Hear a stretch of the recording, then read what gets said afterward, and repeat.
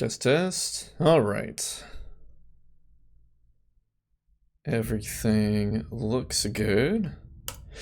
Welcome back, ladies and gentlemen, to another exciting, wonderful day of Let's Play Elden Ring. It feels like it's been an eternity, even though it's only been a couple days since I played. Last time we fought Juno, and that felt like 3 years of my life being drained slowly from my body. Hopefully tonight won't be quite like that. We gotta go back to the Volcano Manor and check out what they know.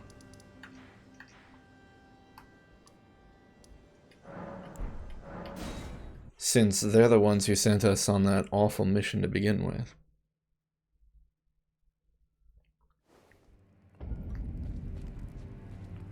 It's funny, Lepsis said he didn't have any trouble with Juno, so I think it's partly I'm bad at fighting Juno and partly our build wasn't very, I just wanted to get on top of one of these. Alright, don't worry about it, we just broke all your furniture, it's fine. I see that you stayed the path of champions. This is your usual reward. Please. More incantations you can't use. The Taker's Cameo. Perhaps you are ready. Might you see our Lord? Our Lord will no doubt welcome you. Another kindred spirit, treading the path of champions. Yeah, sure, we'll go see the Lord. I wasn't expecting this, but fine. As it should be. Now, close your eyes for a moment. I will transport you to the Lord's chamber.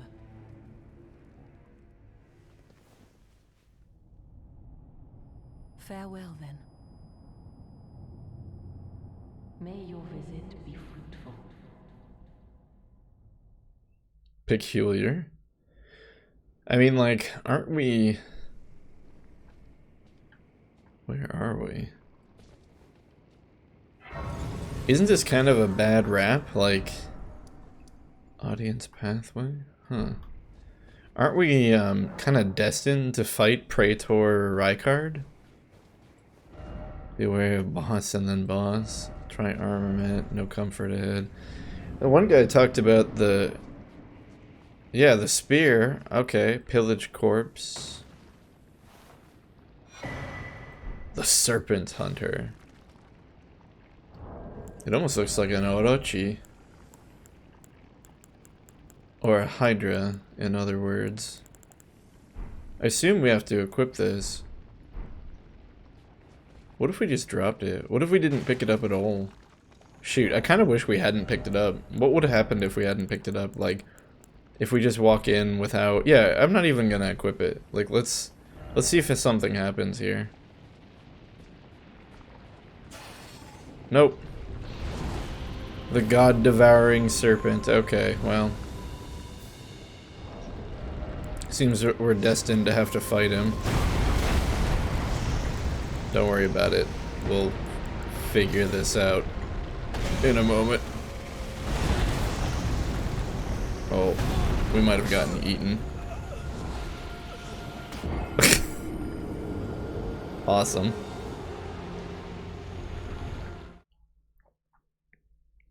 Okay, so let's take a moment to read the spear description. Sweet cape, you have to fight crime. Yeah, probably Kyvan. Izzy said we look like Red Riding Hood, which is also a fair description. The Chezni devouring serpent. Yeah, exactly. We're not a god, so I don't think we deserve that moniker. Alright, the Serpent Hunter. Weapon that serves as both great sword and spear. Thought to have been used to hunt the immortal Great Serpent in the distant past, it manifests a long blade of light when facing such a creature. When their master's heroic aspirations degenerated into mere greed, his men searched for a weapon that they thought might halt their lord. So, given what we know of the lore of this character, he used to be a good guy, but he was corrupted. He either became the serpent or the serpent ate him, or both. It's kind of like when Obi-Wan Kenobi says that Darth Vader killed Luke's father. It's one of those kind of things. We need to get rid of some weapons here so we go back into a light load. But in order to even do that, we have to unequip the staff, which I'm not sure that I'm really willing to do. If we remove this shirt, do we? No. I might just have to accept the fact that we're gonna do this at a medium load, because the Serpent Hunter is too heavy. Okay, what's the moveset of the Serpent? Oh, okay. Alright, well that's apparently going to be our attack pattern. Good grief. Sure, why not? But yeah, the weird ghost said that the only way we're going to be able to kill this thing is with this spear.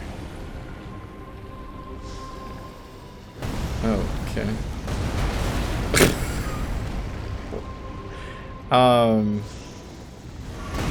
Oh gosh.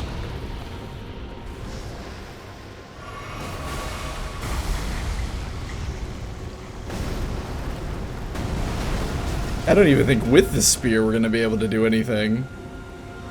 How do you dodge that whole wave of lava he shoots? Alright, we dodged that at least. Oh, criminy.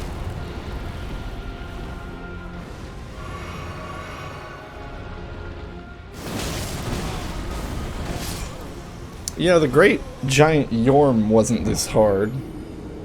And you had to have a silly, fancy weapon to kill him. That's okay though, the great giant of Yorm was kind of a letdown. I feel so stupid though. The first time I fought him in 3, I didn't realize you had to use a special weapon to fight him, so I fought him without it. The fight took probably like 30 or 40 minutes. Because I legit didn't understand there was something else you had to do.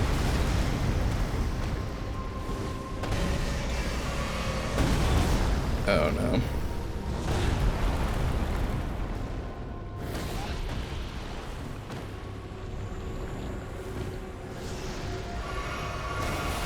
We're kind of not even getting any forward momentum here. What if we just ran away? Like, what if we just... That's what happens. That's what happens when you run away. Yeah, Snackboy is angry. Snackboy is very angry. Do we even want to kill him? Like, Tanith is all like, oh yeah, go talk to Rykard. It'll be good. I mean, why would she want us to kill her master? Maybe we should just leave him alone.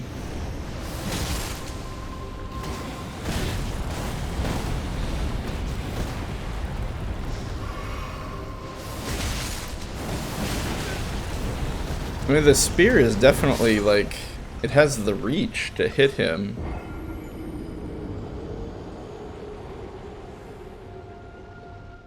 I'm trying to even get a feel for what exactly this thing is. I thought it was a multi-headed snake, but it's not. It's more of a... It's more a snake that's all curled up.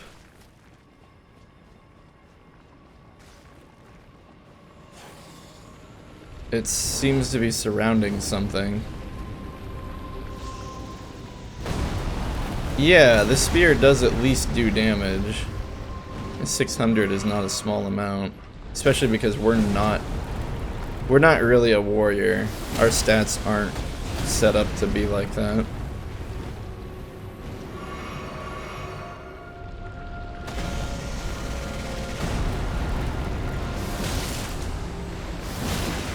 Oh, we got tagged by the lava.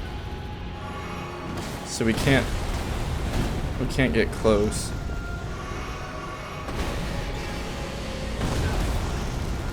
It's difficult to even react to his attacks. They're telegraphed, but in spite of being telegraphed, the actual point of attack is very fast. It's difficult to read quick enough. And that, I have no idea how to dodge the explosiveness of lava.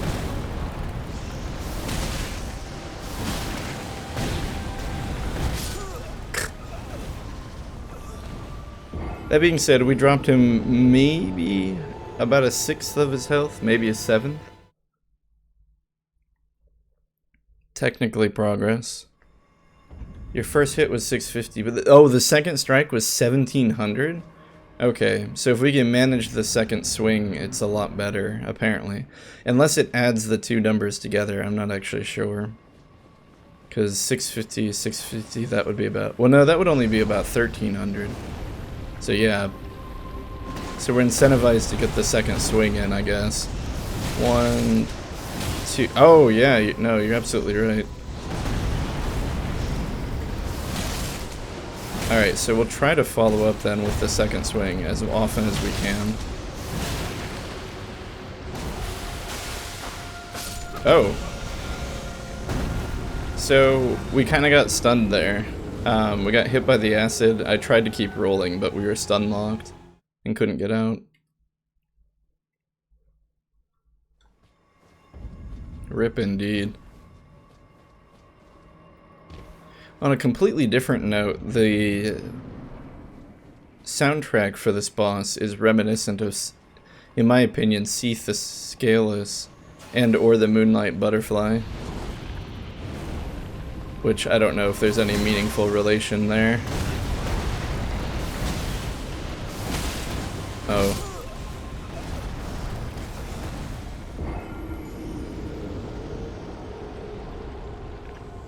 I feel bad because we just keep going in and dying, but we aren't afforded too terribly many mistakes.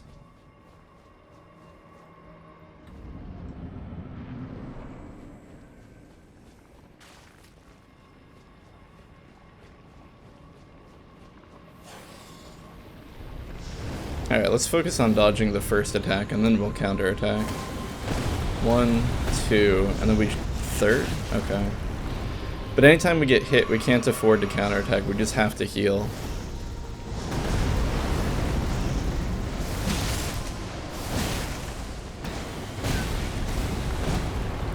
That combo almost always seems to be the same.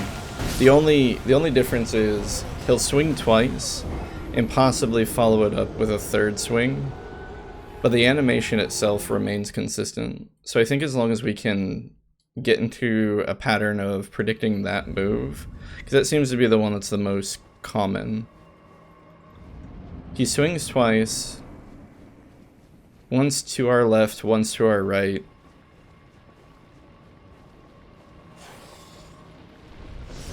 Well, let's see if he does it again here. Or sorry, once to our right, once to our left, and then possibly follows it up a third time. Yeah, here's the third one. Okay. What is... The lava's hitting us.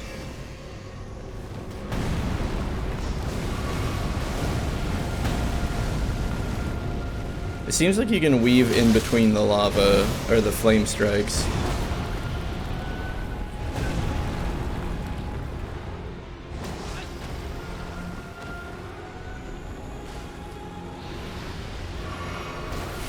And I'm not sure how to dodge this one. It looks like you just have to weave in between the poison.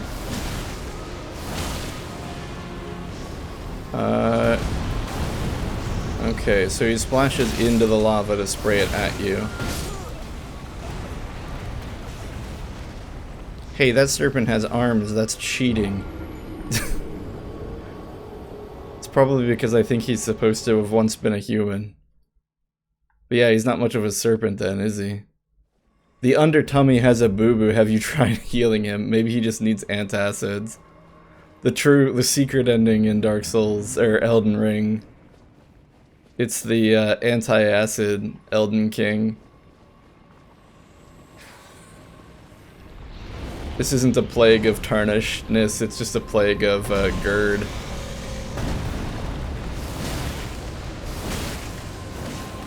One, okay, and sometimes he only follows it up with one swing. 1, 2, and that time he just did 2. Poison, we need to weave between it. That's the big one. I think we're starting to get it. 1, 2, 1, 2, 3. What? He's gonna splash into the lava.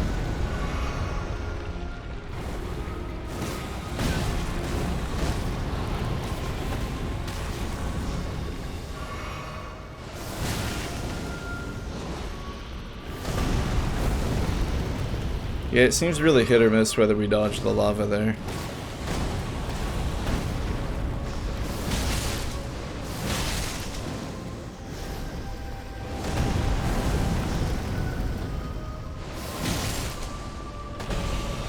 Oh no, I'm bad at dodging that one.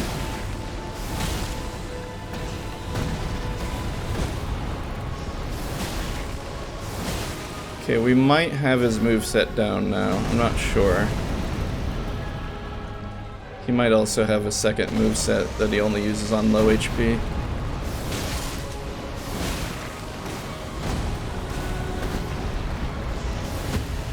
Oh, did we stun him? We stunned him, nice. Oh, but there's no crit. Either we didn't get the angle right, or there's no crit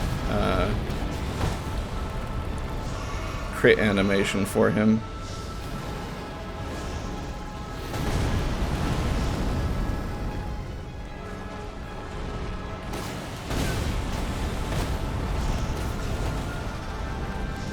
I'm making too many mistakes here, though. We can't make any more. What do you... Ah! I'm not really sure how to get around the poison reliably. The whole battle is just an allegory for spicy foods. Probably. I read a great post that said it's not taxes, it's not heart disease, it's not arthritis that they should have warned you about when you get older. It's heartburn. That's the real burden of being an adult.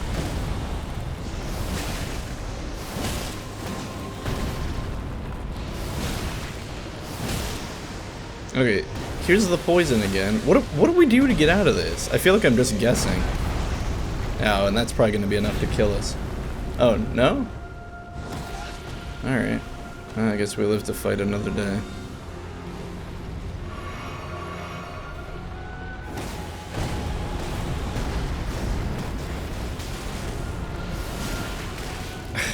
The lava keeps tagging us.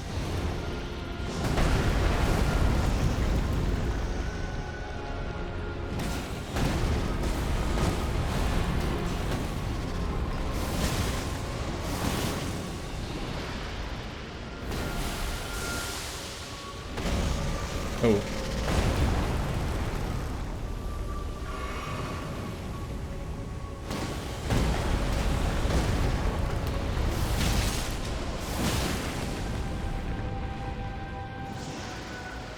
Not this again. Hey, can you not? Gosh.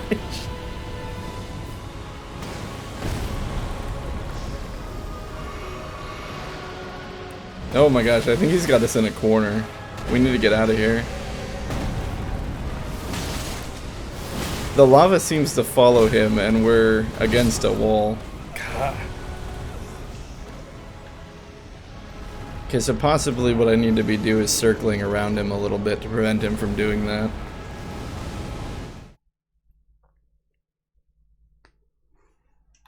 Because the pool of magma seems to follow him.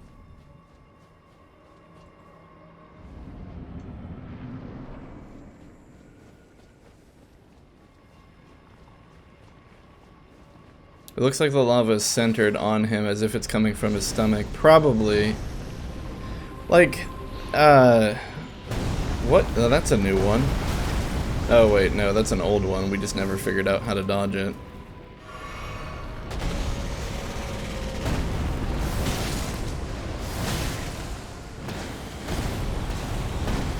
The plot surrounding this guy is he was one of the good guys, so to say, but then, like, over time became corrupted and consumed by this snake somehow. It's not really clear. Big surprise.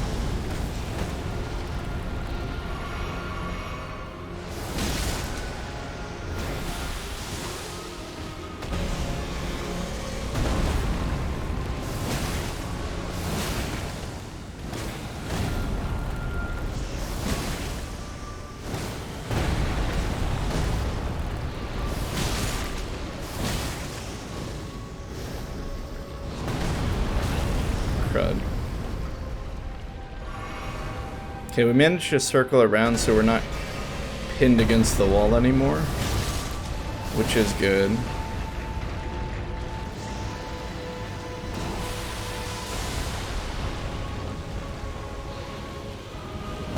Oh, goodness gracious.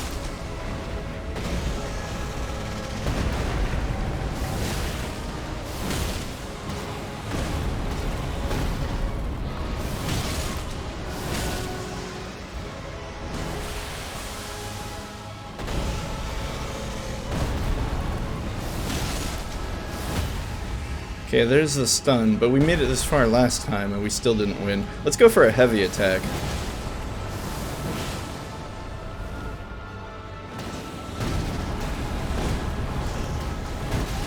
Oh, too early on the roll.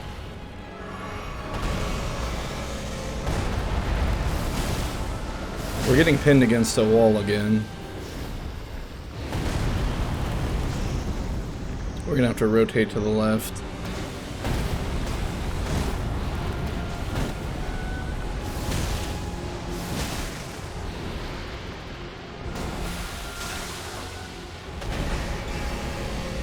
We're poisoned. I don't know if I can actually get into the inventory quick enough without dying to get a poison cure item.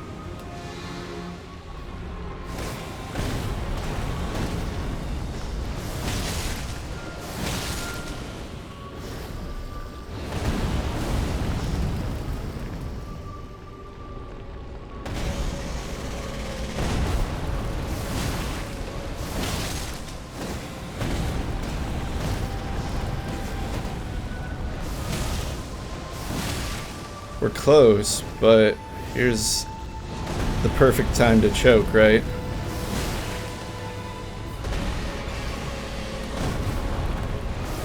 Ugh, finally.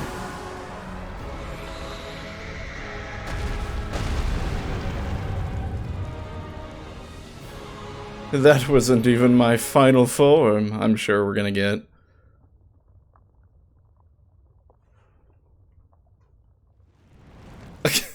I was kidding. I was kidding. It could have been your final form.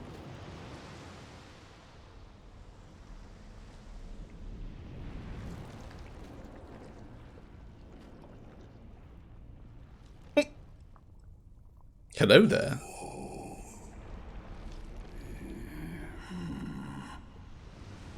Rykard? Is that you? Very well. What? Oh, gross.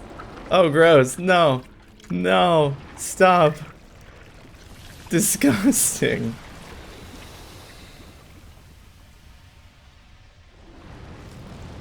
What did he do? No.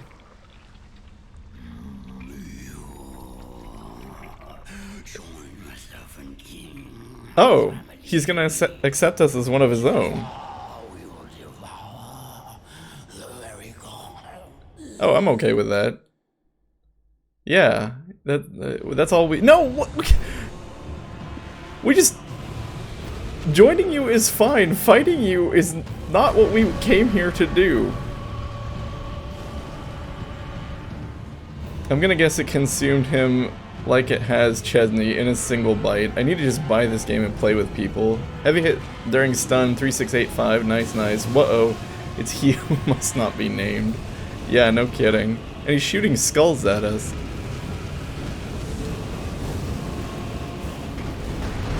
Oh, good grief. We have only ever wanted to join this guy's covenant. Why is he going through all this trouble?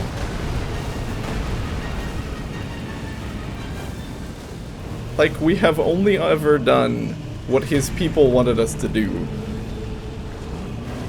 How do we even hit him?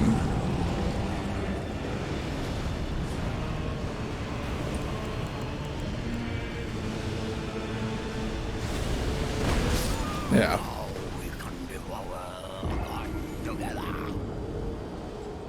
I don't think we can. I think you killed us.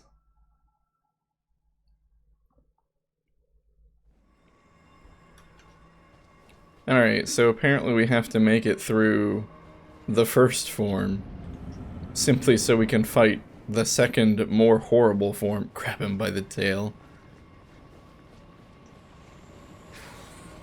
Somehow I feel like that's not gonna work.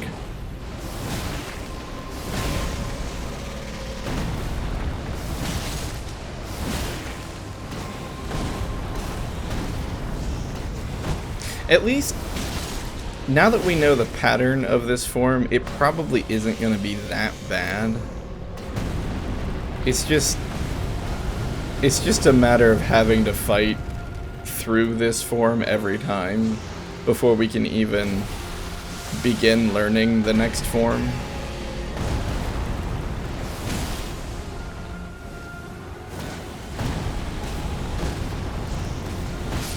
Oh, apparently I was late on that.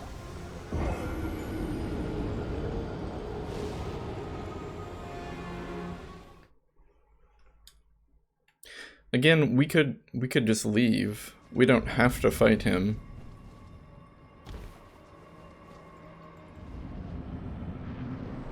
I was kind of hoping to do some PvP tonight, but I kind of get the feeling we're gonna be stuck here a little bit.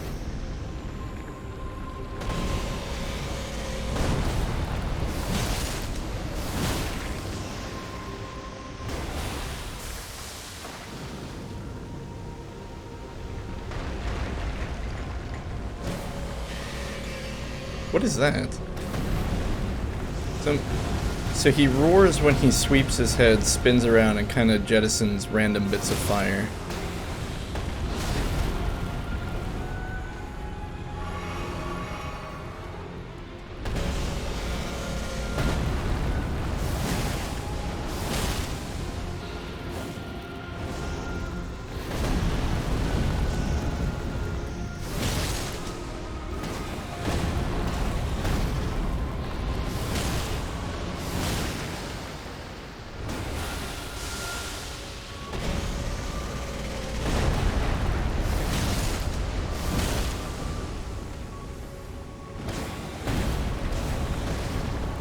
We're getting pushed into a wall again, unfortunately.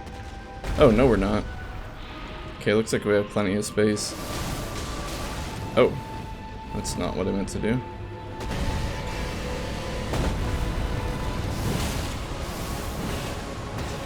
Two heavy attacks deal a little bit more damage, but they're too slow. So we probably shouldn't do that.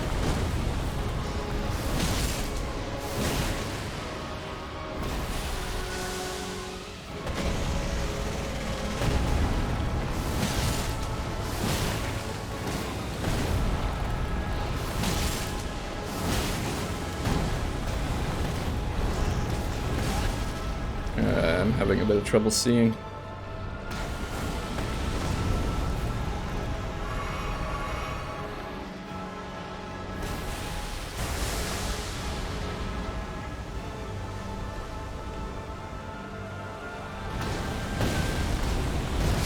Ah.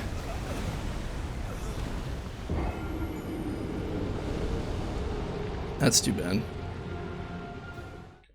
This form is just a nuisance. Dies. It's true. Well, it is a nuisance. What we need to do is learn his second form, but we're gonna have to polish up his first form to the point. No, I meant to swap our Estus. Oh well. We need to polish up the, well, we could just summon our skeleton boys. I wonder if this will make a difference. We need to swap our Estus though, so that it's all Crimson Tears, since we're not using our magic in this fight. Although the problem is our skeleton boys, they're just gonna walk right into the lava, probably, and die. Yeah. So the skeleton boys don't help us. In fact, they might even make things worse.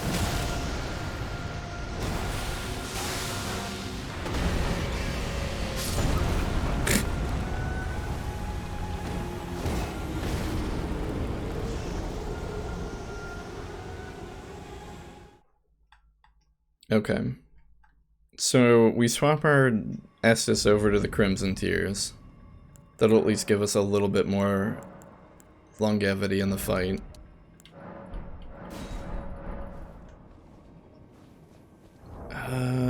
He deals poison. Is there any... One thing we could do is remove enough clothing to the point where we could remove this talisman. Does that put us at lightweight?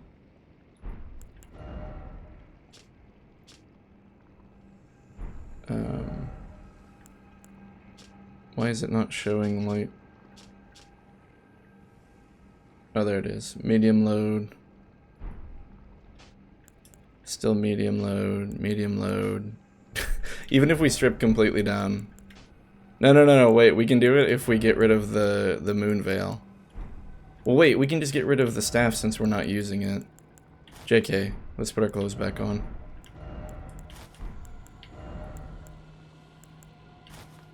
Yeah, we can still wear our clothes, we just get rid of everything else. We wouldn't be able to enchant this weapon, would we? Hold on, let's see. No. We can't enchant it. I doubt the spells are going to be any good. We don't really want to use the skeleton boys because they just die, understandably. I suppose we could use a rune arc to boost our stats, but I don't think that's gonna matter. We should probably put the anti-poison boluses on our hot menu and craft a couple more. Oh, we can only make 6 more because the dragonfly heads. Oh well. Hopefully that'll be enough. What else we got? We don't need that. Oh, we should rework our physic to actually be useful to us.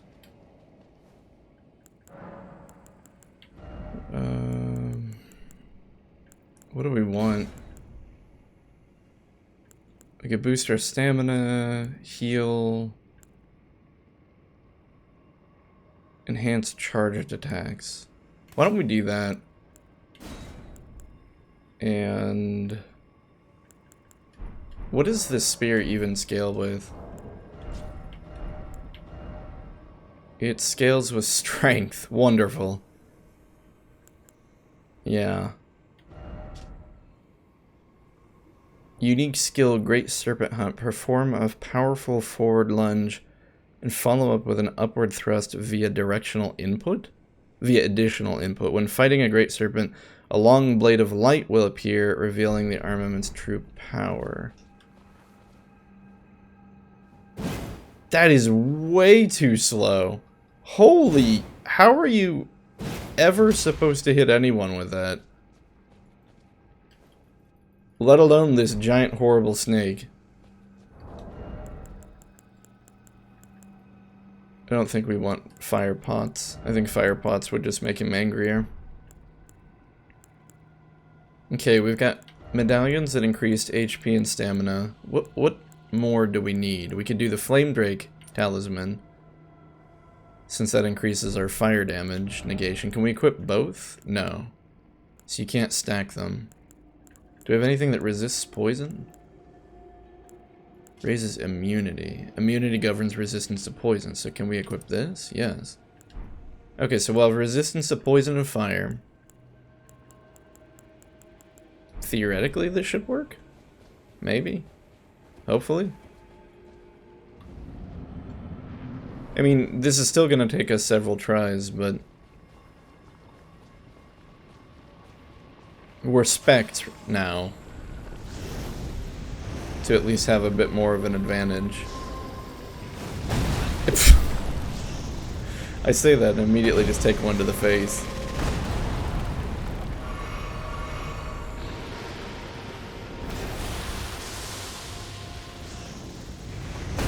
Oh. Has he done that attack before?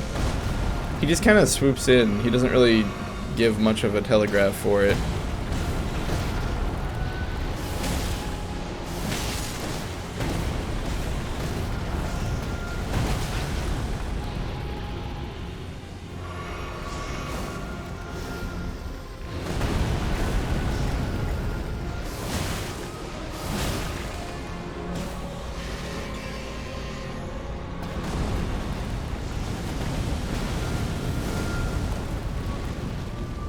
Alright, what if we do the special... Whoa! It actually made him flinch.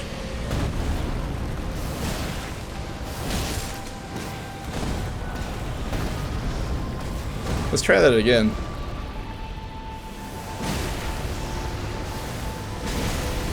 Wow. Okay. I don't know why there was an eye surcoat back there, but okay. Oh, it didn't hit him that time, because he was arcing his head back.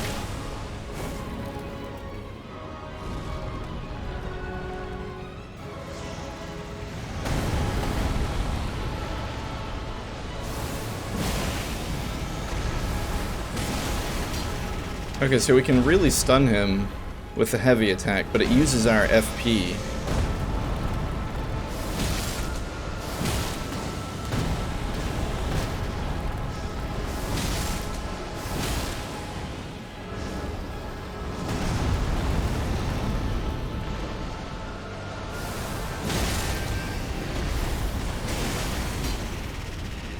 But that does 5,000 damage.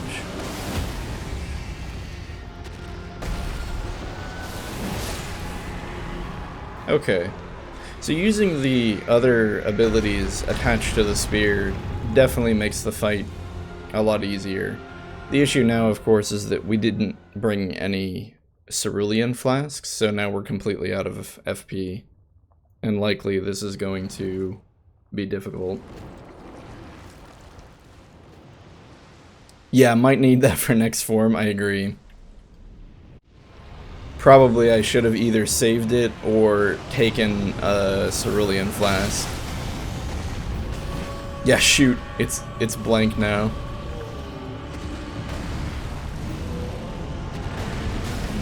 Oh, he sweeps. So he swings, sweeps, and then plunges the sword into the ground. We'll have to remember that. Swings, then he places it on the ground and then sweeps it, and then stabs into the ground in front of him. Oh, we should grab some. We should maybe grab like 1 FP flask. Would probably be... maybe 2? If we take 2, we can use more FP in the first stage of the fight. Yeah, but now you know FP is useful to stun. Yeah. Definitely.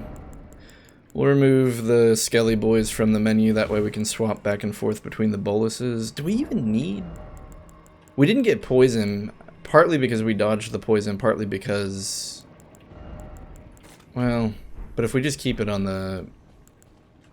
if we keep it on the healing flask, it's the same thing as if we didn't have the poison boluses, so I guess it's fine. Can we get away with a quick heavy attack right at the beginning? Oh, we can. Okay. What if we just keep doing it? Will that work? No. Okay, he has stun resistance.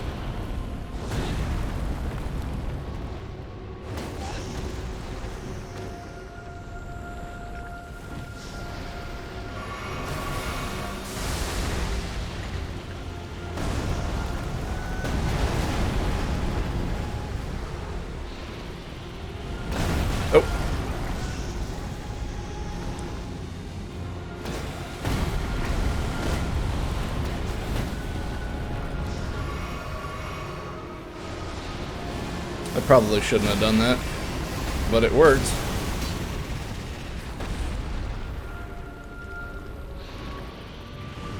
Oh, it's that attack. That attack gets me every time because I'm waiting for a telegraph, and it's not really telegraph, not the same way the others are. I'm letting it get me too many times.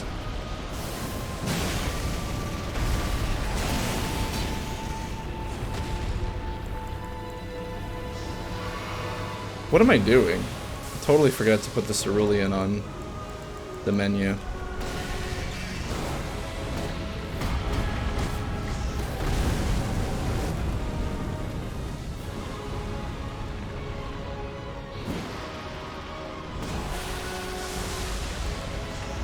That's why I wanted to get rid of the boluses. Okay.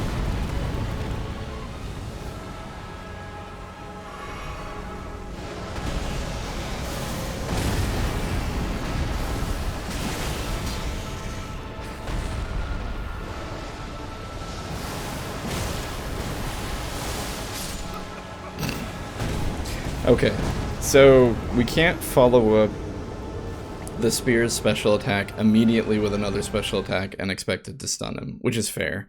Otherwise the fight would be too easy. We now have the cerulean flask properly on the hotbar, so I won't need to change it mid-fight. Otherwise I think we just keep doing the same thing, and it should work better this time.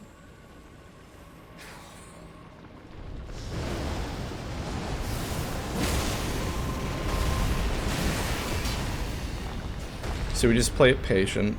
We let him do an attack or something. Yeah, like that. And now we just counter. Oh, he didn't get stunned. Okay. So maybe we have to wait. We use it to stun him once. Maybe run a regular combo on him, and then use it to stun him again.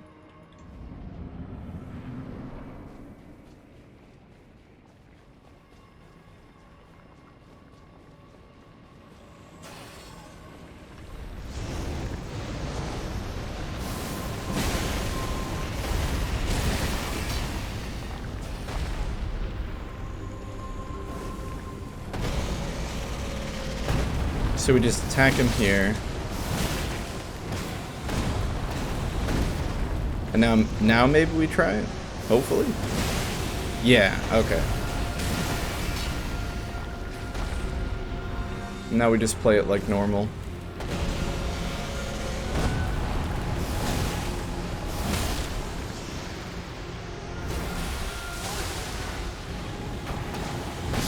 Oh.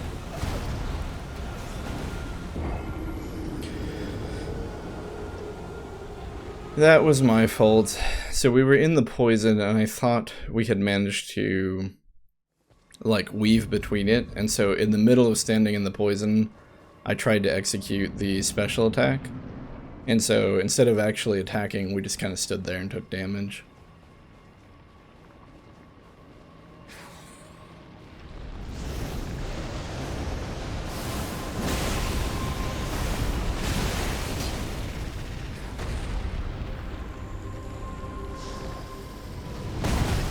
Every time.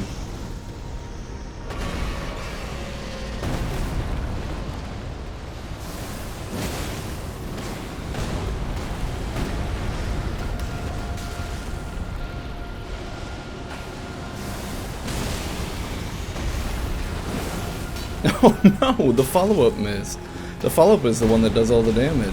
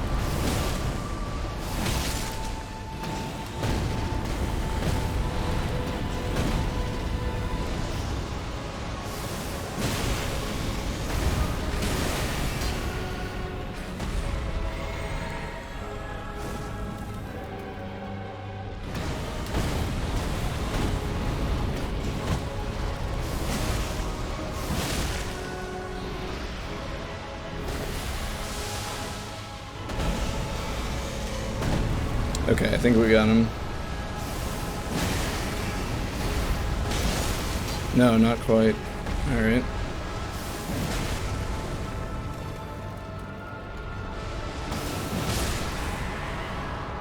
Four S's. Getting here with 4 S's is still better than we've done so far.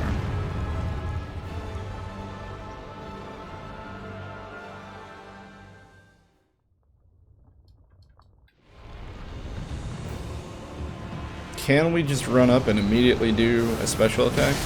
We can. Okay, and we probably have to do the same thing where we back off and let him cool down a little bit.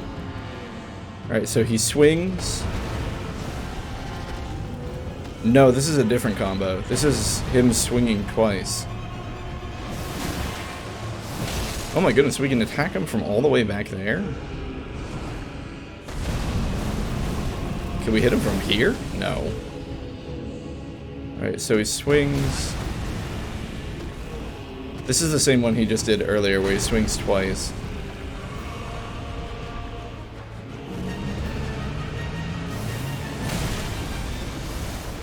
We need to get out of this corner.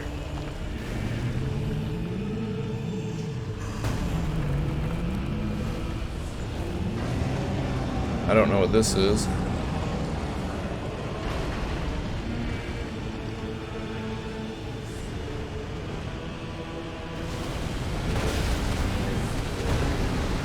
Okay, so he can stab. Oh, and the skulls! No, the skulls! Dang it. Okay. Still forward progress. Got him with a slap. That's what it looked like. On the first form.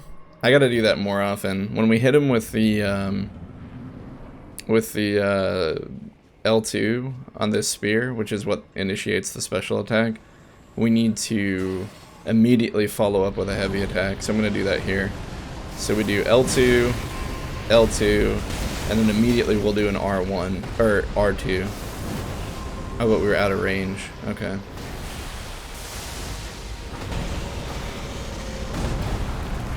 The poison, I think, is the one that gets me the most here. Yeah. Because it lasts so long, it bleeds into his other attacks. Maybe what I should do is just run, like literally run.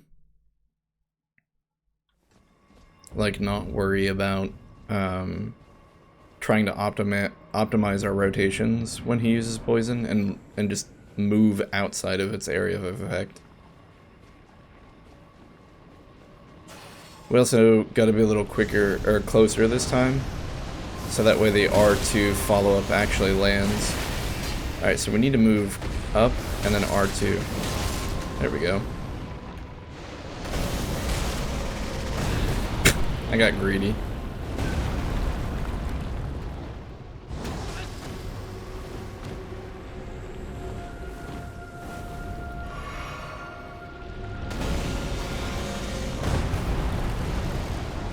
Is that too early? No, okay. He moved into us. What? He got stunned, but he like moved forward instead of backwards. That was weird.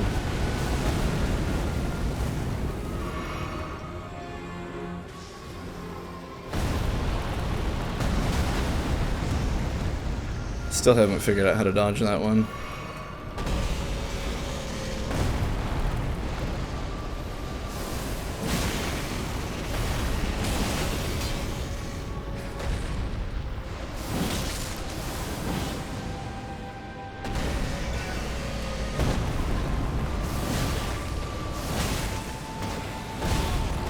It's too slow.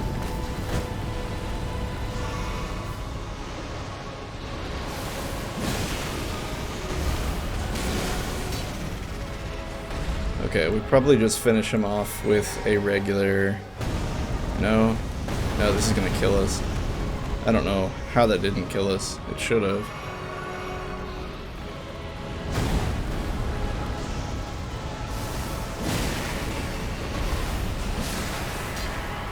Great.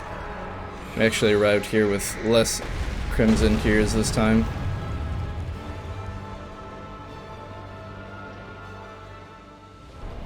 But we know we can immediately run in and do this.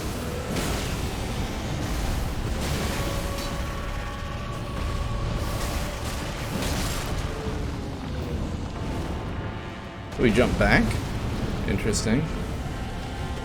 He fears us. Not likely.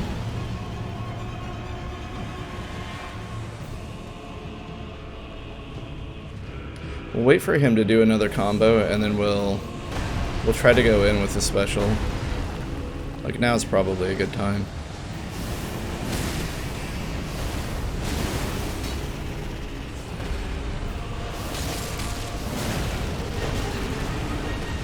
Following up with the R2 on this form doesn't seem to be as doable. What's he doing? Alright, just jumping. That's fine.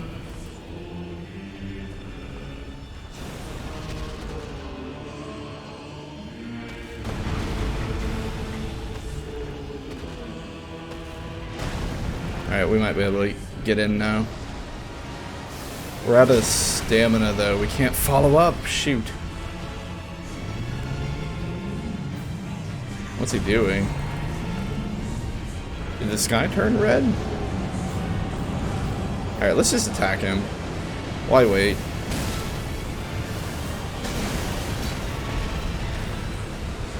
Oh, this is when he summons the skulls. Okay. The snake! The snake joined in. Okay, so sky turns red. He summons skulls. We stay away from him. Because it's not worth the extra attack just if we die.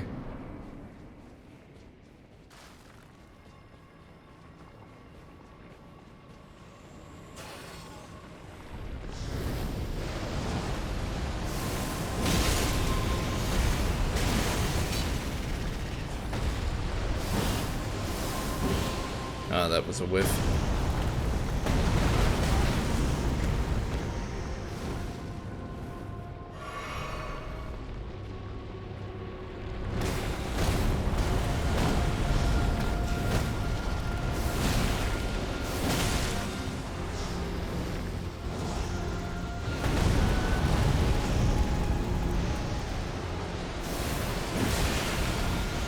I'm glad we knocked him out of the poison there.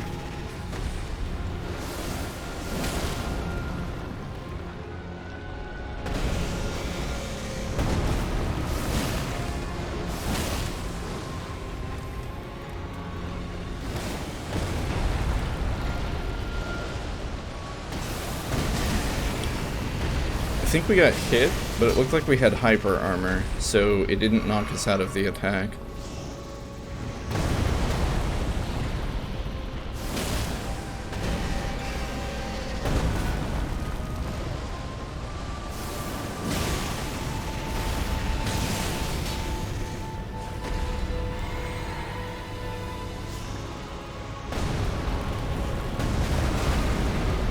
Every time. Okay, we just leave the area affected by poison.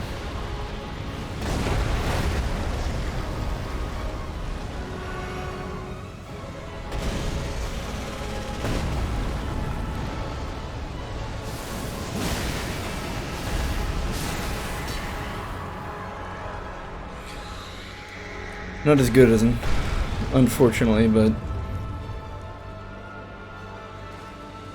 hopefully, maybe we can do this form with just 4. We come in with 9 and we end up using more than half on the first form, which probably isn't great in general.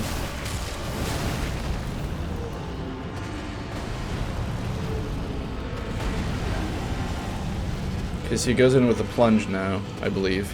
No? Okay.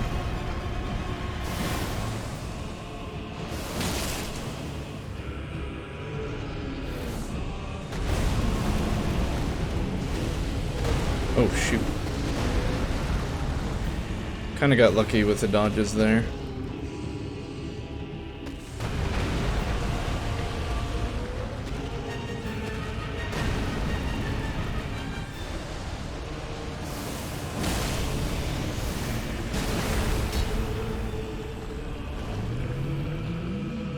Alright, Sky's red. He's gonna summon skulls. We need to just basically move. We also need to watch our stamina. There's about 10 skulls in the sky. Maybe a dozen. We'll wait for them to explode. They seem like they explode after they reach you. They pause a moment and then they detonate.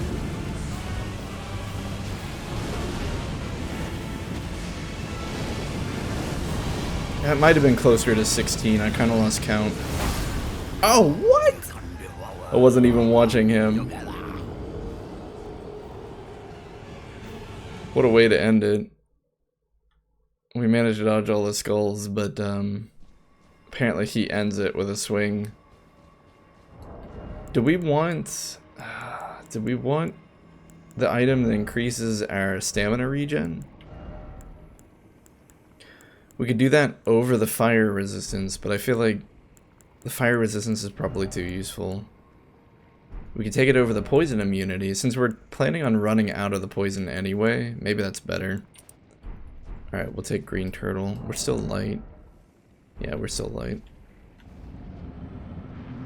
So it should at least help us get our stamina back a little faster, especially at that end part where all the skulls just start coming down.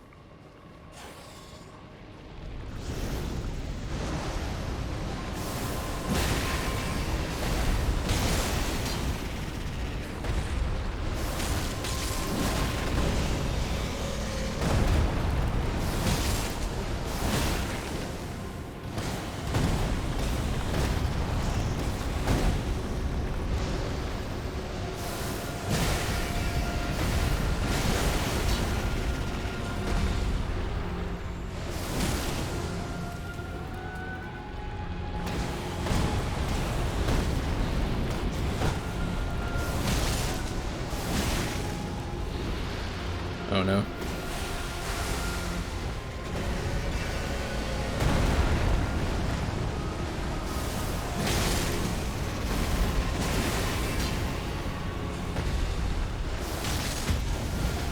Oh nice, we got the stun. So we might as well just, what, use the special again? For 5,000? No, maybe not. That didn't go as well as I'd hoped.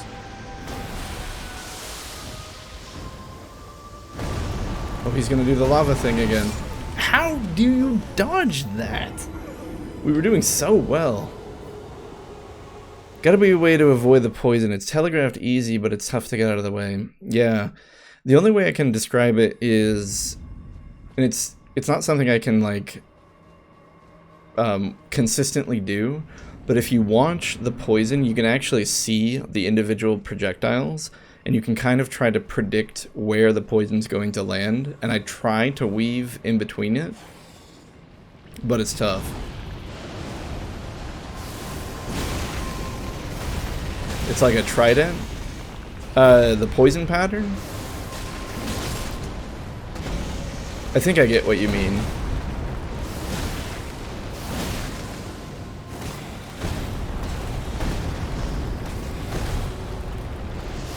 Oh, that was the wrong button. Oh well.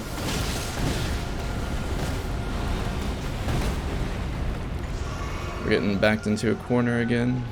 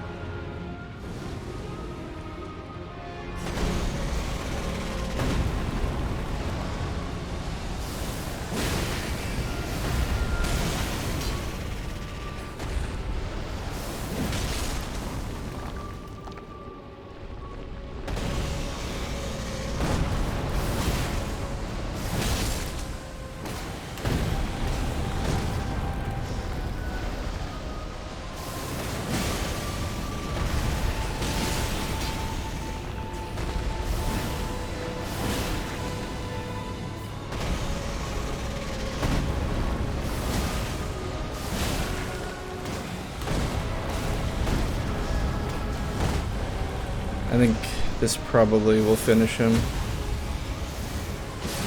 We managed to do it in 1 full bar of FP, which was good. 8 Estus, or 8 Crimson Tear Flasks.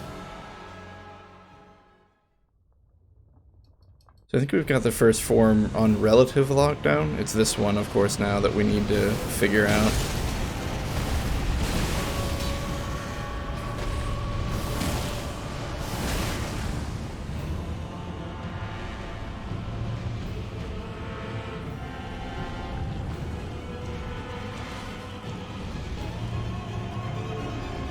We're probably fine, funnily enough, until he starts summoning those skulls. Oh, what did he just do? Oh, he summoned a single skull. Interesting.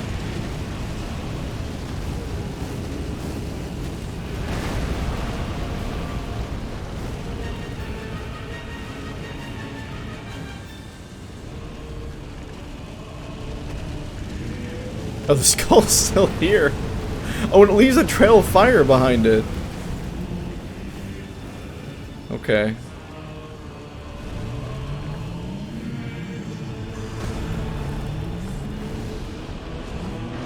Oh, he's summoning the skulls now.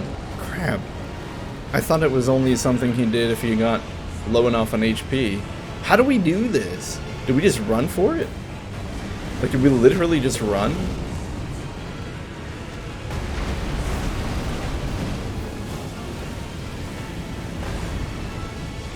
It seems to be working. Oh my gosh, there's still so many. We're gonna run out of stamina. No, we ran out, but we got it back quick enough. I think that did it. I think we just run. As silly as that sounds.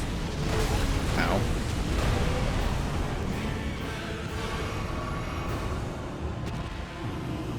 Alright, we have to attack back at some point, so let's try.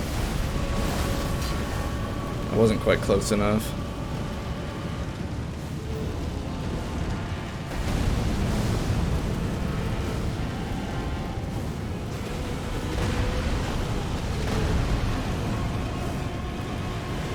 Okay, now, maybe?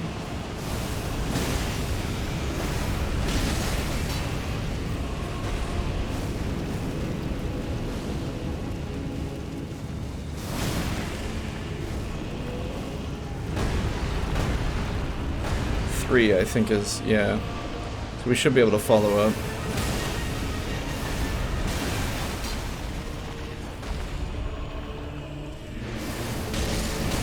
Oh, this is the old snake move. Okay. Cool, cool.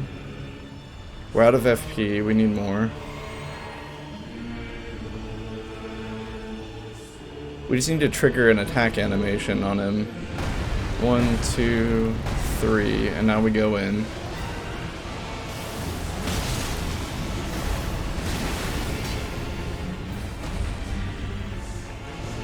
Oh, that's not the right button. It worked though.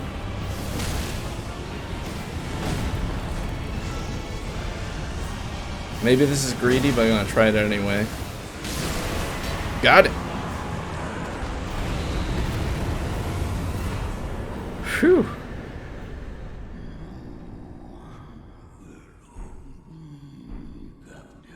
No one will hold me captive, he says.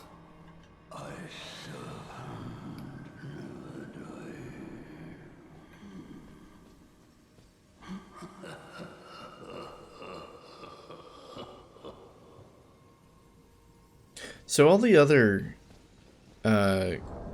great enemies, is that what they're called? The enemies that drop runes, all of them had a corpse after we killed them. Does this guy have one? Oh, the chandelier's up there. I never bothered to look. So he said a serpent never dies, and I assume he's referencing the Ouroboros. An unending serpent. It'll be nice to equip our old gear again, though. Alright, where's the Misericord? Misericord, Moonveil. And our staff. We'll get rid of... So somewhere along the line, it looks like a talisman slot opened up. I don't know when we got that, so we'll have to figure out what to put there. We'll do increased sorceries, and do we just do the turtle? Problem is, if we do the turtle, we go up to medium load, which I don't want to do. All of these takes us to medium load. So for now, we're going to leave that artifact slot blank until we can put more points in endurance. He's got it right? He's got to have a corpse? Is that what you meant? Well, I assume. It's interesting because, like, not only do all the bosses have a corpse, but they're significant in some way. Like, the first guy you beat, one of the NPCs is actually smashing the corpse's head into the ground. Renali doesn't die. You can talk to her after she's been defeated. And the last guy we fought, his corpse died, but we talked to him before he died. And yeah, I guess this guy doesn't have one. Yeah, corpse boy, where it at?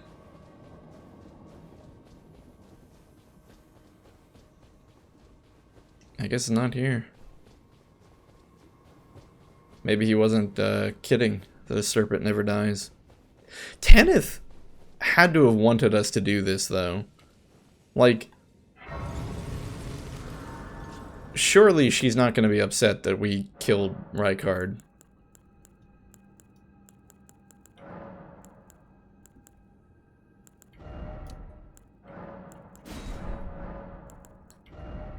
I guess we could put that point into endurance. Is that going to be enough? Can we equip a 4th talisman after that? Nope. What do we need?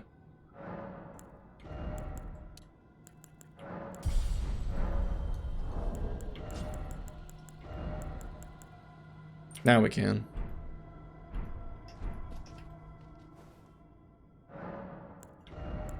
And the last point will go into int. And that should be good.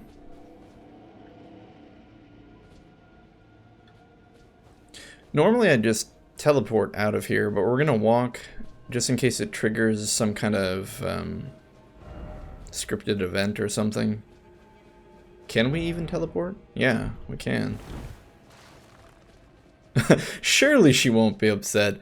Surely! I mean, she basically, when we joined her covenant, said, we're all terrible people. Also, we're gonna burn the Erd Tree down. And those round table guys suck. And I was like, yeah, sounds good. So this is right up her alley, right? It looks like we can talk to Melina anywhere now. That's weird. There is something I'd like to say. Really? My purpose was given to me by my mother, but now I act of my own volition. Melina, I have set my heart upon the world that I would have. We want Tanith to be our maiden, not you. Of my mother's designs. I won't allow anyone to speak ill of that. Not even you. Interesting. Was that a threat? Hopefully not. How do we get rid of this chick? Oh, right. You don't have to rest at the bonfire to teleport. I guess we just teleport back. So, though, by completing Tanith's quests, I think we skipped the entire Rykard dungeon. Like, she just teleported us straight to the boss fight. Tanith, we killed your master. Is that okay? You. It's true then. You've defeated our lord. No. I must thank you. Our lord was yet weak. You have taught us that. Darn right he was. Defeat is not the end. No, he wasn't. Our lord is immortal. Oh, he is immortal. Okay. And will one day rise again. Stronger. Until then, I must stay the path and do my part. Okay. I will leave the volcano. What? Manor Don't before leave! Become our dawn. maiden! Do the same. I will miss these encounters. Yeah, so will we! Champion who walks the tainted path shines all the more. I always was an admirer. Tanith? Big guy, big guy. Make her stay. This guy has never talked. This is farewell.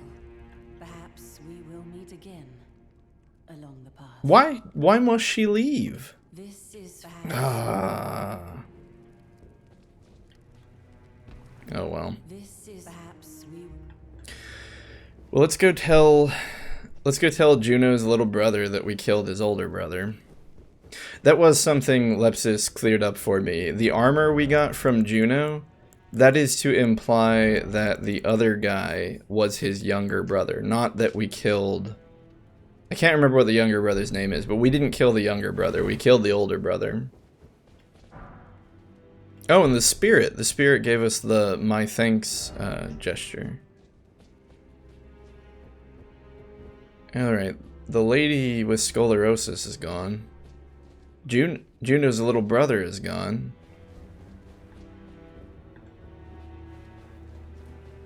Just this guy here. So, you killed right? Yeah, we did. I'd like a little respect, please. Will. The strong take. Such is our code. Even he was prepared to meet a wretched end when he first took blasphemy unto his very flesh. But any road, the volcano manor is known. Why? I didn't kill Rykard so that I could dismantle the volcano manor. Hunted our own kind and took what was theirs. And with everything in hand, the time has come to rise against the Erd Tree. Yeah, let's rise against the Erd Tree at Volcano Manor. O greater will, hear my voice. I am He's praying to the greater will? inheritor of I thought these guys hated that. and you will fall to my blade. Inheritor of my brother's will, you will fall to my Become your blade. pawns. Oh, he's threatening the greater will. Okay. He's praying, but it's a threat. That's awesome. Greater will, I am the recusant. Yeah, inheritor of my brother's will and you will fall to my blade. I like that. Lover ad. Alright, are there any new NPCs? Probably not.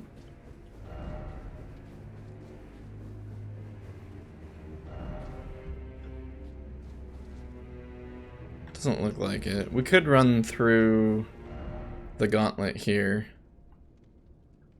but I don't think we're gonna find any of them behind closed doors. This should tell us, right? So it's just Tanith, Recusant Barnal. Oh right, Patches is here. Let's go talk to Patches. Patches, our one true friend. Now you've gone and killed Rykard. You scheming little bastard. Cripes, you make this nonsense seem, well, less nonsensical. Perhaps a Tarnished will be Elden Lord after. We don't care about being Elden Lord. This manor is finished.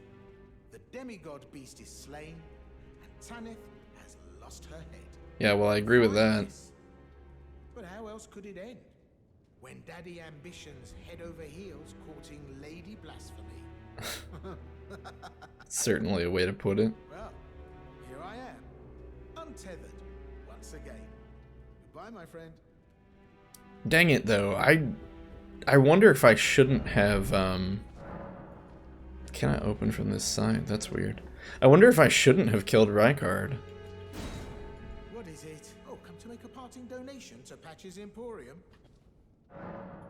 In a manner of speaking. He does have a stone sword key. It's not like we need it, but we might as well buy it.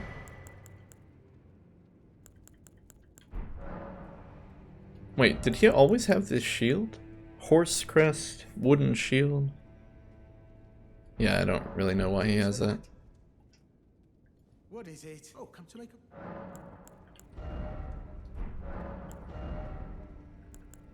Parrying dagger, S-Dog. Probably never use it, but we'll buy the parrying dagger as well. For that?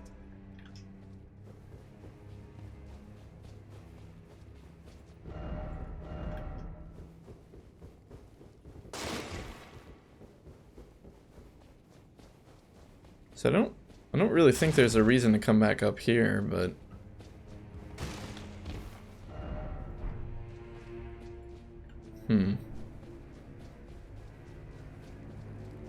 Man, I'm really sad.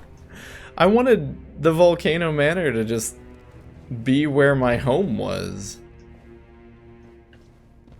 But it looks like it's dismantling now. Alright, well. Maybe we can go talk to the guy in the round table who said that we were a coward because we hadn't killed anyone yet.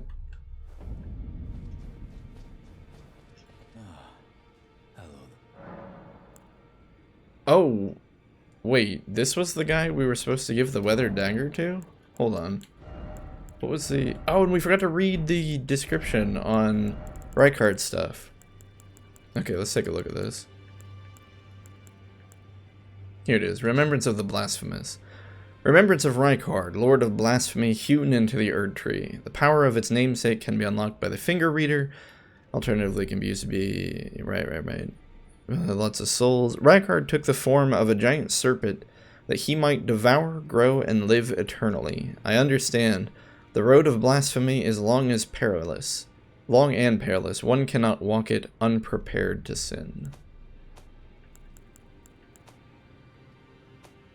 And, oh, his rune is down here as well.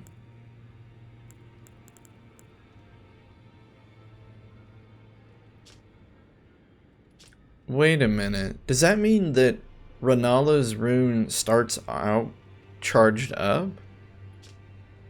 Used to perfect rebirth. I don't know what that means. Oh, we never used our physic. That's funny. Yeah, the great rune of the Shardbearer Rykard, devoid of any benediction. Seek the divine tower of West Altus, which stands upon the precipice at the coast southwest of Lindo. So that must be where we need to go to charge it up. Alright. But the Weather Dagger, why did we want to give this guy the Weather Dagger? Who asked us? Well, Fia asked us to give this to him. Dagger received from Fia, Deathbed Companion. She wishes it to be returned to its rightful owner. So this is the owner? Did you need something else? Well, what have we here? How did you get your hands on that dagger? It was given to us. Well, that hardly matters. I know very well whose dagger it is. Why don't I return it to them for you? Good work bringing this to me. What does that mean? I still don't understand why he's covering this head coming out of his armor. I don't know.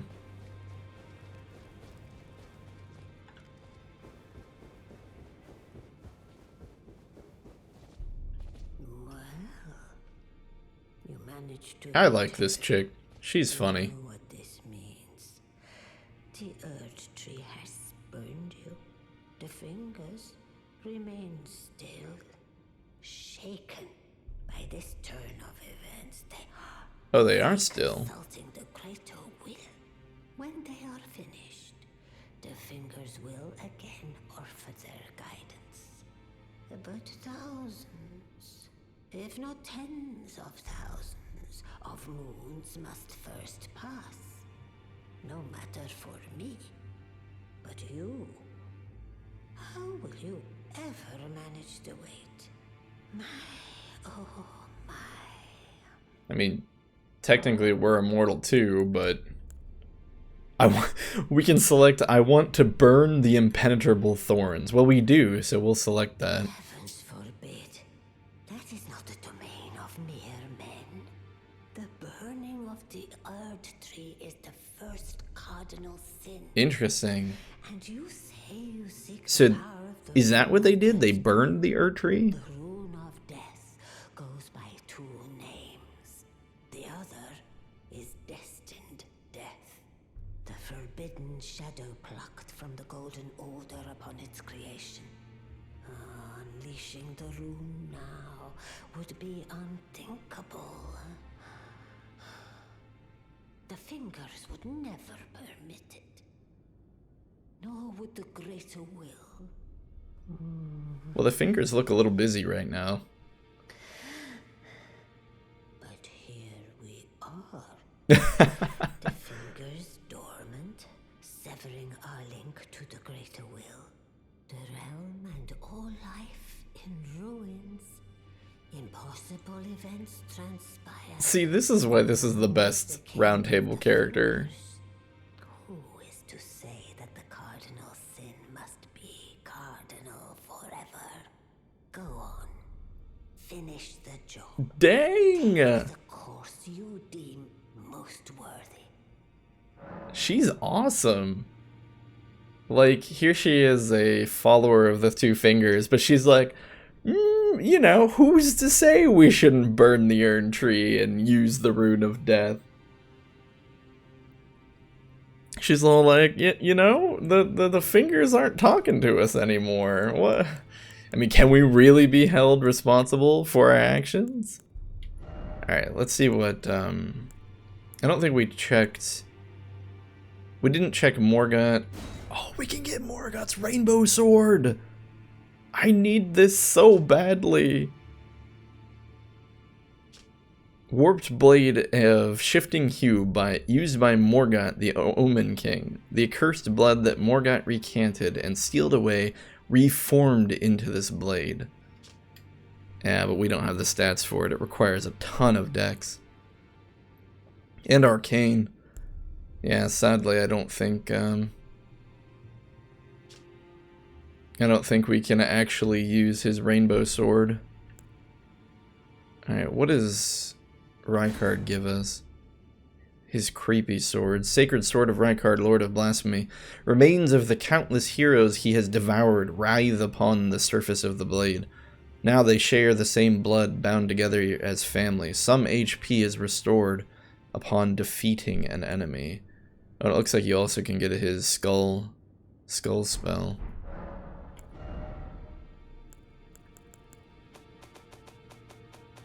Huh. It's interesting that Renala's clothing is the only one that we can buy.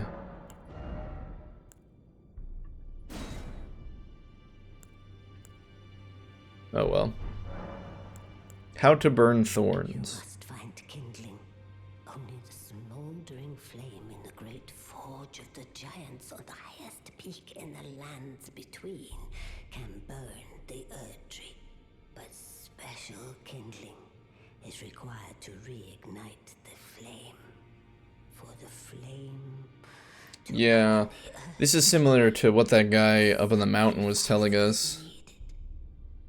of one who envisions the flame He said either a maiden would need to the rune to be sacrificed or we would need to be sacrificed. So that's what she's alluding to. Let the words of the fingers guide you.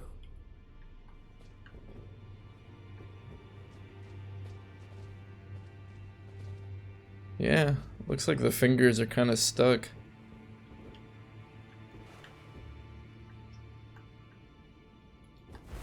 Oh well.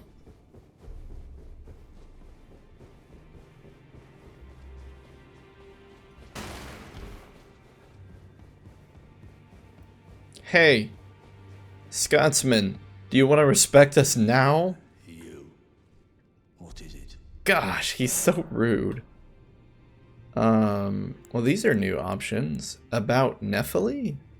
Who is I that? understand you've been speaking to Nephili. Who's My Nephili? daughter. I took her in. Oh, her. The guidance of grace. Though a mere axe-wielding barbarian, her youthful credulity suited my purposes. So I put her to work. Do not hesitate to employ her. Should her services benefit you? Despite her looks, she is more than capable in the press of battle.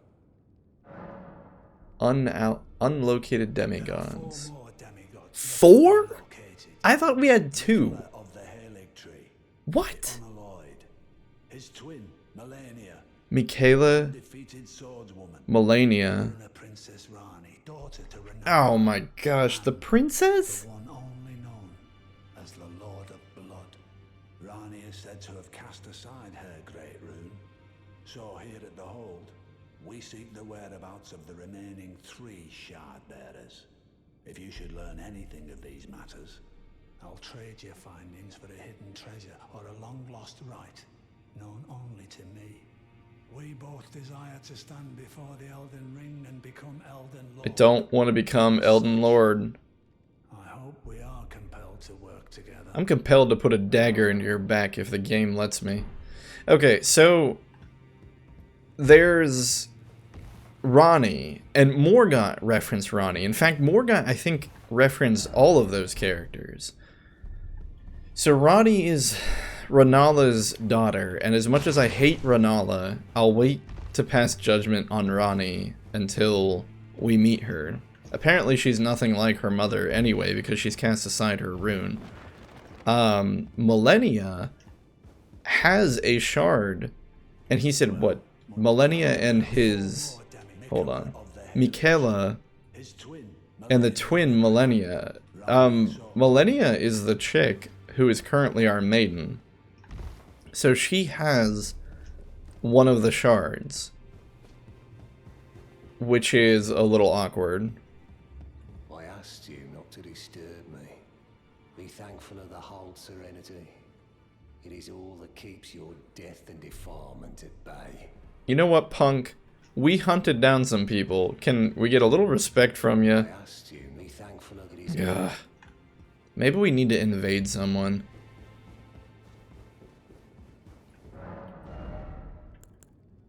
Blue cipher ring? White cipher ring.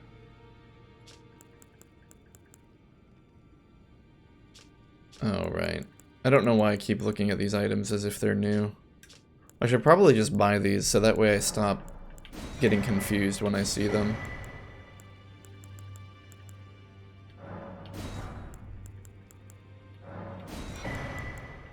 Good enough. Hunter multiplayer. If you use the blue cipher ring, you will make yourself open to summons. Yeah, blue is typically you protect people. Requesting aid from a hunter. If you use the white, you will automatically request for a hunter from another world to come in to rescue you when your world is invaded. Interesting.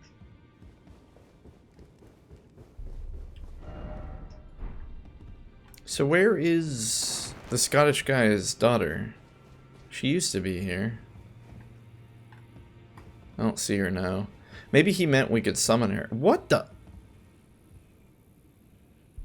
Who the heck are you? I can't see their face. Oh, there is a face under there.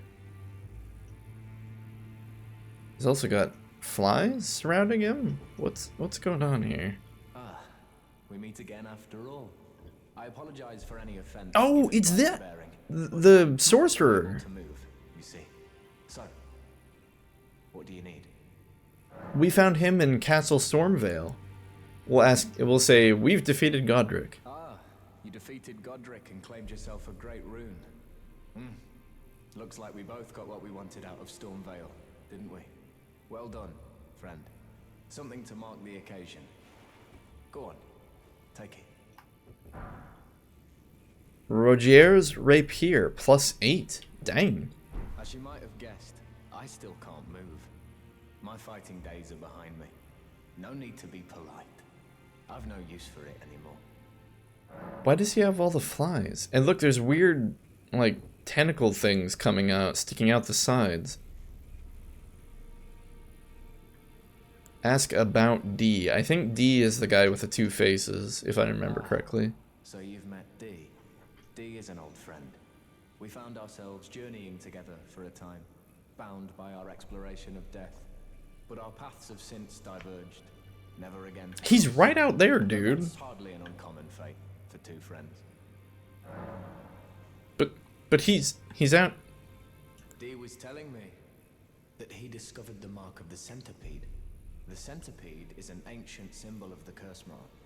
As long as whoever finds and uses it is not nefarious by nature, then we may be able to form an alliance. If only I could speak to them in person. Why can't he speak to If they D? were like you, all the better. D is literally, like, around the corner. We can still learn Ash ashes from him, but it's the same ashes we already bought, so we can't actually buy anything. Weird. Nothing to see here. Don't ask what's beneath the blanket. It's only an unholy abomination. Let's see if we can get a better look. Oh. He's been corrupted by the death root. That's what that is. Those aren't tentacles, those are vines. So he probably can't talk to D because D would try to weed him. And by weed him, D typically means kill and rip out the root. Alright. Poor guy. Stop asking so many questions about the centipede mark. No. I need to do better than this. What? This will never kill a god. I can do better than this. It needs to slay a bloody god. Bro, calm down. Oh, it's you. Don't pay me any mind, it's not important. Just lay out your arms. Interesting. So he apparently really wants gods to be slain? At any rate, we can start upgrading our Moonveil. Oh, which interestingly uses somber smithing stones. That's the first weapon we've seen that does that. Alright, we're up to +4, +5. It seems like each somber stone only needed to be used once, which is a pretty stark contrast when compared to the regular smithing stones where we needed to use dozens of each level to get it to level up. But we were just using one smithing stone each there. Let's go ahead and drop some more runes on us to hopefully purchase more of the upgrades. So we're up to +5, +6, +7, +8. But we don't have any Somber Smithing Stone 9, so we can't go any higher. Still though, +8 is pretty good. We can push the Misericord a little higher here to +14. But can't go up because we're still lacking in Smithing Stone 5s, so we'll have to look for more of those. Greetings. Are you here for spirit tuning? Apparently we can say there's something you should know. I can hear it from across the wing, past the round table. The howling and wailing. Oh, wait a minute. No, she said this last time. Hold on. From across the round table. In fear of the curse. You should keep your distance. I know you should.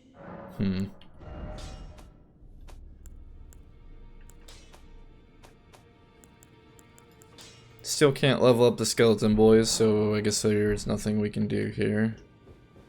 We'll let Fia know we returned the dagger to its owner. Pleased to see you again. Would you like me to hold you? Not particularly, but you won't talk to us if you don't let us hold you. Or vice versa.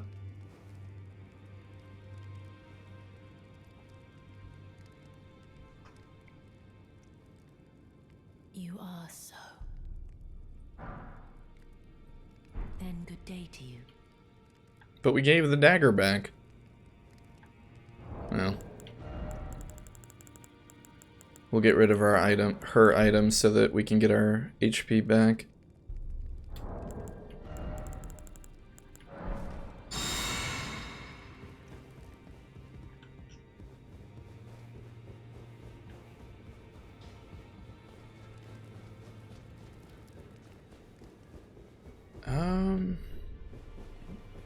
Maybe Roderica meant this? Maybe she literally meant...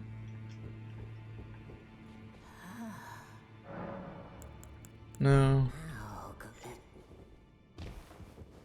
She said it was across the round table, but every room in this place is across the round table. Oh, we can ask him. We can ask Dee about Rogier. Are you acquainted with a man named Rogier? You know, the piteous fellow hiding away on the balcony. He was a formidable spellblade in times past. Don't let his easy air deceive you. He was wise beyond his years, stout of heart, and clear of mind. No more, though. You see him now, ravaged by thorns, muttering and rambling, like he's half dead already. I can't stomach to watch. Take well the lesson, friend. That's how you end up when seduced by those who live in death. When grace is sullied, it rots people from the inside. We wouldn't know anything about that. Okay. I guess that's all we do here.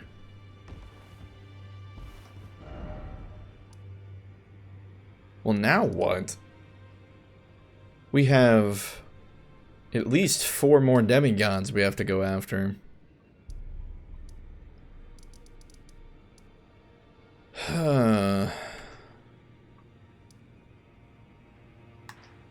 I had kind of planned on just sticking with the Volcano Manor and doing whatever it was they wanted us to do, but look, the Grace doesn't even have any NPCs at it anymore. They all left.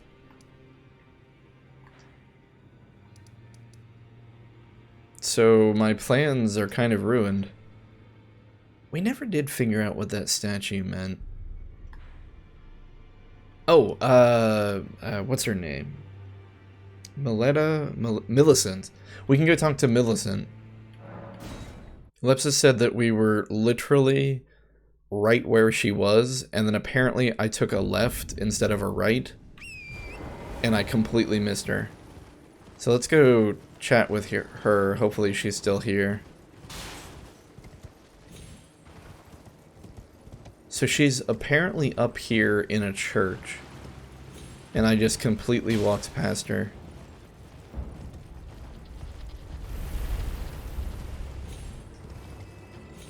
Oh yeah, there is a church over there. Because we went left up there. And I just completely skipped this church. That's kind of funny. Alright, we'll try to eliminate some of these skeletons just in case it would cause trouble later.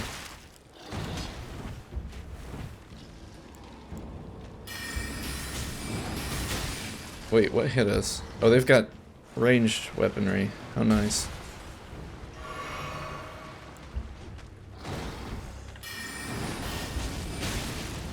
What is shooting us?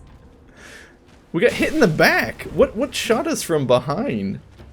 Or did I just turn around and it was one of the guys in front of us?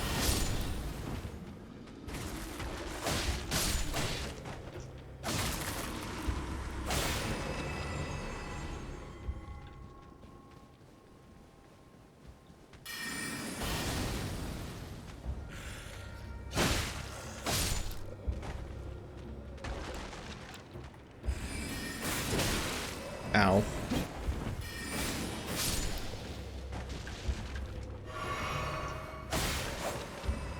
Okay, so these undead, they're technically called the things that live through death, or the things that live in death.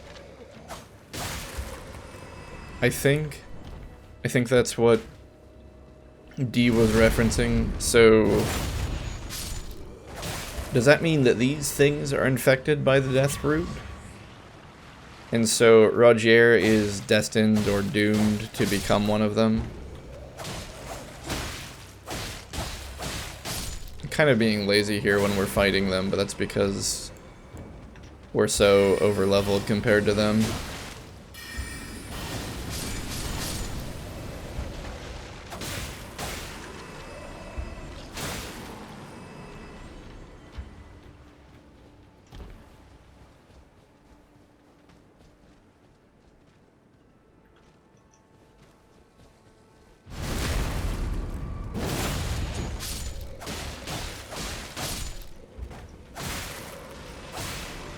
Okay. So at least we have a safe... We can retreat safely, theoretically, now. Just kidding. Apparently there's one over here.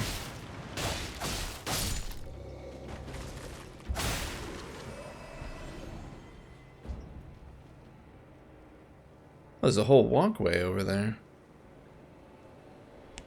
That's interesting. Alright, first the church. Assuming that Millicent is even here. Oh gosh, it's these guys.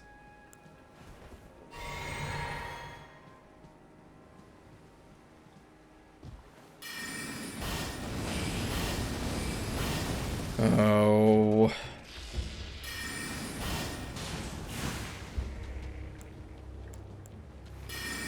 We were barely able to kill 2 of them last time we fought them. The only advantage we have this time is that we have the whole overworld to run around in instead of a small antechamber. Now, it looks like his friend gave up. That's surprising. That's gonna make this a lot easier.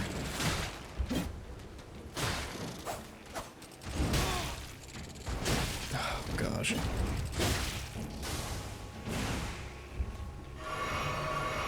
They seem so simple, and yet they're so dangerous. I don't understand.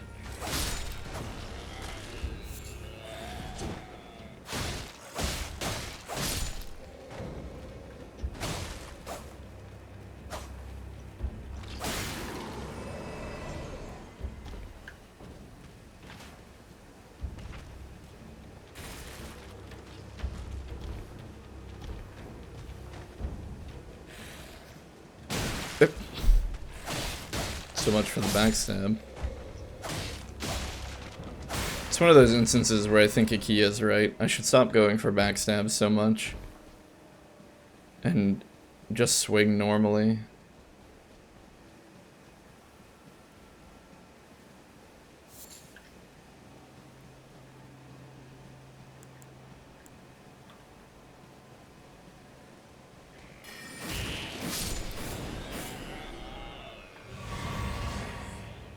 Okay. I have the whole overworld runs into other enemies. Yeah, just my luck. I spent all the time to clear out that graveyard and then completely forgot to retreat back to it.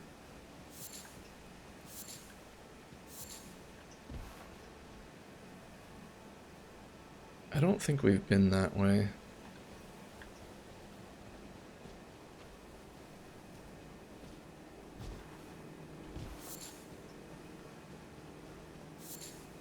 A lot of sacramental buds here, which is nice. I don't think we had very many of those until we came here. Let me just check. Well, 31, but we probably picked up 10 of those just now. Oh, there's another one of those centipede things.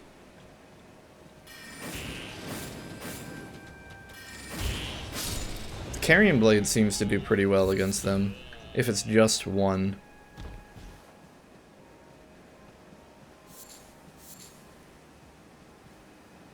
Whoa. Have we been there? We have not. We have never gone over there. It's just an ocean of sand.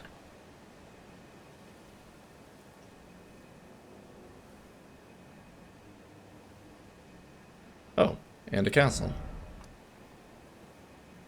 Oh, that's that castle that we went up to the gates and then left.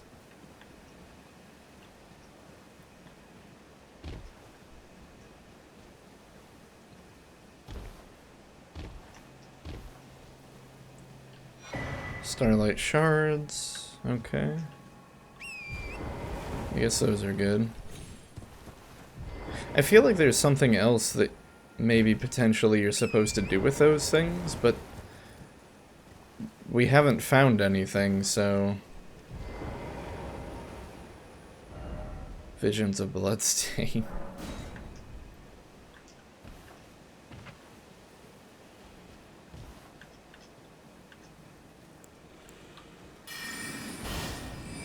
Oh, the baby octopi are too short.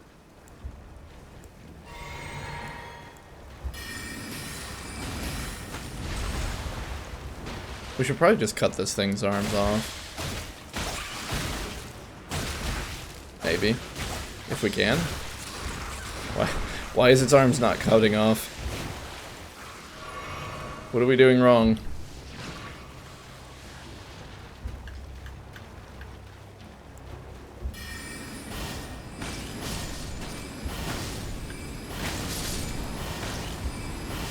Maybe this one's stronger.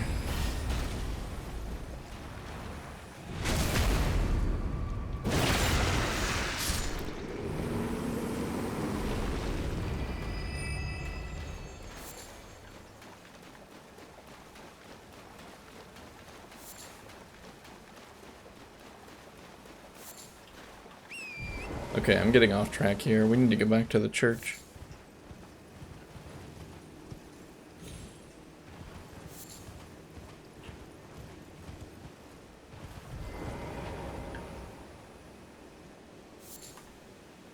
Aeonian butterfly?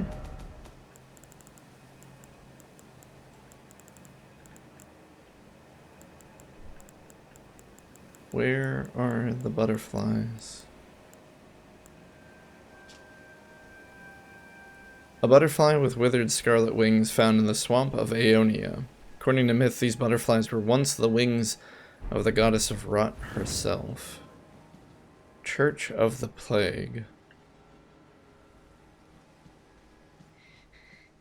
Wait. Oh, Millicent is here. Nice. You tried to kill us. Oh. It looks like she's kind of, Did we do this to her? Who's there? Well, it matters not. If you are wise, you will leave immediately. You tried to kill us. Oh, she's infested with the rot. Okay. Not to be meddled with by man. If you are wise, you will flesh bride. Part of me wants to ace her. Sacred Tear, very nice.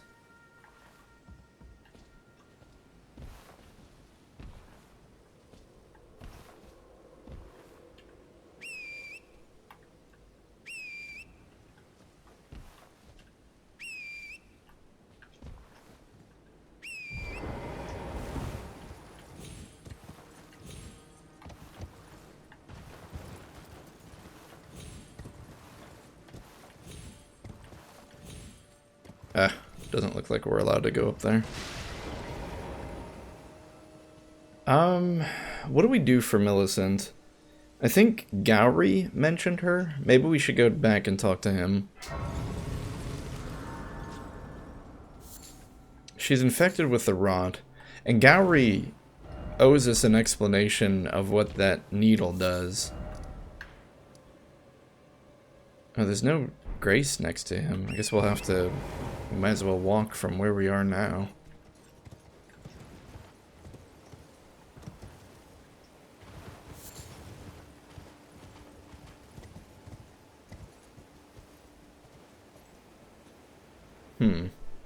We'd have to be an idiot to try to jump down there.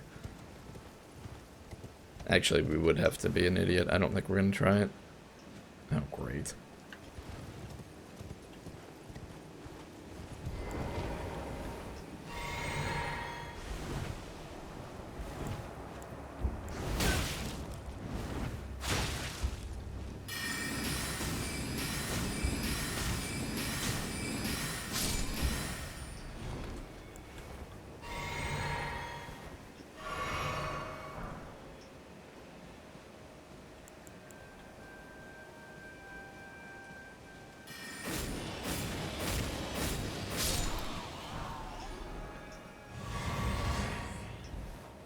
Is there an easy way down?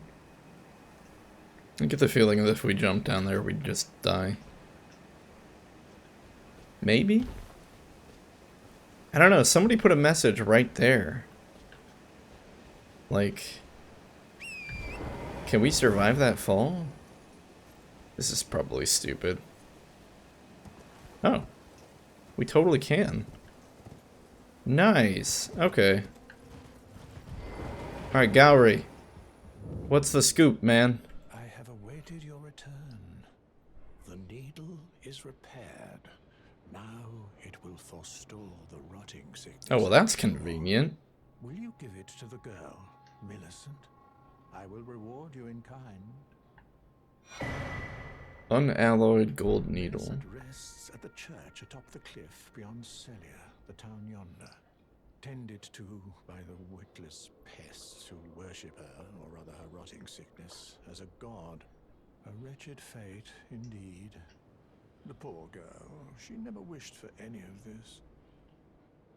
You say that, but she literally invaded us and tried to kill us. Do you find it peculiar that I would show such concern? A little bit, dude. A little bit. It's a little suspect. A mere babe in the swamp of Aeonia. She is one of my dear daughters. But the rotting sickness erodes one's memory. I doubt that she remembers the first thing about me. Oh, I must be getting old. I didn't always worry so much. Okay. Is that just a convenient lie where he's like, oh, she's my daughter, but she just forgets that? Like, is this guy legitimately this lady's father? Now, all you need to do is deliver the needle to Millicent. She's convalescing in the church atop the cliff just beyond Celia. Do so, and you shall receive a handsome recompense. Why does he want us to do it? Now, all you Then again, it is kind of a dangerous trip up there. Let's read the description on the needle.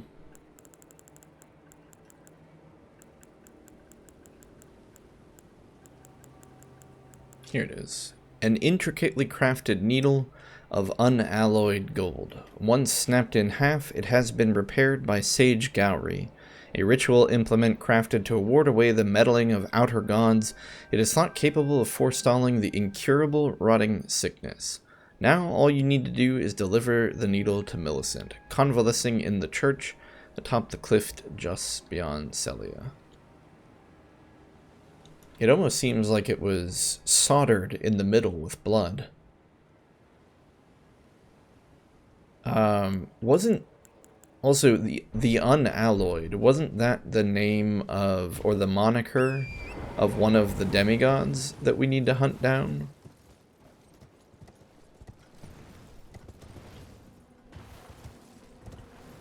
I will give the needle to Millicent sheerly out of morbid curiosity. I want to see more of these two, of Gowry and Millicent, to figure out if Gowry is telling the truth and if Millicent is actually good or evil. Because as it stands now, I'm not really sure. Like, okay, fine, Millicent's suffering from the Scarlet Rot. I'm not going to fault her for that. He says he found her in the swamp as a baby, and then claims that she is his daughter. Now, either he means, like, adopted daughter, or he's crazy and thinks that he actually gave birth to her. Or procreated her in one way, I should say. Or another.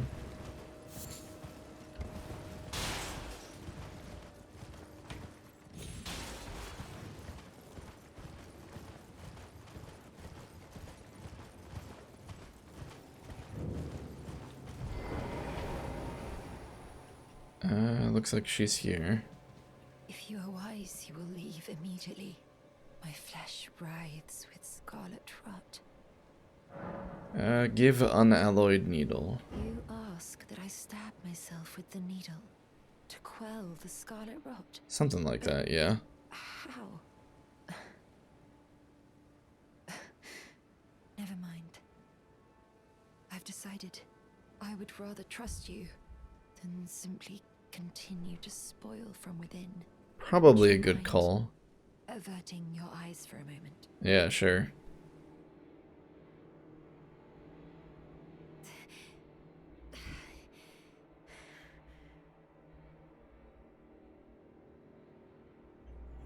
Gowry could also be a giant liar. Easier than expected. But why do I feel so... Wait. Did it kill her?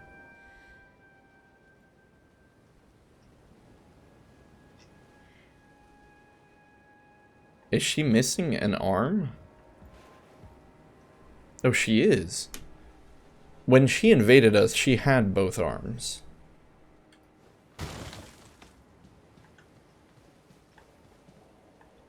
Well, she's not dead. But who's to say how long that will last? We'll go chat with Gowry again.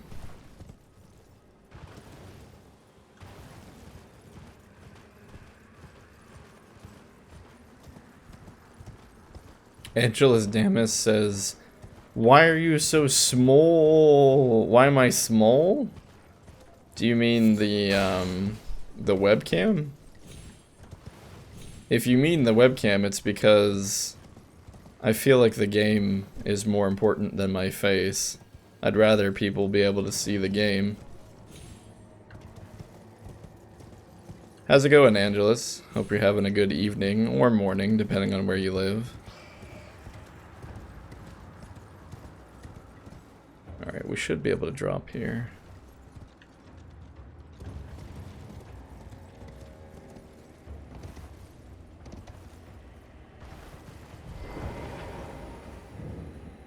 Thank you kindly for giving the needle to Millicent. You're welcome. We still don't trust you, though, old man. In her journey and stare her fate straight in the eye. You've been a saint through and through. As thanks, I vow to impart to you my knowledge of the lost sorceries of the Celians. Oh, heck yeah. Is this guy gonna teach us awesome magic? Oh, well, 3 spells, but still, 3 spells is better than... Now, hold up. Don't we already have... No, we didn't have Night Shard. We did have Glintstone Stars, but we didn't have Night Shard. Alright, we'll learn Night Shard. We'll learn... What is this? One of the night sorceries of Celia, Town of Sorcery, swiftly fires a semi-invisible projectile. The sorcerer can be used without delay. After performing another action, the Celian sorcerers were assassins, and it is said that they often hunted their fellows. We'll also buy Night Maiden's Mist. One of the night sorceries of Celia, Town of Sorcery, releases a life-sapping silver mist before the caster, dealing damage to all caught within, including the caster. Below Celia, the eternal city of Nokron sleeps. What? But I thought it was Sophria that slept below. So Nokron is the name? This sorcery originates from the maidens of that place. Alright. We don't really need another Glintstone Stars, but we'll go ahead and give ourselves just enough runes to buy it. Because I don't know when we're going to be back here and talking to this guy. How will I emotionally connect to you if I cannot see your face? I am shook, but I will abide. Good to know you can abide. To be a great warrior, but commands only one arm, and is yet. Yet we noticed she only had one arm. I wonder if he's gonna say anything else. Do you need me for something else? Not particularly, actually, but... Alright.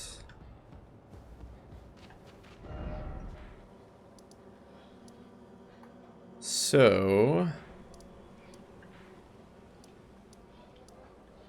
I don't believe... I mean, I guess we could go back and talk to Millicent. See if anything changed with her. He said that stabbing her with the golden needle apparently lets her face her fate head on. Which I'm not entirely sure why ridding herself of the Scarlet Rot would allow her to do that.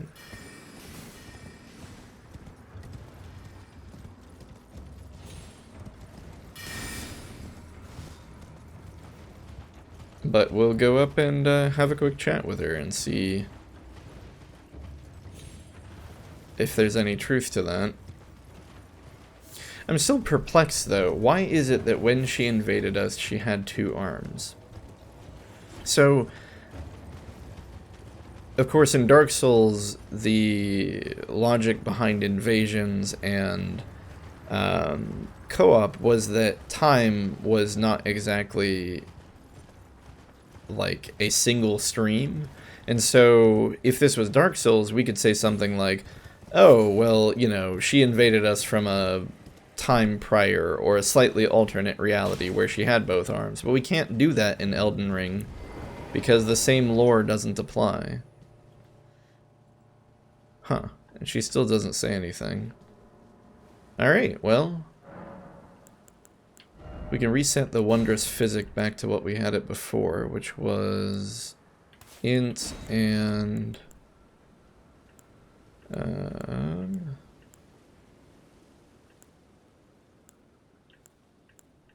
magic. Int and magic, I believe. Okay. Oh, she's standing now. I hoped to see you again. My apologies for when last we met. I fainted before I could even thank you. Yeah, are you doing okay? Everything is as you said. Since inserting the needle, the scarlet rot has ceased to writhe. Even the nightmares have abated. And now, though I can scarcely believe it myself, I can move as I please. Not that I could ever truly repay you. You could not invade us and try to kill us. Have this by way of thanks. A token though it is. Prosthesis wearer heirloom.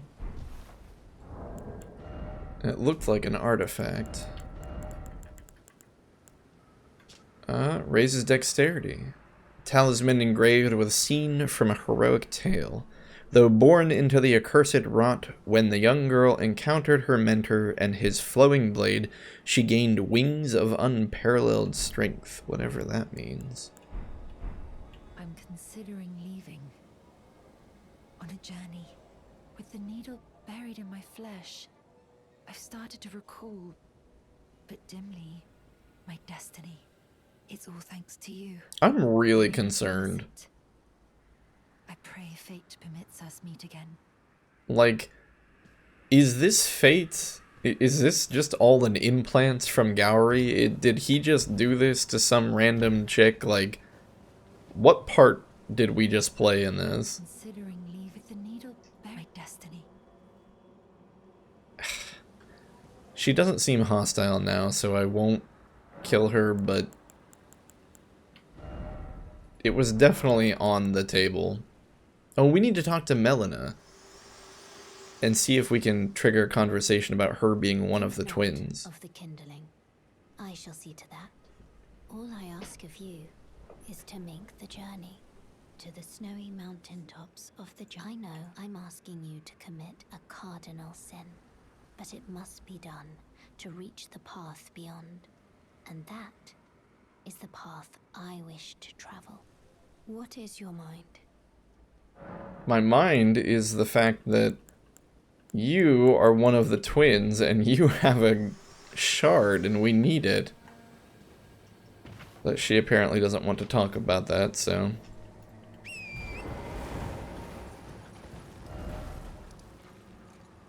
Alright, well... Right, those guys come back to life.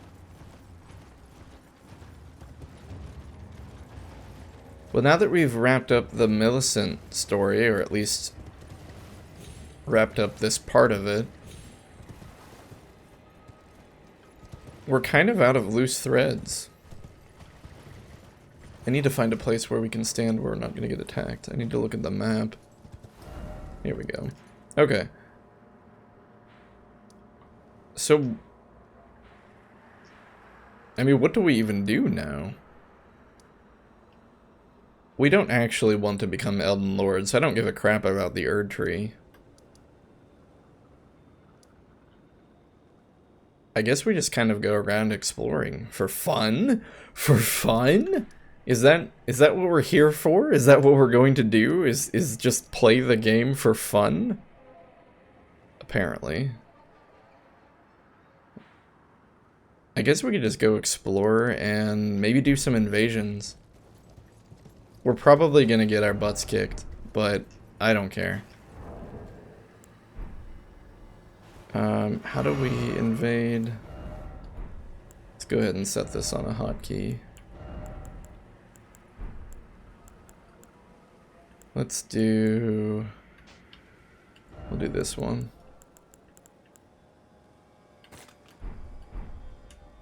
Alright, let's invade some people's worlds and probably get murdered. This should be fun. And then maybe that guy at the round table will stop giving us crap.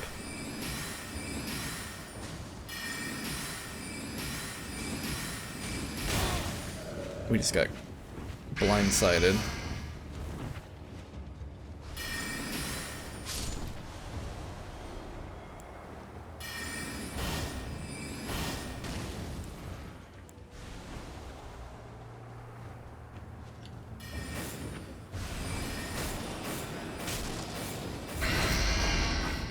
The carrion slicer doesn't have a whole lot of aerial range. Wait, what? Whoa! It landed on us and then murdered us. Woohoo! PvP time. Thanks, Kyvan. We'll see just how ruthless PvP probably is in this game. I think you happened to tune in the last time I tried PvP. Back then we only had...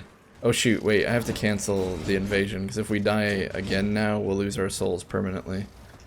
You happened to tune in last time we were doing PvP, but those were with the limited PvP items. It went great, Keck, yes. I think I went 0 for 5. We invaded 5 times and I died all 5 times. But because we joined the Volcano Manor, they gave us the permanent PvP item, the one that has infinite uses. So we can go around murdering people as much as we want now. Oh, I don't even know why I was worried about our runes. We had so few. Oh, will you people leave us alone? Poison. Poison. Alright, Torrent. Torrent! Save us!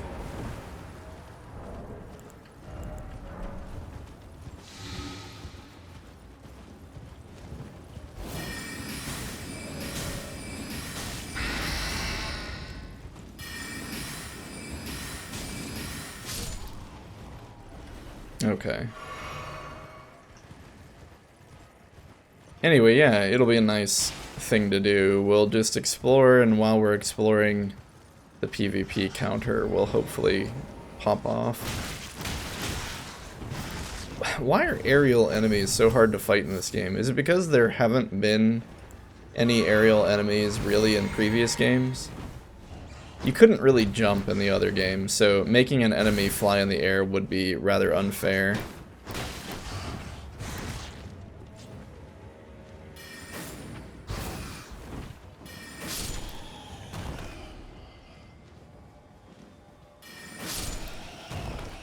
That didn't go too bad, though.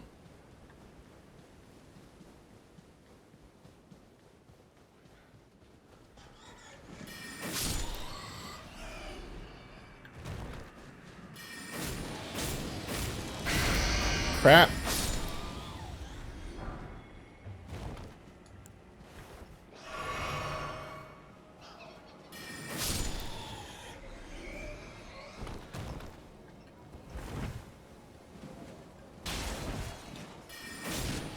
The problem is, though, and it's actually it's kind of ingenious design, but finding people around your level to PvP is difficult the higher level you get, because obviously there's less players.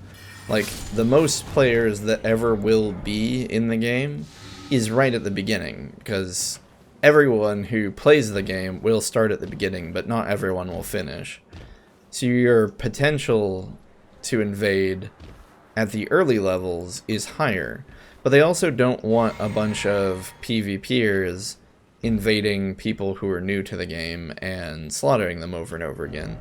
Which is why they give you the limited invasion items at the beginning of the game. And then later on, presumably when you've leveled up and fought your way further through the game, then they give you the permanent one. The disadvantage for us is, of course, the fact that it's probably going to take a while for us to find someone to PvP, as opposed to back when we were doing it when we were a lower level, and we got it not instantly, but pretty quickly.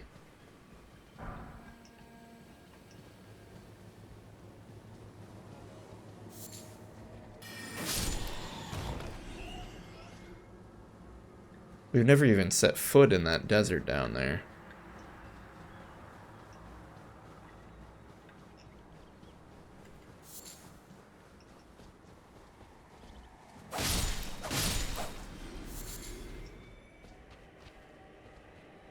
Or in this fort? Whoa! Oh, well. Sorcerer ahead.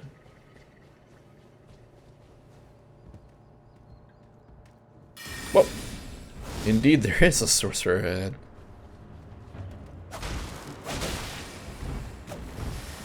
Oh, there's a lot of sorcerers. I'm sorry. I'm sorry.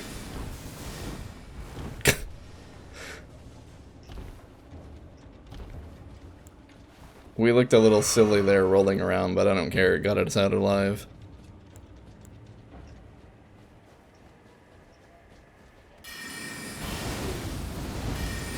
Jeez, there's 3 of them.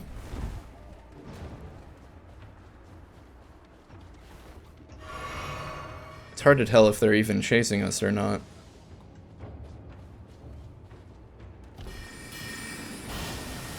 Okay, they're not there.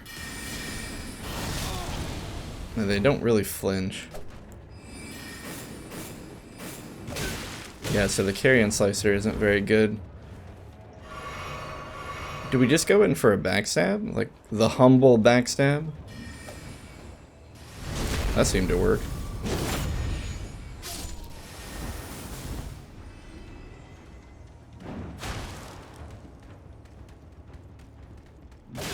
Yeah, he's not gonna let us do that.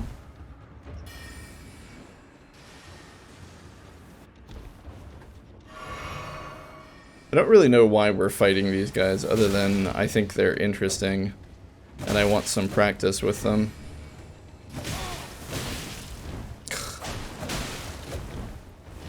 Although I feel like the strategy we're trying to use isn't very good. Oh, now we're invading another world? After we have expended our resources? Although, I think when you invade another world, you might start at full health. We have a Phantom Recusant Finger? Invading world. Defeat Exodia. Host of Fingers. Yeah, we have full HP now. What is a Phantom Recusant Finger? Like, what does that even do? Attempts another invasion of the most recently invaded world. This may come handy should separation from the Host of Fingers force a temporary retreat. Where is the host? So the host is over here.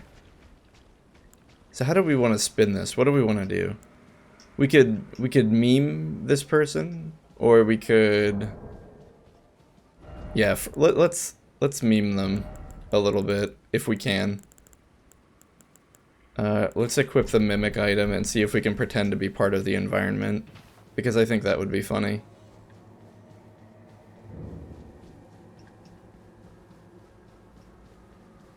Okay, so they're not here.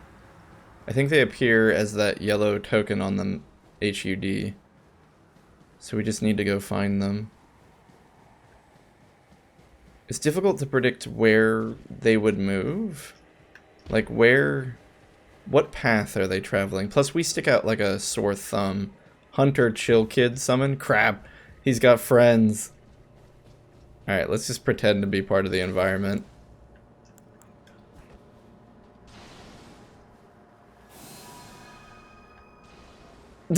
That stands out. We're just a flower, dude. Don't worry about it.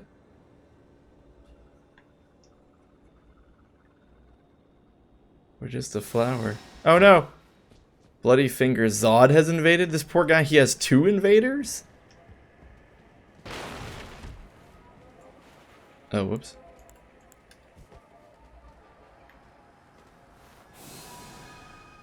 Alright, a barrel. A barrel is a little less conspicuous.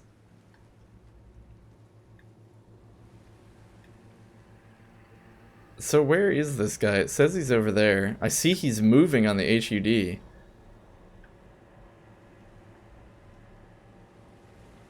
Oh, there he is. Okay. Oh, I think this is a dead end, so this might be pointless. Yeah, he's not coming over here. I just want to pretend to be a barrel and then jump out at somebody. Like, I don't even want to win. I just want to be part of the environment and be like, ah, surprise! Alright, so maybe he went up to where Millicent is. Which is sad, because if that's the case, we're behind where he's traveling, and he won't pass us. Alright, let's see if we can see him here. It looks like he was recently up there. Because we saw the skull move. Is he up there? Oh, he's over there. Okay.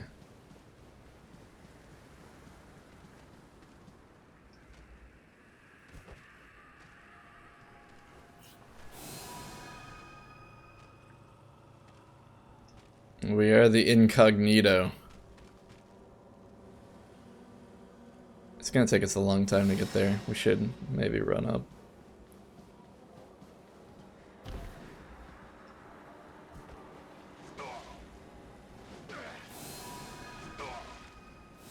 Oh, whoops. I forgot running dispels the illusion.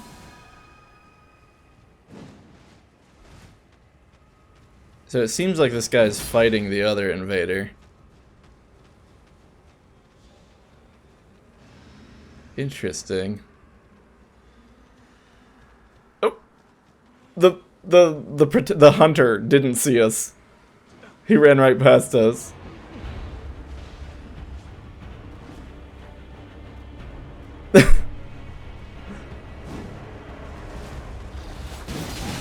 Surprise! Alright, that didn't work. So, unfortunately, I think that was not nearly as fantastic as I was hoping it would be.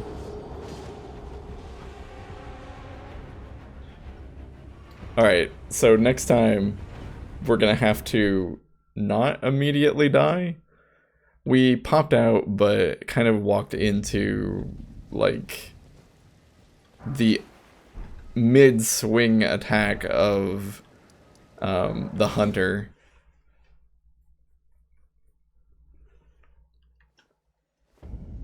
I was a little too excited.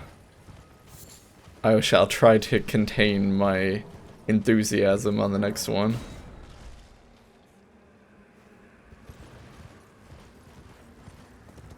I guess part of the problem too is the situation I'm imagining where it would actually be funny would be one where you're like slowly following the host, like Scooby-Doo style, which of course probably isn't ever gonna happen because people are gonna know they're invaded, they're gonna immediately be on the alert, and that guy smartly summoned a hunter to help protect him.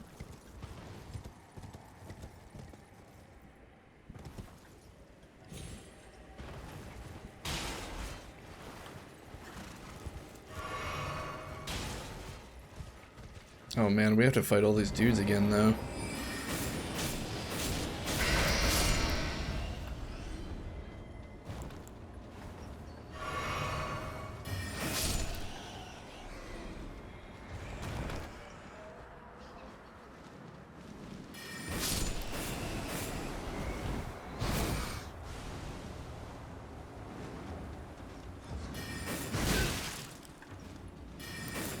crap. Oh no.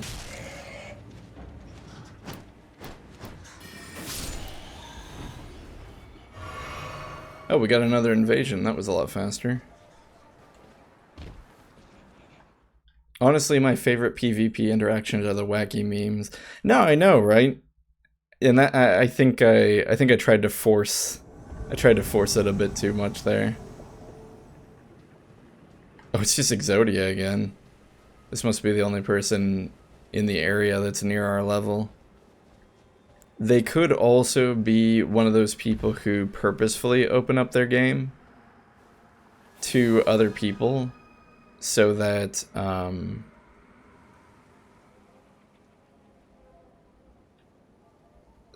they can hunt down. I think he saw us. I think he's coming over to kill us. Maybe, maybe not.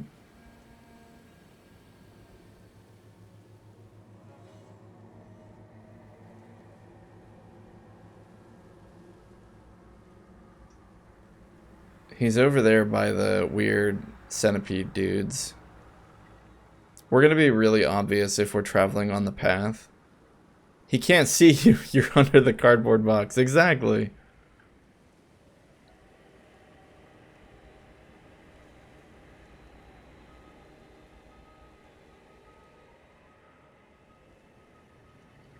Okay, I just want a Scooby-Doo-esque. Aww, he's no fun.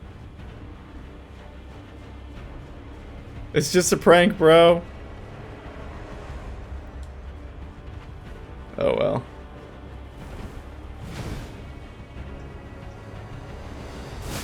Oh, whoa, what the? Oh, one of the hunters was waiting for us. Aww. Then again, if these people are... Like, one option you can do is purposely open up your world as a counter invade, essentially. I think there's an item that lets you do that. Is it... Let's see here. Yeah, this one. Lures in invaders. That might be what they're doing. Oops, shoot. I should cancel that until we... No, no, no, no, no, cancel. Oh, that was so quick. Oh, we didn't have very many souls anyway, I guess. We could split the connection, however. If it's Exodia again, we'll split it. Yeah, it's just Exodia again. Alright, we'll use the severed finger. But yeah, if they opened up their world to other people and expect people to come in, they're probably tired of people messing around with the chameleon spell is essentially what it is. I don't know what it's called in this one, but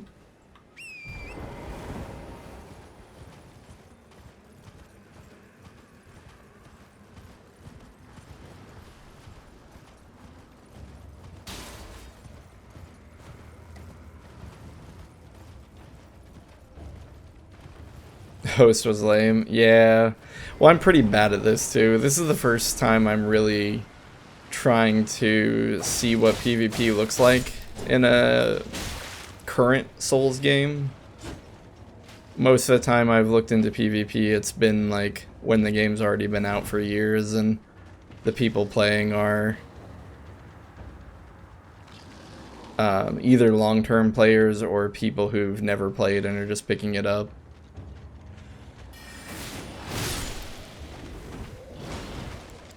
So I'm trying to...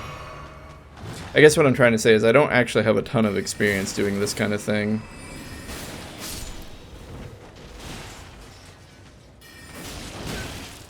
Oh, these guys.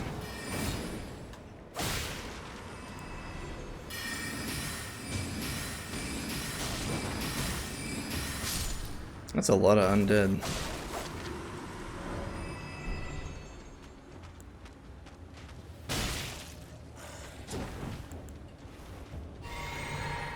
Are we going the wrong way? No.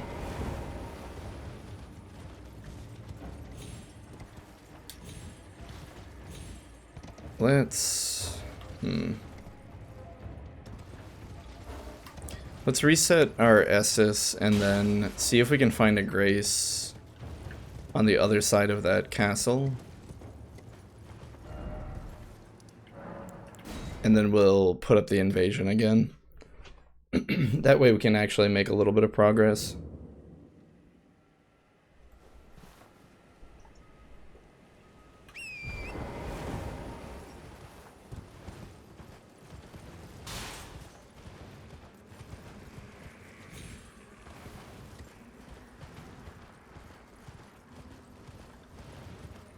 Where is it? This way, I think. Yeah.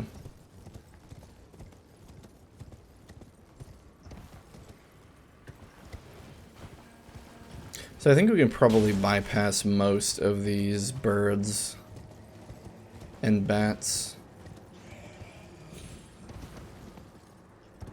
Which is probably what we should have been doing in the first place.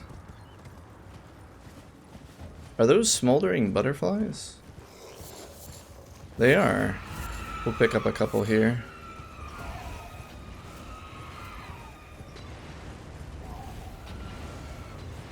And we'll probably just ride the horse through this pass. 'Cause I don't think that, well, there's some bolts. That seems to be like it though.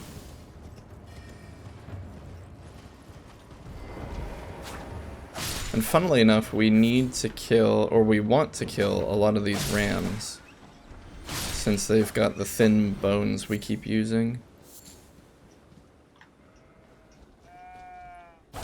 Goats, rams, whatever they are.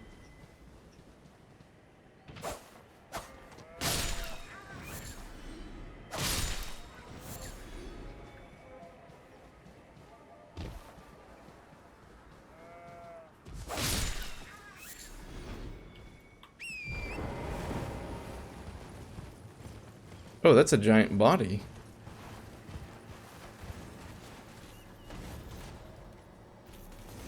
Huh. Hey, what the? Alright, that's a bloodhound. Bloodhounds are actually extremely vicious, so we're gonna need to give them our full attention here.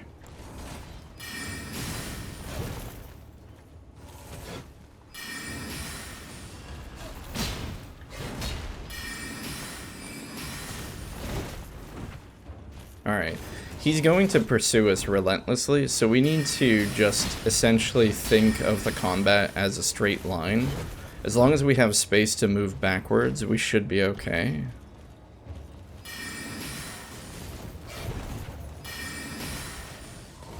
The problem is the angle of the straight line keeps changing depending on how he circles us.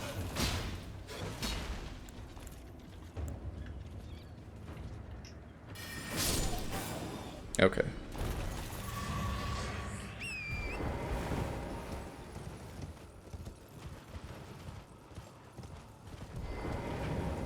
Swamp Lookout Tower. Why is it always sadness time for edge? Eternal darkness. Oh, speaking of, we didn't really look at the Night Comet spell. Oh no, we did. Eternal Darkness. Forbidden sorcery of Celia, Town of Sorcery. Creates a space of darkness that draws in sorceries and incantations. Originally a lost sorcery of the Eternal City, the despair that brought about its ruin made manifest. I'm not even sure what that spell is. The description doesn't really give us very much information about what it does. It says it draws in sorceries and incantations. Does that mean it's like a counter spell?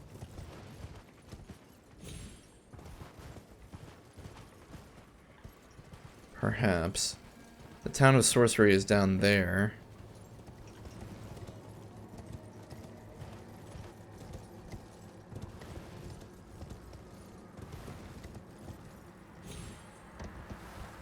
Is that really it, though? I feel like we must be missing like the path forward, but I don't see any other path. It did say that this was a lookout tower, so maybe that was the only reason it was here.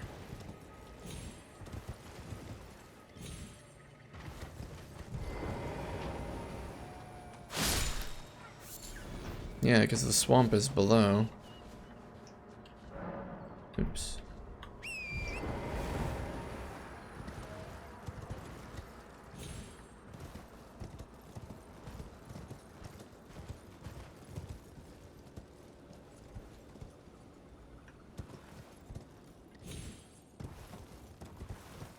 We can get some more dragonfly heads.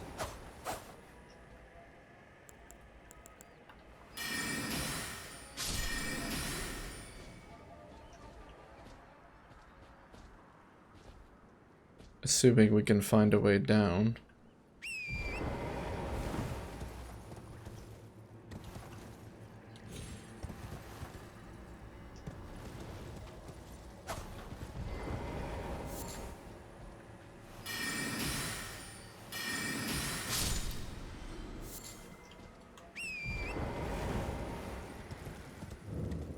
Celia Gateway. We've already been here.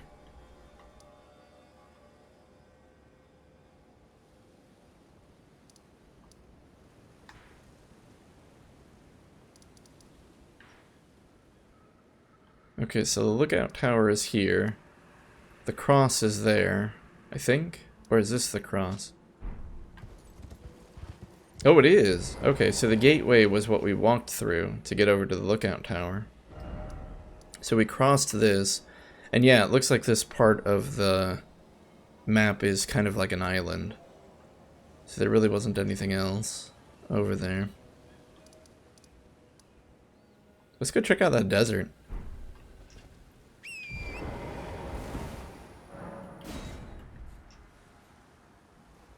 Oh wow, that invasion was super quick again.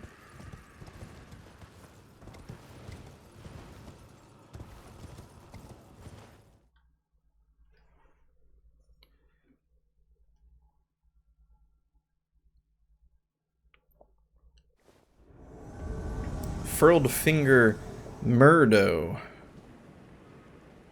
Oh wait, no. Neomor is who we have invaded.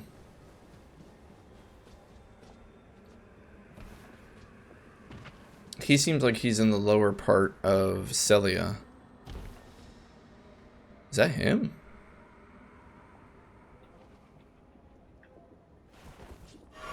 Oops, that was the wrong button. Rude.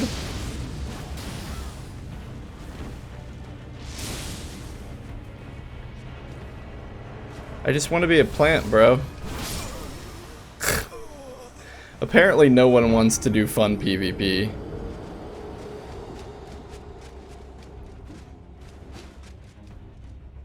Man, I don't even quite know exactly where this was.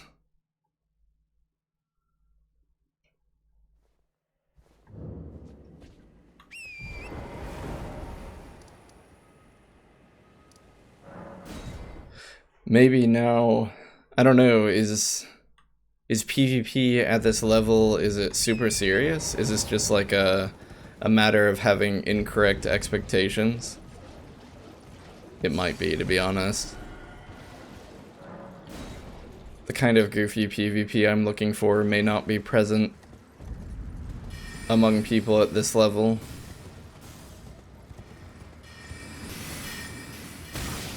That person also looked like they had someone there waiting and ready to help them.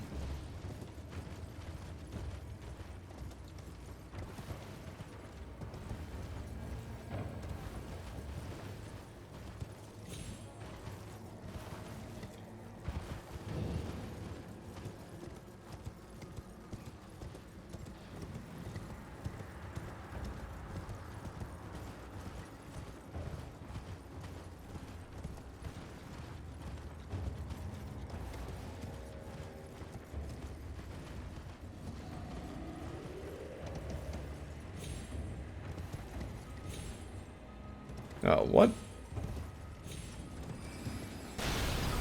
What in the... Oh, it's that giant.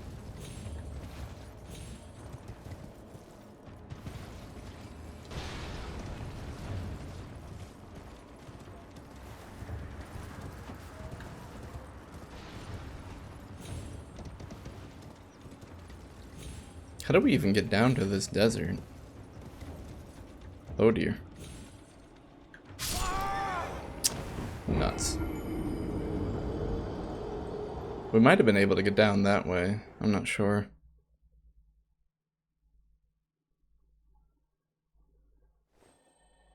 We can kill a giant snake man. But we can't figure out how to navigate on the overworld.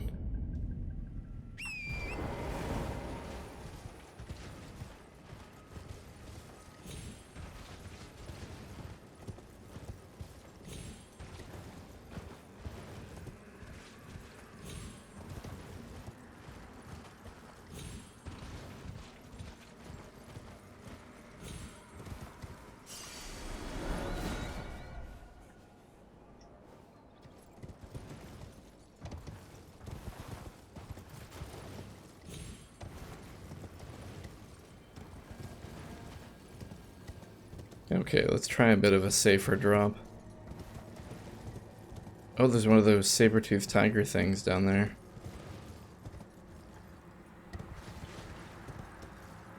Oh, I think I remember coming this way once. We ran frantically away from that tiger. Okay, now can we descend from here? And that is the magical question. The answer would be no. So we'll have to find another way down to the desert.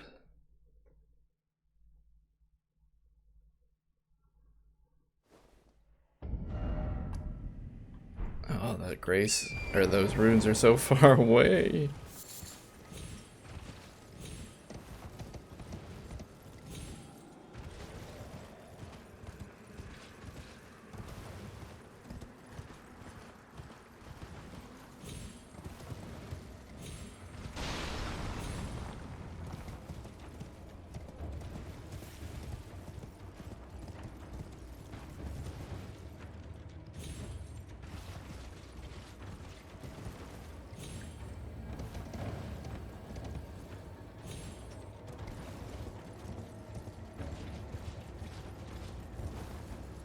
Okay, logically, how do we reach... Can't access the map, that's not a good sign. Logically, how do we reach this desert?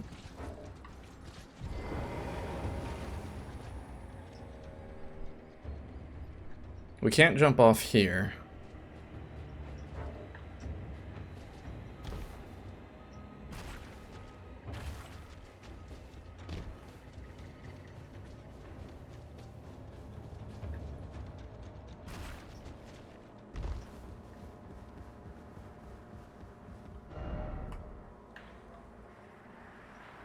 The map really doesn't do a ton to help us. It almost seems like this whole deserted part is blocked off by this steep ridge. But then again, there's this path that cuts through the ridge like this. So maybe we just need to find a corner, like right here. Could try going to this fort and using that as a starting point.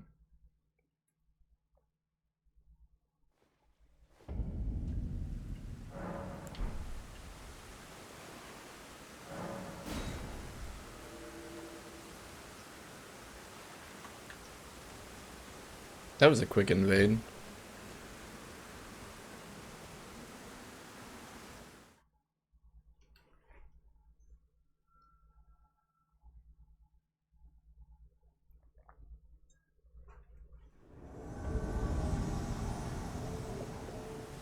Okay. We'll get better at this as time goes on. Defeat Smorch the Lips.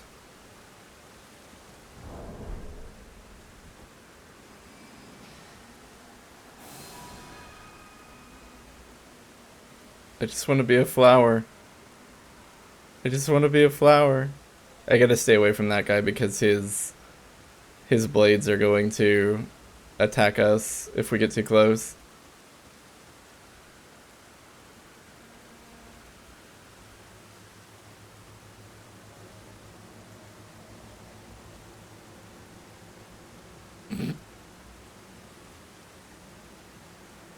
We are just a flower.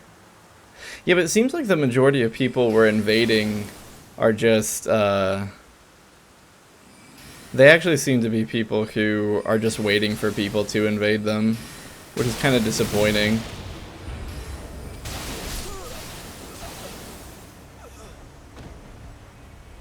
So it seems like if you're gonna actually invade, you're just gonna be doing it like 2-on-1 for the most part.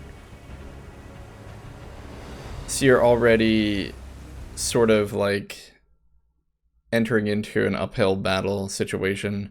As the invader, what advantage do you have in that situation? Like, if you're choosing to invade someone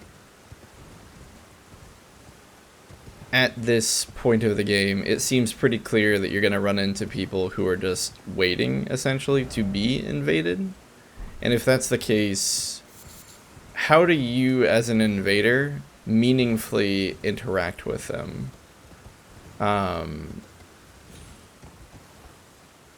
Because if it's like a one-on-one fight you want, you're not going to be able to do that because obviously it's going to be 2-on-1. So you're probably better off doing the dueling sign if you want a one-on-one fight. You have less Estus as an invader, which means if the host heals a bunch, you're at a disadvantage. I think then maybe the idea is that if you invade about the level that we're at now, you have to be committed to being a really good PvPer. Because it seems like everyone's just kind of ready to fight, which is not what I was expecting. I was kind of hoping I would get to run into people in maybe like the middle of their adventure and see what they were doing and kind of figure out like, oh, they're doing this boss, or oh, they're exploring this area. But that doesn't seem to be the case here. It just seems to mostly be people who have got some kind of build ready to go and they're looking for a fight, which is fair, don't get me wrong, but not really the experience I was looking for. Especially when we're not really built for PvP at all. We're just kind of some guy with a dagger and some spells. We did at least find a grace over here, which was nice. If we had... Oh, what is this?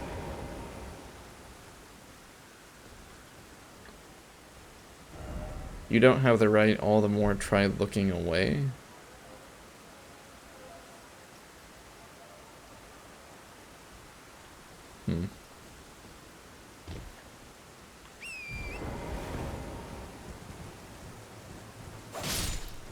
Yeah, but I don't know.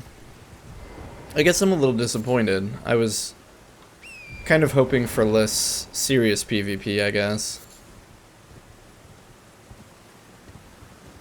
Not that I didn't expect to find people who were waiting for invaders 2-on-1. I figured we'd see some of that, but I didn't expect to see only that. And that seems to be all we're finding.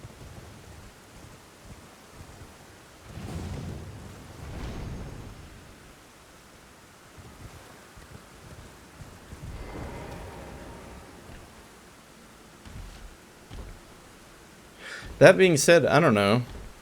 If we think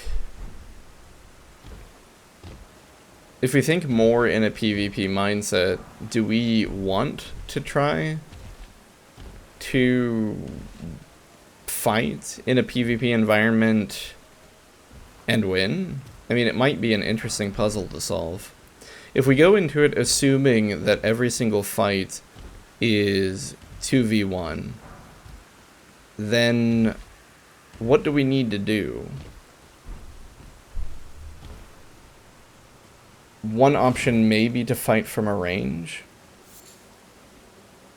The problem is that inherently a 2v1 fight is insanely skewed.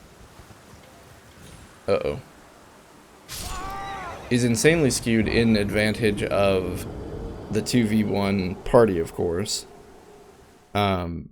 Largely because in Dark Souls you can 1v1 and hope to dodge and time your rolls and things like that.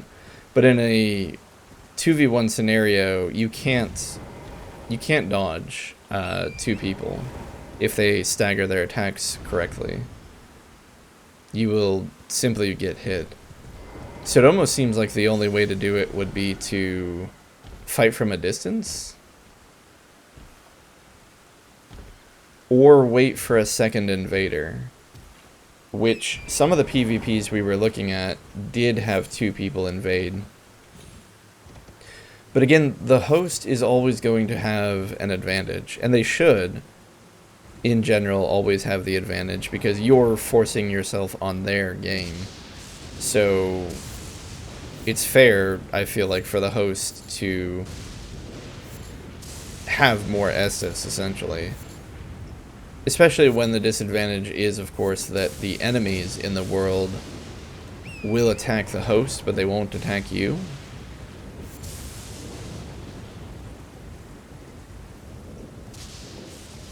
Then perhaps we should go into it being as annoying as possible in an attempt to pull people into the monsters. Because think about it, those... Uh-oh. Putrid Avatar. What? What the? Okay. We're gonna fight this thing. I think we can probably safely win this since we fought other creatures very similar to it.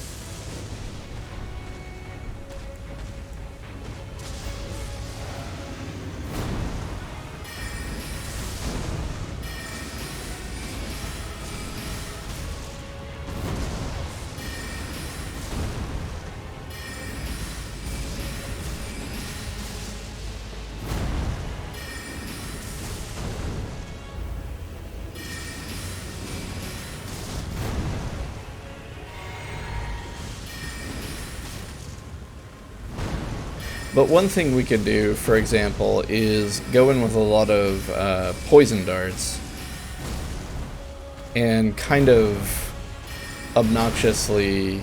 Oh, he does a lot of damage. Oh, he disappeared. I guess we left the battle zone. Yeah, I don't know. Even 40 poison darts, though, would eventually run out, and we need to go craft those. And what would our goal be? Would it be to just kind of throw poison at somebody, get their attention, essentially?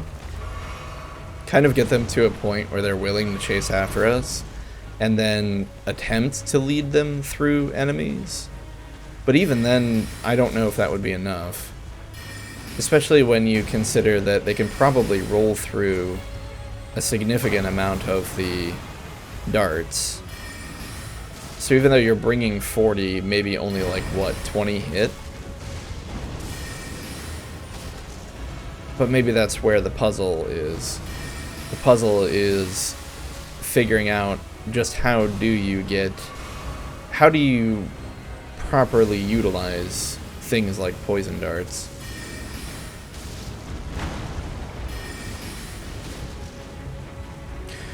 And even if you did manage to poison them, wouldn't they just heal it off with a bolus? If you're not applying pressure to your host, they still presumably have access to all of their items.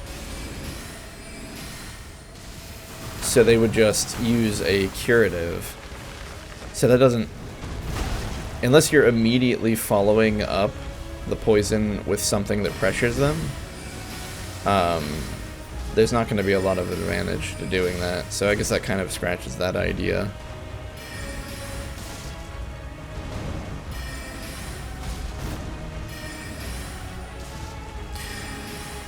health damage would be permanent. Like, inflicting damage on your opponent would be a permanent resource that they have lost. They may have healing spells if they're a cleric.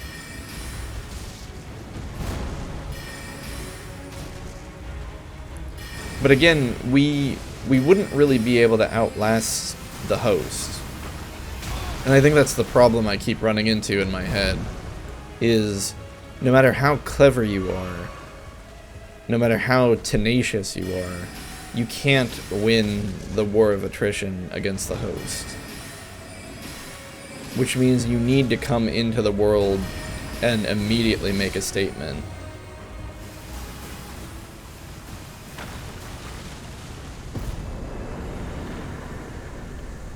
You need to immediately invade the world and begin fighting.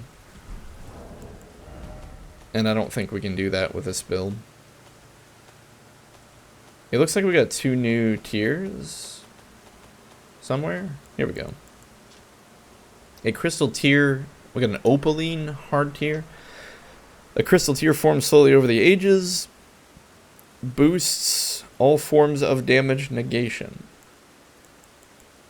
And this one makes one's attacks more likely to break enemy stances, however, the effect is short. So...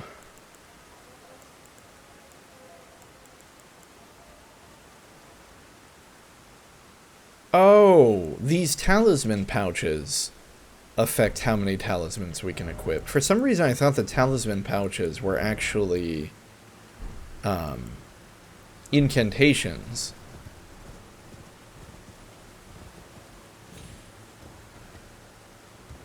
But that does not seem to be the case. So that's why we keep increasing the amount of artifacts we can equip. Because they're not called artifacts. I think I've just been calling them artifacts. No, they're talismans. Okay. We'll get the right name eventually.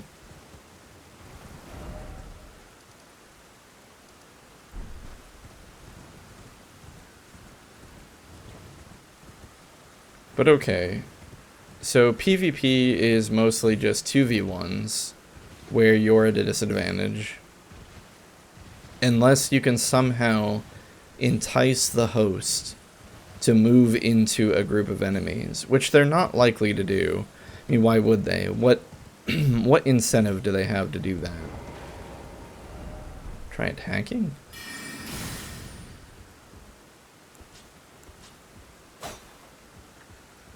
Maybe the joke is that it looks like it's gonna fall over. If that's the case, though, do we invade a world and wait for what? Do we wait for a second invader and then just try to go toe-to-toe? And if we go toe-to-toe with a human, what's our plan? Like, what is our advantage? I feel like our misericord isn't going to cut it. We've mostly just been using this thing as a quick way to fight normal enemies, but against a human, I don't think it's going to work. We could try using the Moon Veil.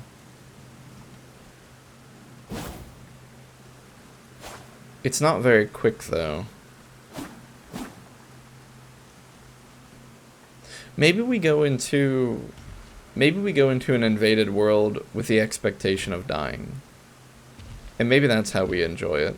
I know that sounds weird, but I'm struggling to find any kind of preconceived expectation where you go in thinking to win with our build, and you come out with anything except disappointment. But if we go in just kind of expecting to die, and maybe hoping to pop into someone's world and just see what they're doing and have a little fun and then leave after they kill us, then maybe it's not so bad. Because it looks like the majority of the players aren't in the mood to goof around.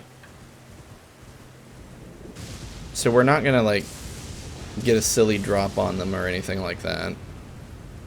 Cannot figure out how to get down there.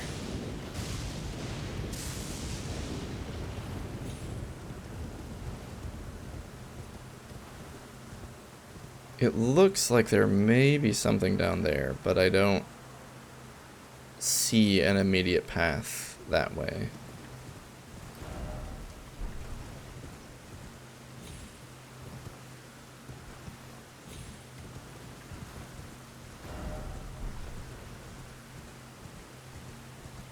Is that a statue over there? No, that's a demi-human, I think. Huh. What are these guys?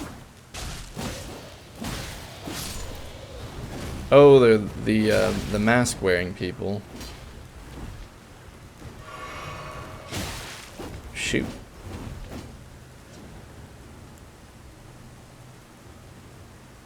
We're kind of ill-equipped for this, considering we're out of our resources and there's a lot more of them.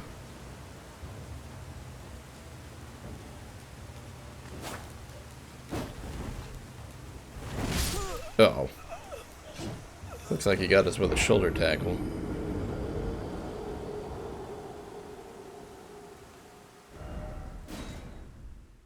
Funnily enough, we managed to kill the boss, but we lost against random enemies. Oh, we can activate this. Or maybe what we do is we just do co-op.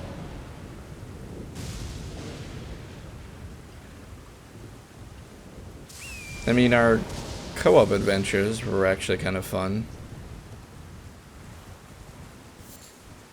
But at the same time, there's that character in the round table, and I want to test to see if he does anything if we manage to kill someone when we invade them. Because I assume that when we kill someone when we invade them, we get some kind of item or trinket.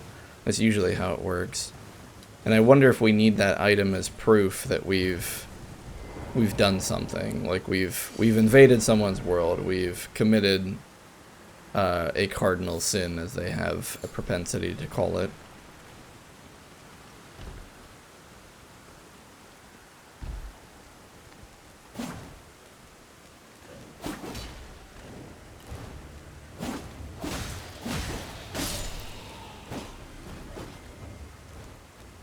Well, and you know what? Maybe in a lot of ways it's not my gear, it's my experience. Like, I don't have a ton of PvP experience, so I'm not going to be very good at it, even if I have a good build. So arguably, a lot of it just has to do with being, like, essentially bad at it, due to lack of practice or experience.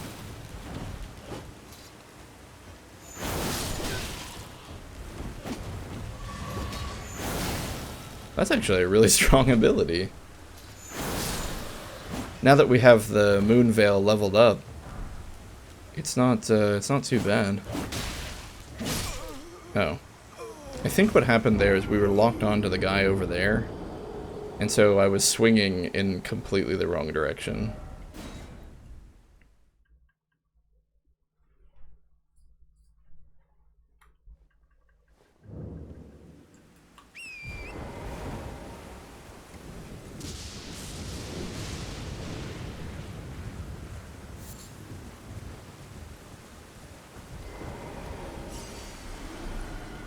Oh my, we have 105,000 souls. We should use these.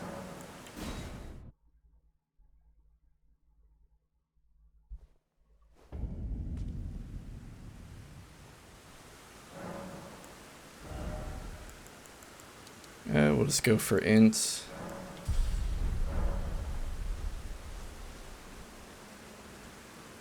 But yeah, okay, let's go invade someone's world with the assumption that we are going to go fight someone 2v1. It's going to be an uphill battle. We're not going in with the expectation to win. We're just going in with the expectation of getting to see somebody and fight them a little bit and then die. Which sounds morbid when you put it like that, but I don't think it's really that bad of a deal. Because just kind of interacting with people is all they want in the first place anyway.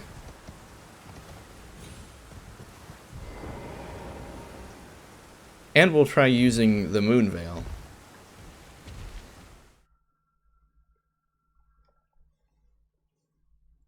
And if we figure out that the world is 2v1, we might wait around a little bit and see if they...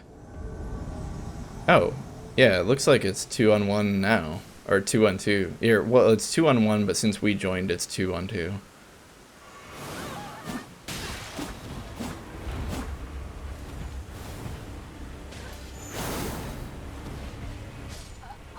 Oh, it sounds like our host, or not our host, our, oh, the host was vanquished. We didn't do anything. I guess the only thing we did was we got the other guy off of him.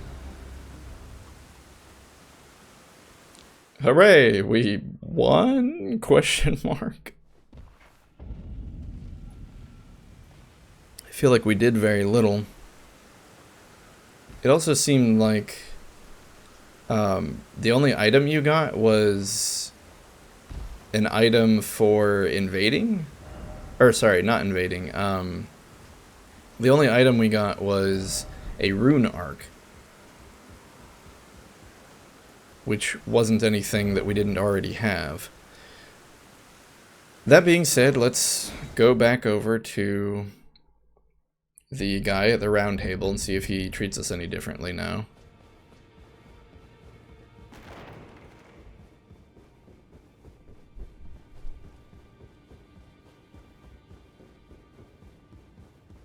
I asked you not to be thankful it is all. Dang it, he still hates us. We killed for you. Why don't you like us? Alright.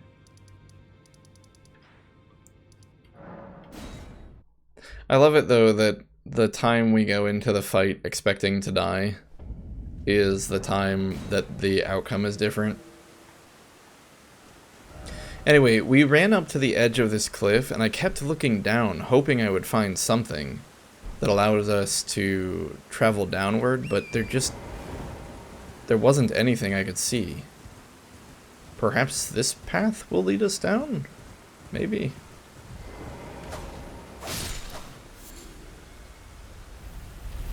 Whoa! Okay. Wasn't expecting that. But then again, that was probably the point, wasn't it?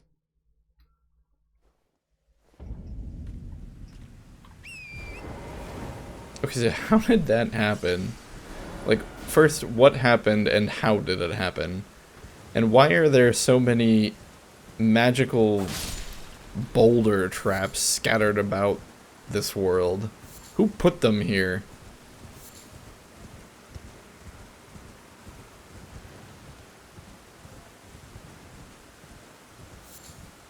And how many bone poison darts can we craft?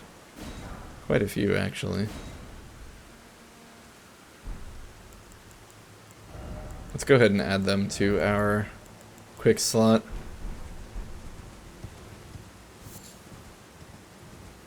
Okay, so we came over here and a bowling ball killed us, right? No. Was it not here?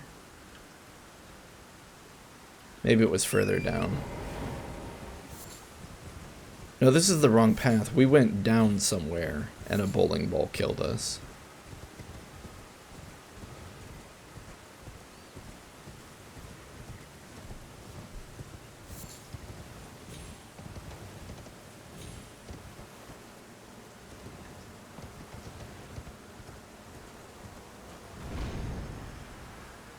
Oh, look at that. Interesting. So that's how you get in here.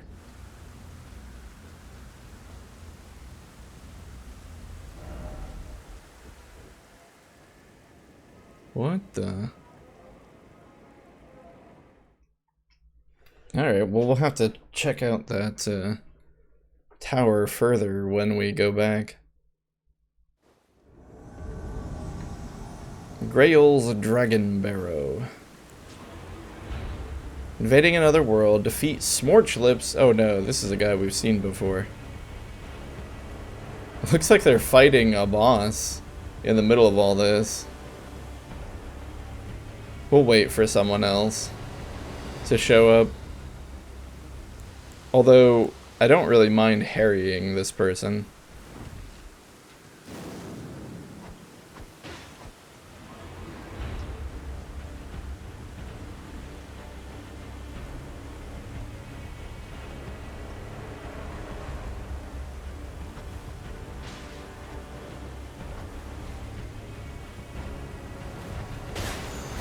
Ooh! That's a big sword. Oh, and we poisoned him. We forced him to use a bolus. So it seems like he has boluses then.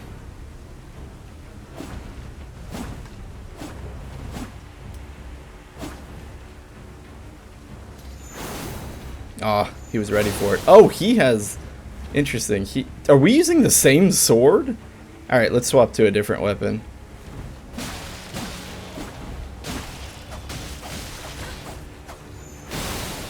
Blood loss, okay. Let's change tactics. Let's start using some magic.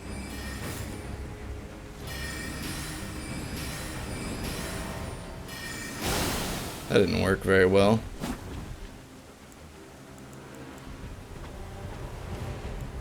So it seems that simply strafing is enough to avoid the worst of most spells, so we're not going to really catch someone off guard. We need to do something more, like, we need to maybe use the Carrion Slicer?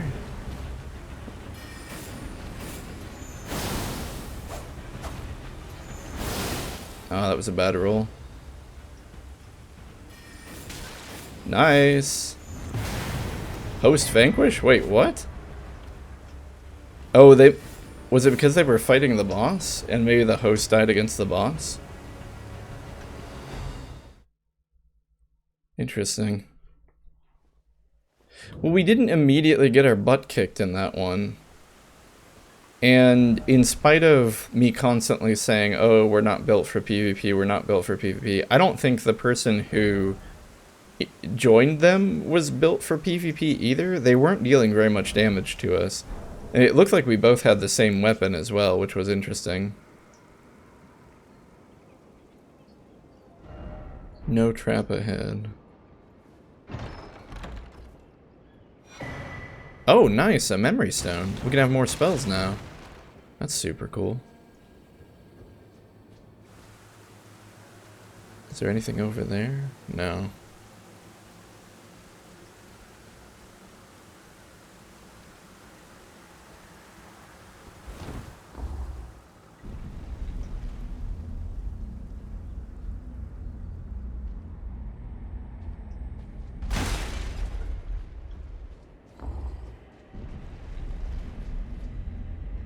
What the? Why'd it go back up? Oh, what? Legion? Legion from Castlevania? We'll worry about that later. I keep making Castlevania references to this game, but I can't help it. There are so many enemies in this game that look like they were lifted straight from Castlevania. All they want to do is open up the door. So that we can freely enter and leave this place. Try here? What? Oh dear. Okay. So maybe that was the creature we saw from above.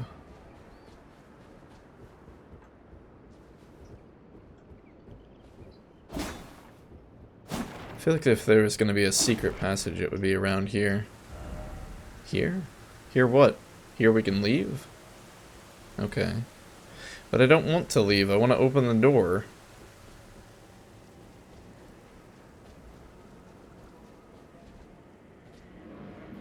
We should just be able to take pot shots at this thing from here.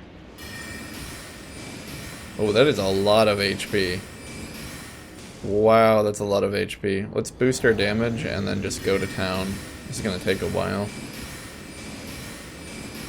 It's probably not partially that it does have a lot of HP, but it's also probably fairly resistant to magic. It is in what appears to be a sorcerer's tower. I wonder if we can poison it.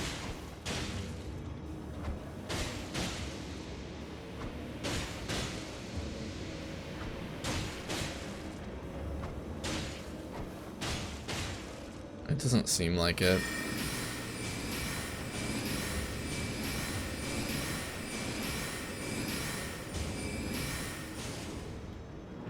So we probably don't have enough magic. Well, I don't know. Do we have enough magic for this? The problem is that the damage boost we're getting from the physic is going to run out eventually. We've dropped it to about half with the use of 2 mana bars, so maybe we can just have enough HP damage to finish him off. Wonder if the flame pots would do any better.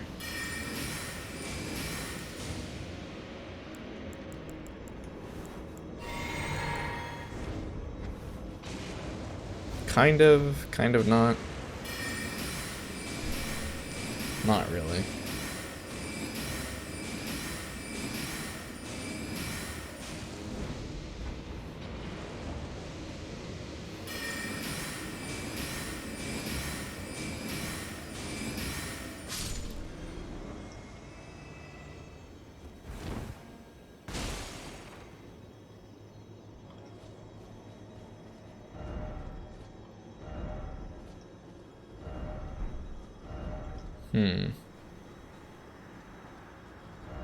Try rolling.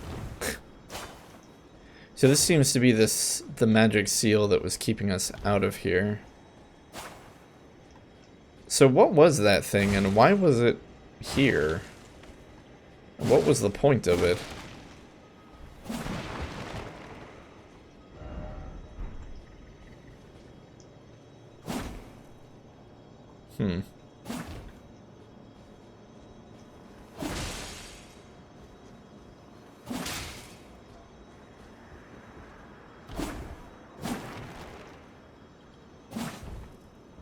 Yeah, I don't know. I guess there wasn't really a good reason to kill that thing.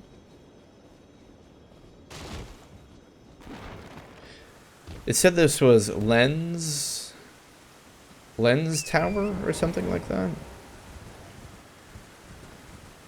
Maybe the whole reason we came up there was just to get the memory stone. Oh, interesting. That almost seems to imply that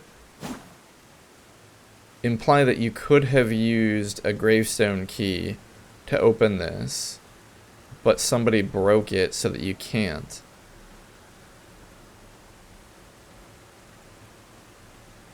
Or something like that. There are 2 towers, though.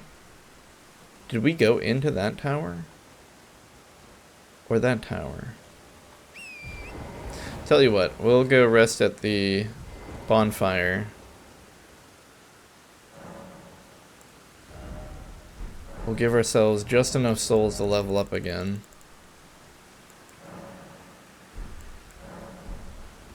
How much was this? 2,000, so...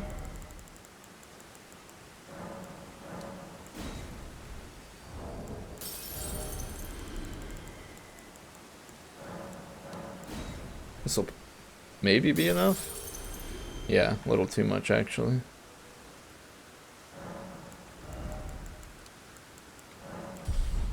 We'll take yet another point in int. We'll turn the invasions on. Hopefully we don't invade the Lips guy again. And we'll go re-explore Lens Tower here.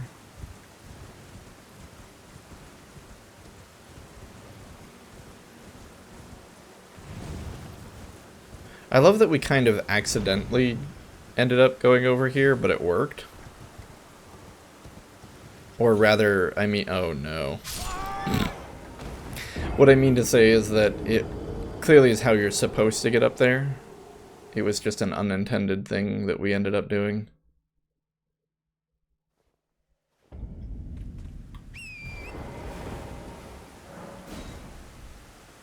Oh shoot, wait, no, we need to cancel that. I keep forgetting we need to get our souls first. No, we can do it.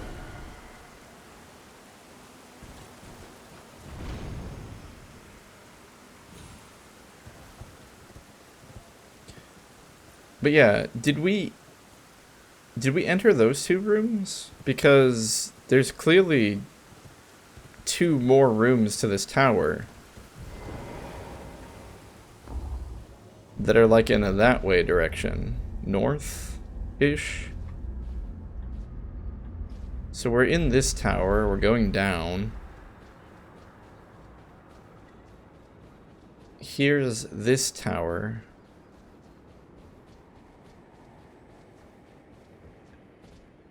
Oh, is this the 3rd tower? I think this is it. Yeah. Can we figure out what is this? Does this hurt us? Yes. It hurts us, but I mean, try rolling. It almost looks like a conglomerate of those masks that we saw in Celia.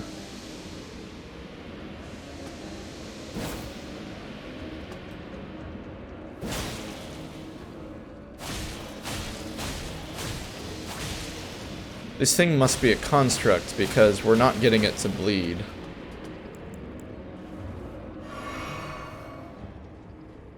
And what's the point?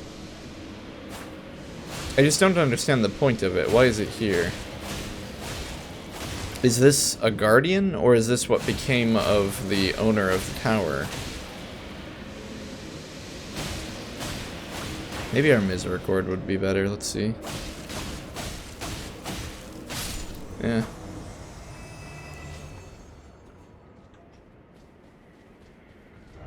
No item ahead. No liar ahead and short precious item ahead. Oh, no precious item ahead, I see.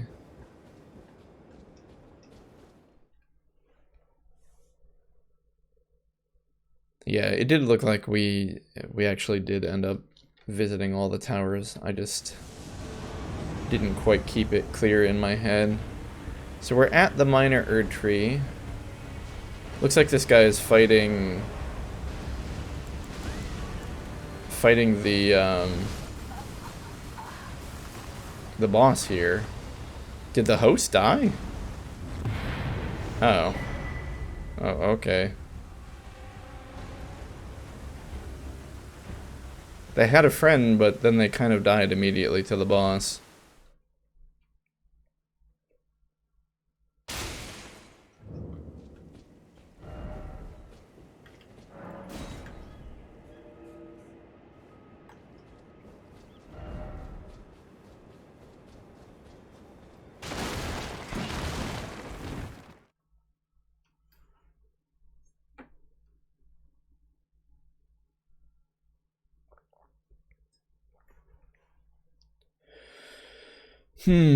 Where are we gonna end up now? It does seem like when you invade, you typically end up in a place in the area that you invaded, or at least nearby. Connection error, alright.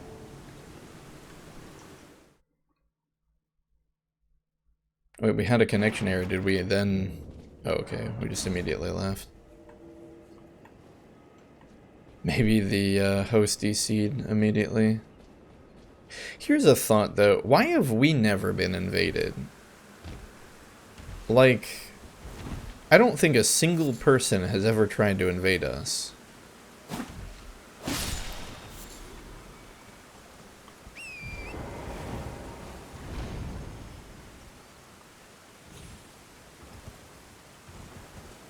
Oh wait, we don't want to go this way.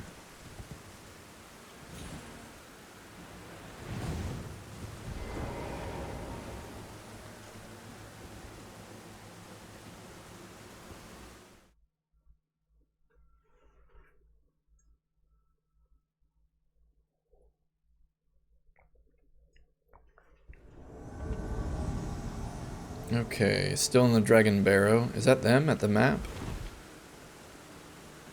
Guts! Guts! We shall bow, for we are an honorable invader. Prepare yourself.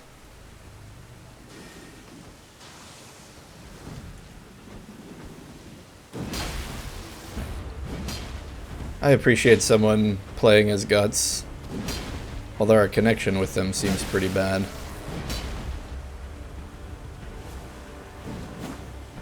Like, really bad. Our connection is going to make this fight nearly impossible to do. Yeah, good grief.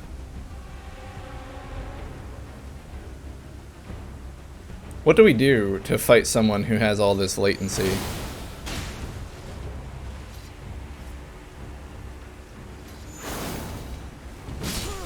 Yeah, I don't know.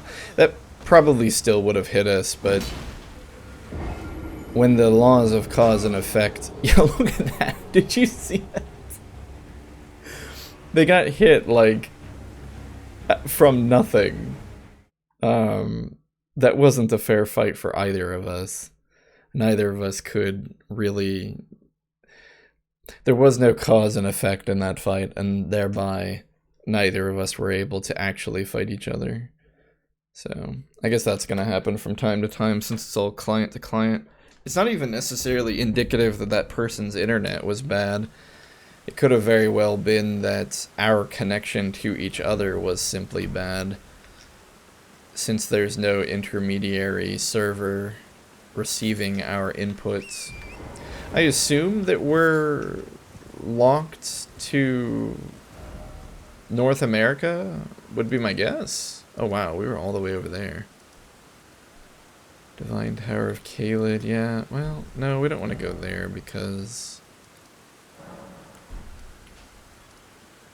that's not going to be very close. Celia Crystal Tunnel, no. Isolated Merchant Shack, we'll go here. But yeah, I assume that everyone connecting is probably restricted by continent. I would hope so, anyway. Not because I don't want to play with people from another continent, but literally just so that the ping wouldn't be bad. But if that's not the case, then absolutely, yeah, if you connected to somebody from another country... What the... Who died? Anyway, you connected to somebody from another country, the ping would definitely be pretty awful.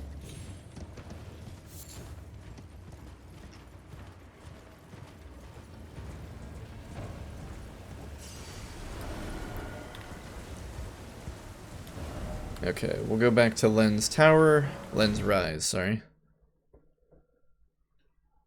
We'll throw down our invasion sign again. And we'll continue looking for a path down to that desert, which I believe we were investigating whether or not this did.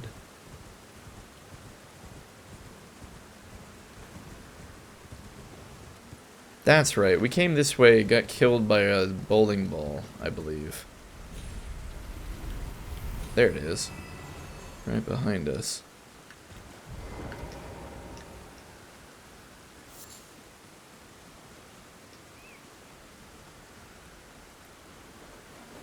Who knew that outrunning a deer was so hard on foot?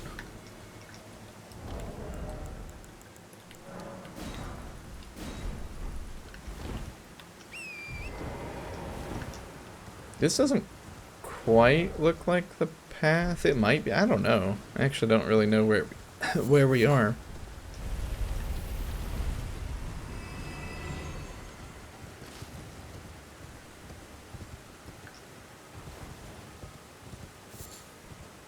There's a bear. And a cave. Invasion cancelled. Dragon Barrow Cave. The Grace is a welcome sight. So since we're down here, let's go ahead and do co-op. Since we don't want to get randomly kicked out, like... We don't want to randomly get kicked out of a dungeon that we're in the middle of and then have to go somewhere weird to get our souls back. At least if we do co-op. If you die when doing co-op, you aren't punished for it. Like, you don't lose your... You don't lose your souls. Soul! You don't lose your runes. Strong foe ahead, therefore try ranged battle. Ooh, it's a rune bear. I don't think we want ranged battle. I think we want melee battle. Oh. Well, we also got summoned into someone else's world.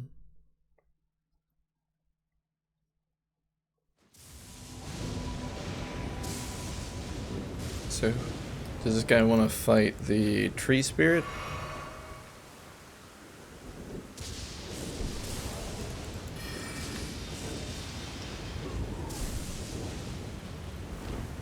Yeah, looks like it. This should be pretty easy.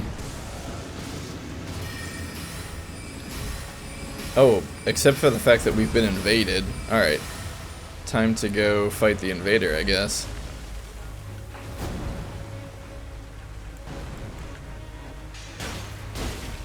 Now, how did that hit us? Like, how are we being hit? It must be the latency. Yeah.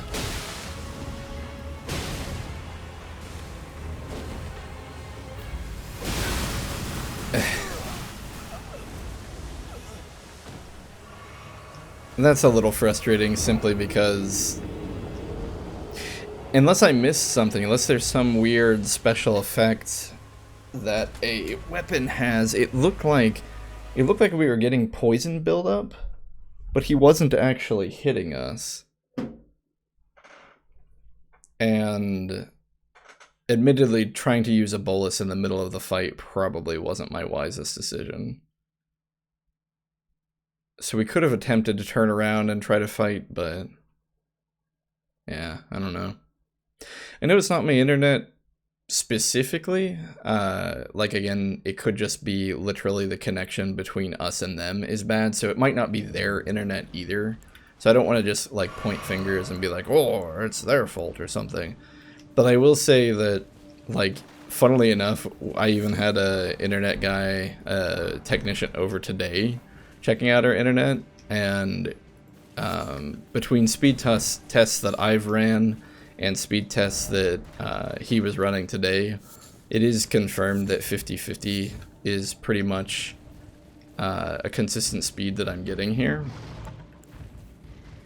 which should be more than enough for any kind of online game. What?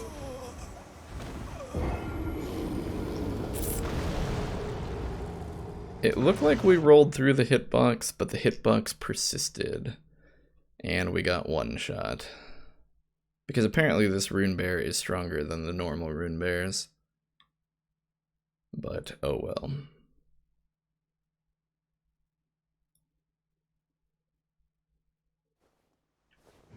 We'll go ahead and drop our co-op sign again. Co-op sign. And see if we can grab our souls. I guess we will have to fight this bear from a distance, which is a little annoying.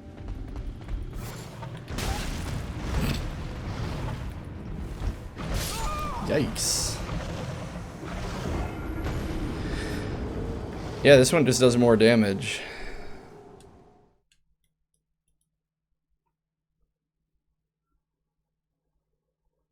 It's certainly not something I can objectively comment on right now because it is affecting us negatively. But I wonder if I can submit in this moment that I don't know how I feel in general about enemies that look exactly like other enemies but have different stats. Partially because I feel like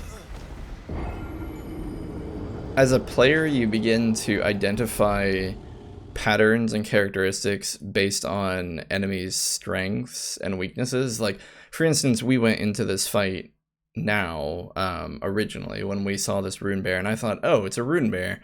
Those things are strong, but, like, they're not impossible to kill. Like, we should be able to take a hit or two. But this one is incredibly stronger than the other rune bears we've encountered. And unless I'm mistaken, there's not really a visual indicator that this one is stronger. So, I don't know, it kind of makes me feel like, well, oh my goodness. And that death was completely my fault. For turning around, not paying attention to the bear, not rolling in time. But like the initial confusion of identifying a monster that you think you know how to gauge them, but then when you go to fight them, their attack is wildly different. Because I would say the last time we fought some rune bears, our vigor was lower, so we had less HP.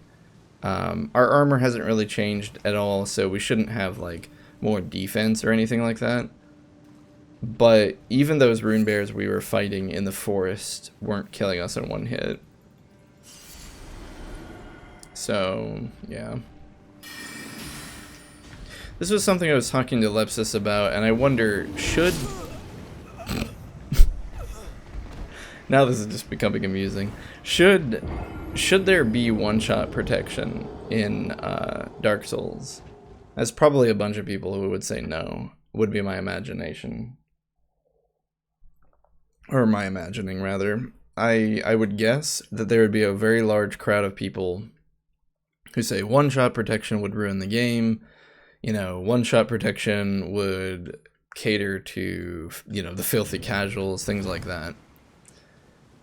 But I have heard people complain about how getting one-shot in a video game is unsatisfying, like, in general, as a mechanic. Maybe we can make it. Maybe. Woo. I haven't spoken with him in a while, but one person I used to play tabletop games with said that they didn't like Dark Souls because they felt like dying in one hit wasn't a satisfying game loop.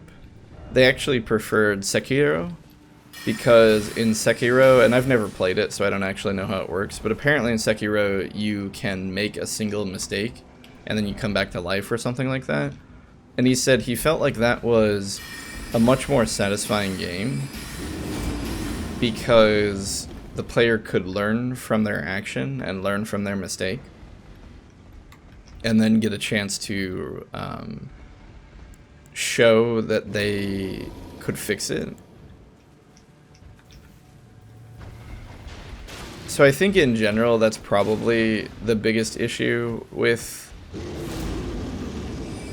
dying in one hit is you don't get a chance to really follow up and learn. You have to constantly learn to do it perfect. Being one shot demands perfection.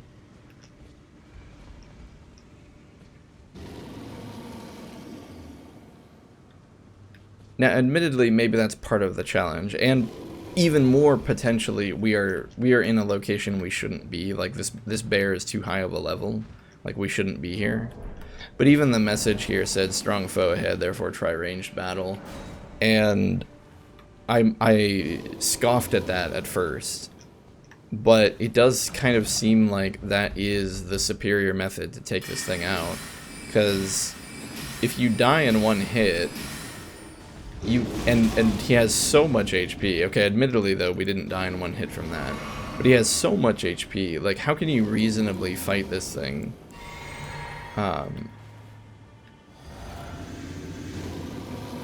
Without kind of cheesing it like this.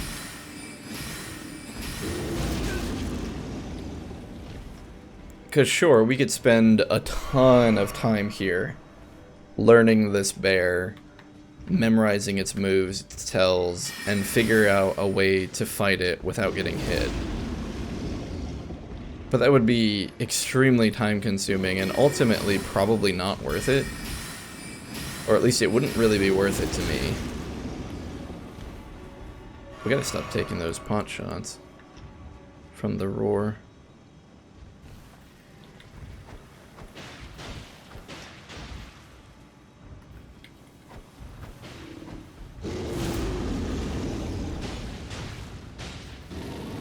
trying to poison him again. There we go. But like, as a human with a finite amount of time, defeating the enemy like what we're doing here is ultimately going to take less time, which is why we're gonna solve it like this. Even though arguably this is just kind of silly. Like, we're not really learning anything from this. And it's extremely time consuming.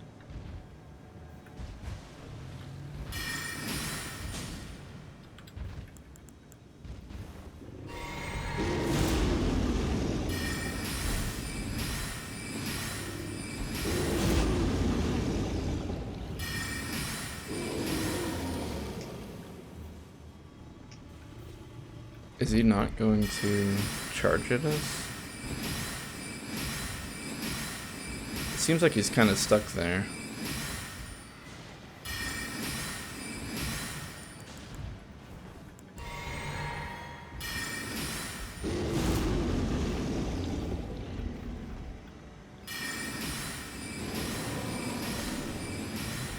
Well, we got him.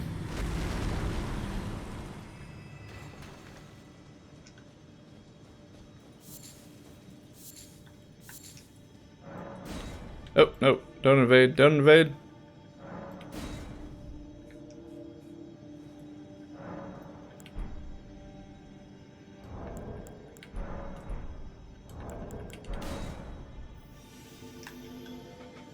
Now the real question is, does that bear come back? I don't want to rest at the Grace to find out.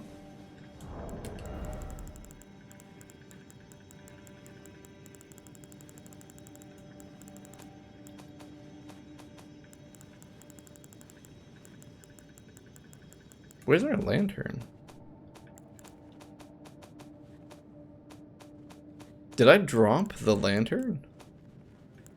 Or am I just missing it?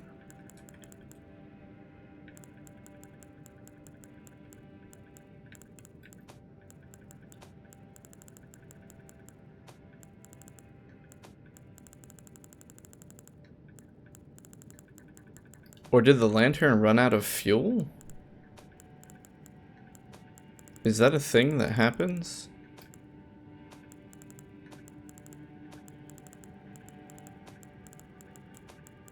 Yeah, I just don't see it. Huh. Oh well. We can probably do this without it.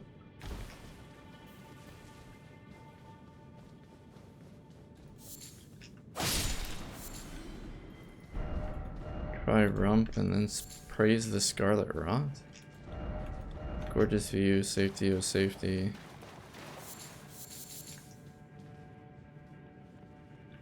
There's a lot of woodland creatures down here. Bull Goat's Talisman? No hidden path ahead. Alright, what's this talisman do?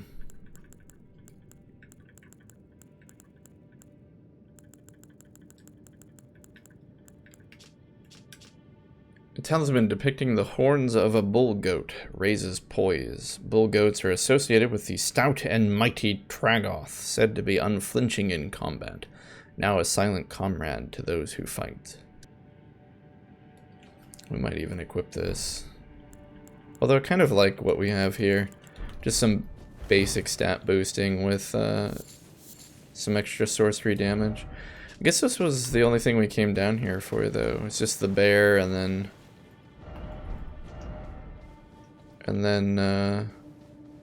the talisman.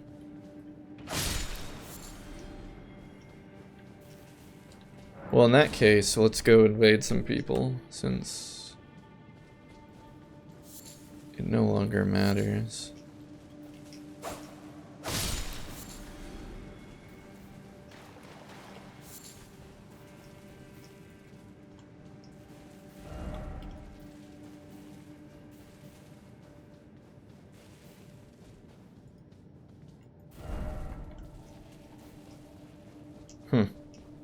Yeah, I'm not seeing anything here in the caves. Now I guess I kind of understand why that bear was so strong, but still, Like, one of the things they did... Wait, what the... How did I miss this?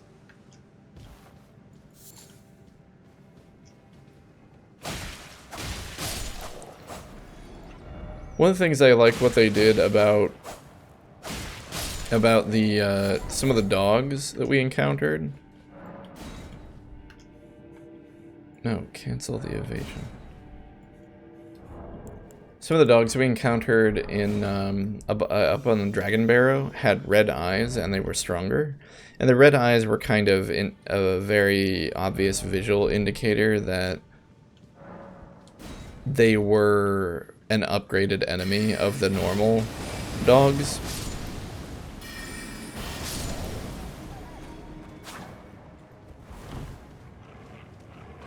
I don't think it would take much. It would just be something kind of like that to show that that rune bear was stronger. To show, kind of like these wolves. Like, see how big this wolf is compared to the others? It's big, it's white, it's a different color. It's very obviously stronger than the other wolves. Like, it's not weird when we run into it like that. It's telegraphed, it's communicated to the player that there's a difference. I feel like I'm harping on that so much.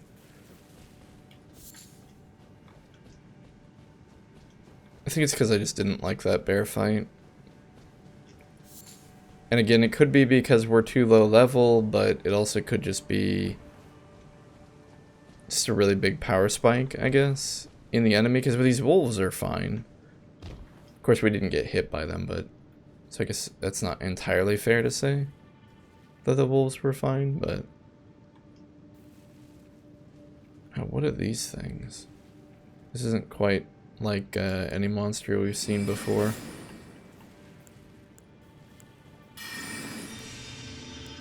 Oh, we're out of magic. Oops. Oh, so much for that enchantment. Maybe we should try some fire. Oh, it's a boss.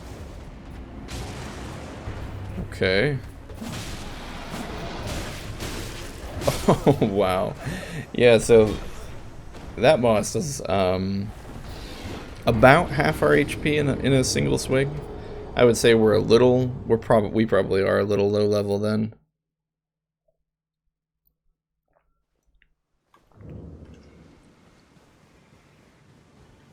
So maybe it's not entirely the bear's fault. Oh my gosh, and the fact that the bear comes back is kind of a sign that it's not meant to just be a one-time boss for this area. And yeah, I think I just have to conclude we're too low level.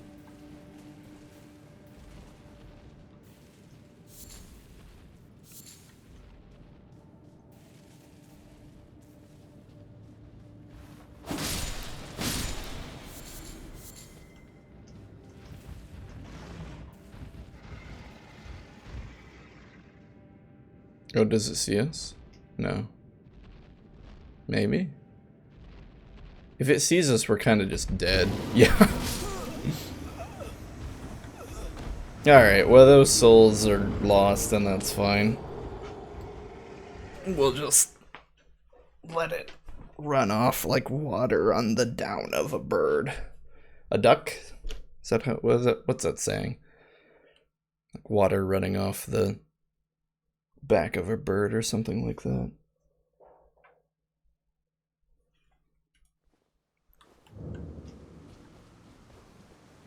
We'll have to come back here later.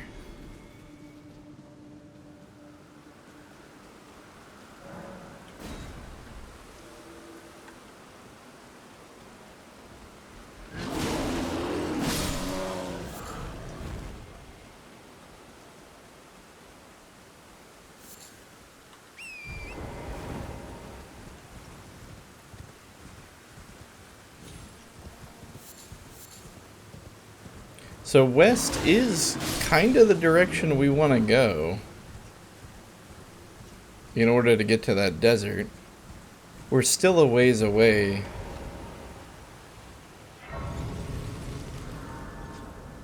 But technically west is that location. We're too far north, though. We would need to go, like, southwest. There's a big tower. Isn't that the tower of...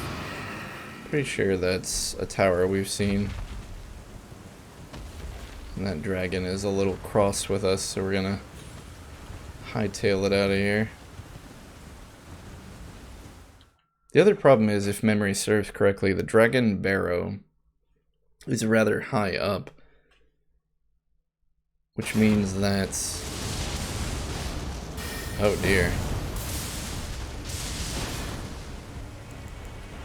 The dragon barrow is rather high up.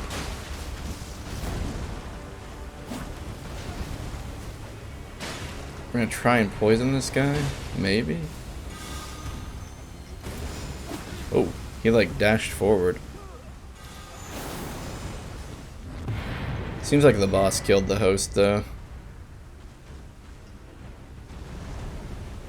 We also used like the remaining poison darts we had.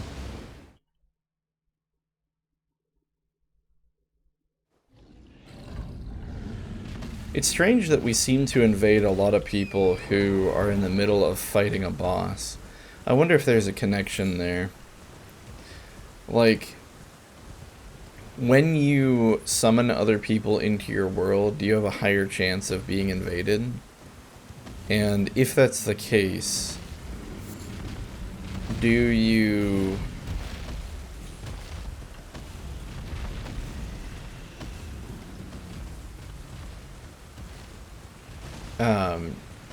yeah, just in... So, if you were summoning other people, you're probably summoning them to help you fight a boss. But if summoning opens up your likelihood to be invaded, then it would make sense that we keep running into people fighting bosses.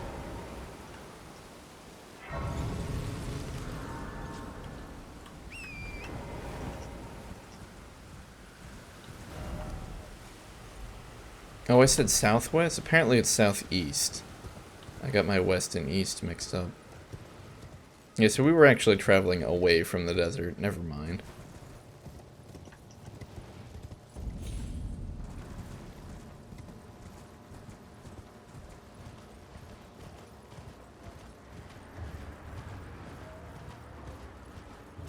Wait, why are our souls over there?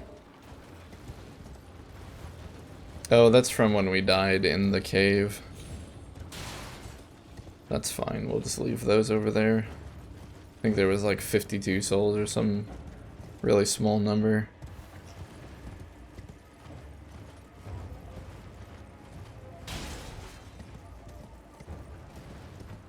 And theoretically, we could travel through the swamp in order to get on a topography that is of a lower elevation. But yeah, I don't think we're getting anywhere by doing this. Why don't we try going here to the Celia back streets?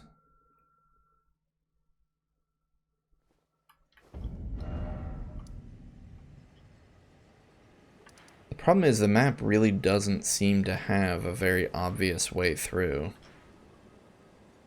Maybe here?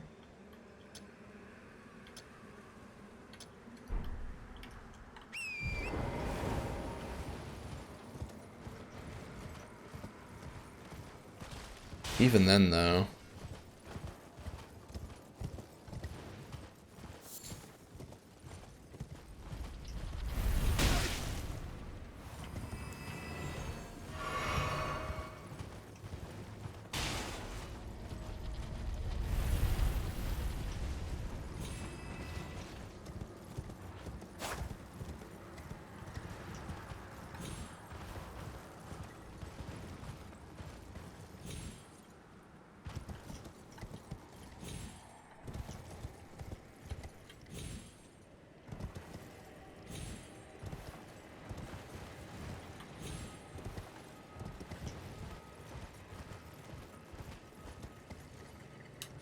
Okay, this is about where we stopped exploring when we came up here to talk to Millicent.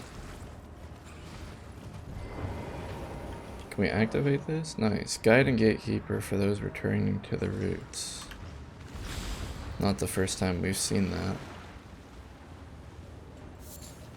Although, it doesn't really seem like a way to get down.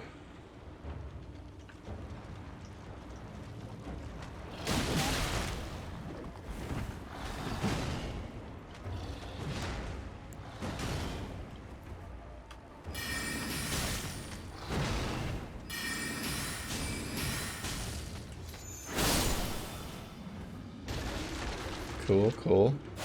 This is a lot of damage. Like, how much damage was that? Let's test it out on this guy.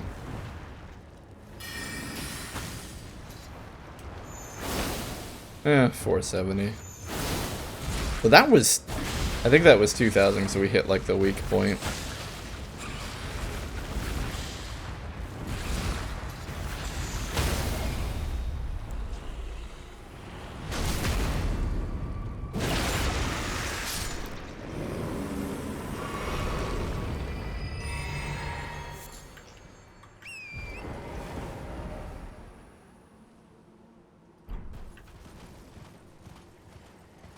Alright, let's see if the road that goes up north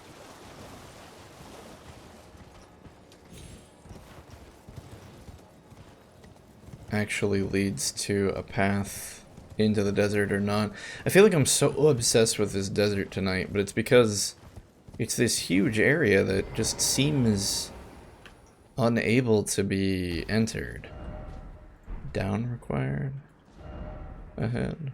Down. I don't think so. That's where we just were.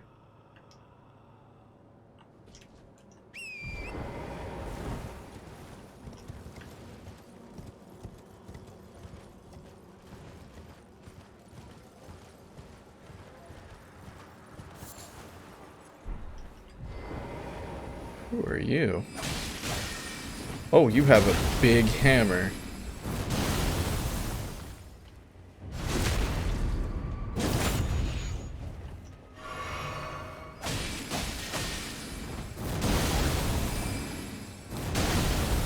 Ow.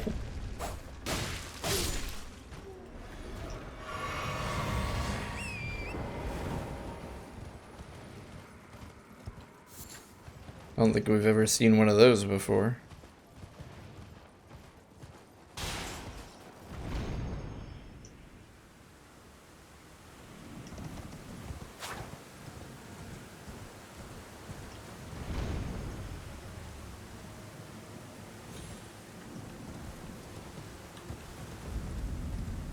Grail's Dragon Barrow again.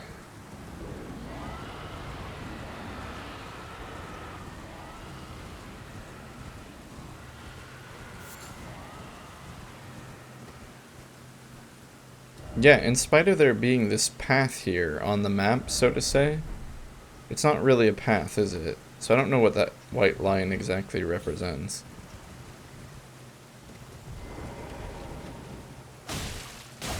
What the heck are you?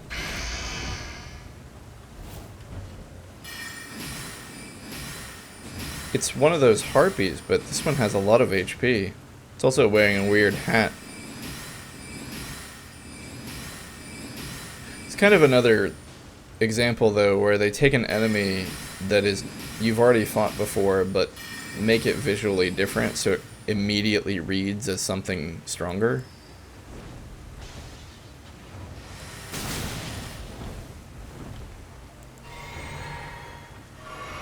It also does a ton of damage with those spells.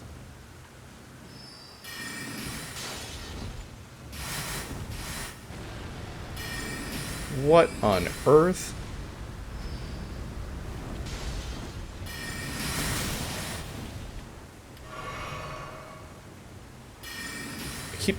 What do we keep trying to lock on over there? It's throwing me off.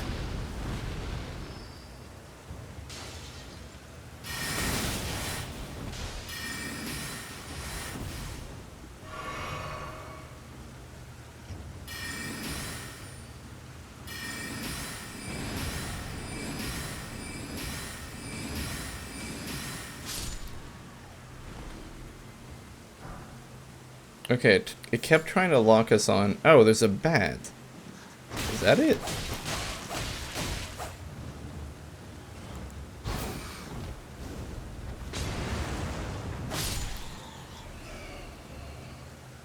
Huh.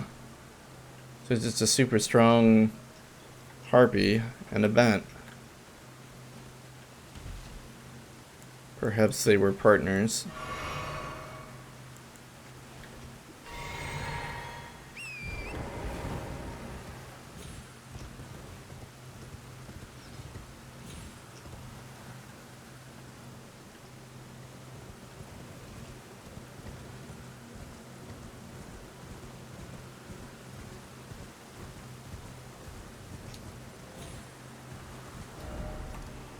We've already looked into Fort Faroth, so we don't need to go back in there.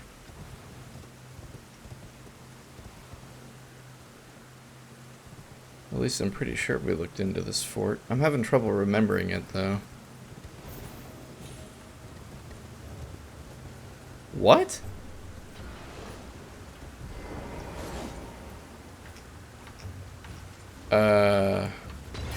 Maybe we didn't look into this fort, because I don't remember these guys.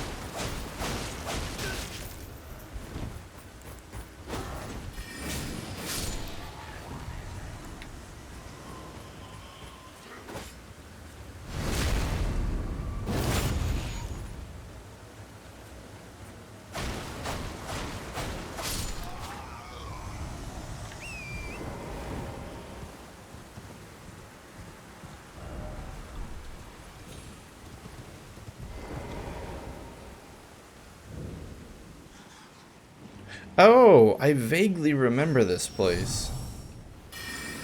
Didn't we, like, decide that we didn't want to come here because the bats were super strong?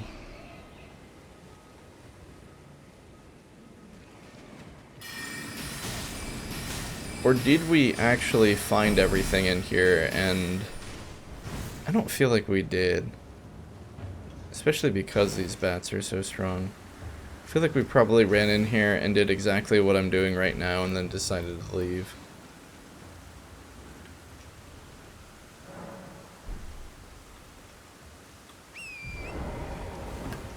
This is kind of a high-level area anyway, so maybe let's go... Let's do a quick detour back to the first step. Acquire some animal bones again. And then...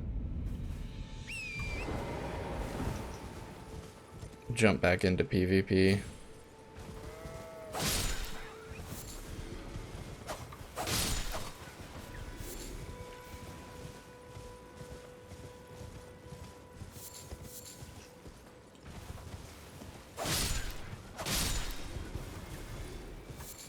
Whatever happened to Kenneth, by the way? Didn't we help him take back his fort?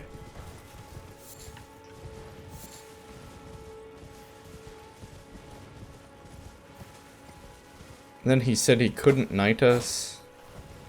He just stuck around in his fort though, didn't he?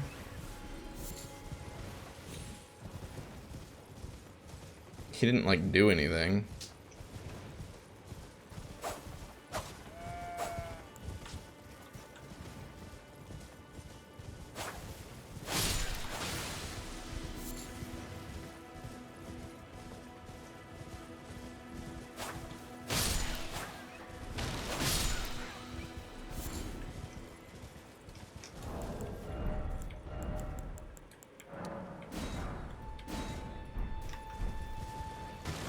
Okay, seems like we're good.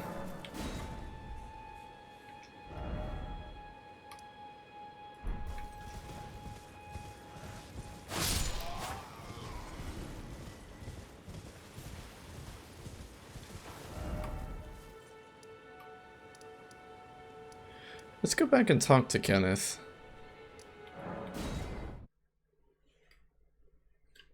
And Celia, I guess, since we're gonna drop by. Or Sella, since we're gonna drop by anyway.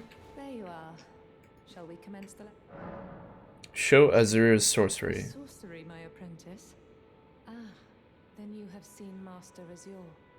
Master Azure was a founding Glintstone sorcerer. That old mummy was your teacher? A stern judge of men, but he must have seen something in you. You make us both proud. Oh, she's wearing a memory stone. My apprentice. Tell me your story. If you recall, I was exiled from the Academy of Rea Lucaria. It was for attempting to restore the primeval current of glintstone sorcery. The toothless pedantry peddled by the Carian royal family can rot for all I care. I want glintstone sorceries that open our minds, unbound by terrestrial taboos, no matter what we give in return. My apprentice, I presume nothing. Teacher and student are not bound to tread the same path. But hear me out, my apprentice. I need your help to restore the primeval current of glintstone sorcery. Perhaps this is a journey we could take together. I mean, I'm okay with that. Let's journey together. Splendid. I thank you. This pleases me. It's been far too long since I found a fellow kindred spirit. You must have a fabulous teacher. I have a favor to ask. I need your help, my apprentice. Master Lusat is another founding glintstone sorcerer. And like Master Azure, he was banished from the Academy. Now he languishes in prison somewhere. My apprentice, can you find Master Lusat? Lusat. With this glintstone key, you should be able to cross the boundary that encloses him. Cillian Steelbreaker. I need him to restore the primeval current of glintstone sorcery. He's nigh a child of the stars, such is his body now. Weird. Lead on Lusat? After his expulsion from the Academy, I heard that Master Lusat returned to his home, a place called Celia in the eastern Caelid wilds. Thinking about it, I obtained the glintstone key I gave you from a Celian sorcerer. It wouldn't be too much of a leap to suppose he's still cooped up nearby. So he's over there in the story, or the city. I heard that Master Lusat returned to his Oh, she's just saying the same thing. Alright.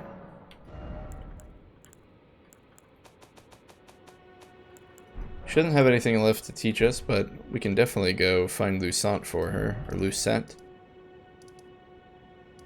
Oh, we were leaving Celia, and now we're going right back in.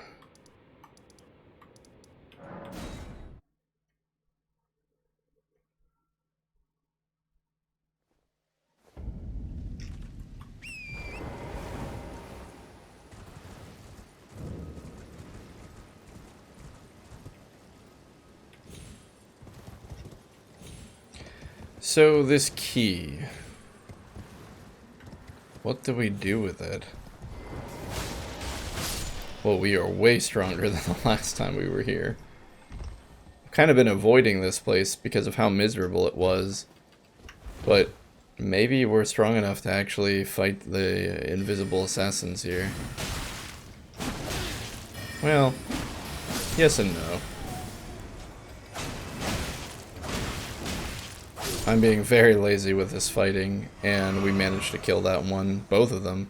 So yeah, I'd say we're fine. How did we miss this? Oh, the Spelldrake Talisman +1. Greatly boosts magic negation, damage negation. The ancient dragons who ruled in the prehistoric era before the Erd Tree would protect their lord. Oh, just the same description. We're going to read the description of the key that Sella just gave us. Received from the sorceress Sellen, capable of breaking the seal that keeps Master Lusat confined. Celia, throne of sorcery, can be found in Caelid. This key was said to have been found in the possession of a Celian sorcerer.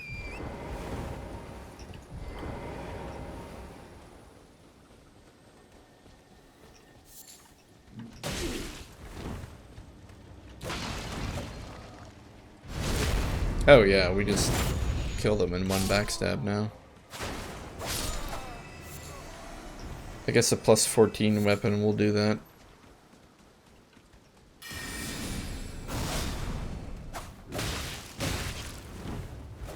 We're still mortal though. Oh boy.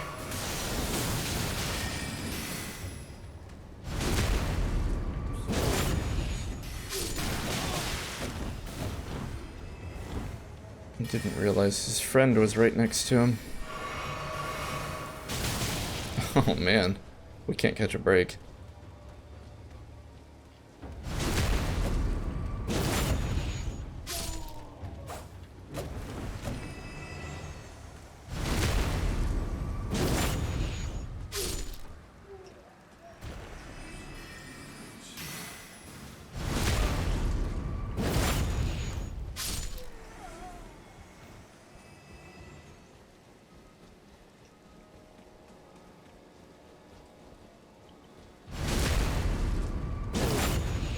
But to my knowledge, we opened up all of the doors here in Celia. Which door did we miss?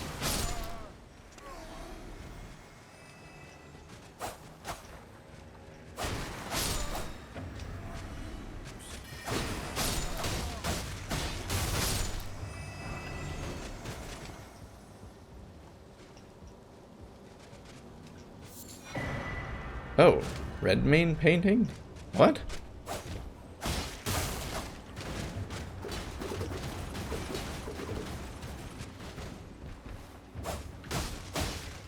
Hold up, I think we've seen that very location. It's in the desert. I think anyway, I could be wrong. Work of a wandering artist. Oh, what now? Can you let it? We're trying to appreciate some art.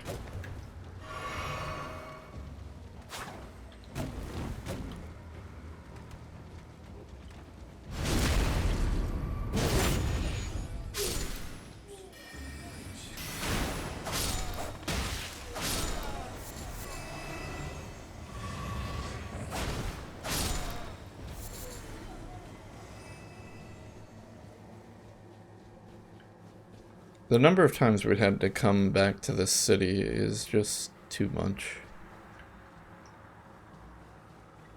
I mean, it's not actually too much, but I would have been happy never having to come back here.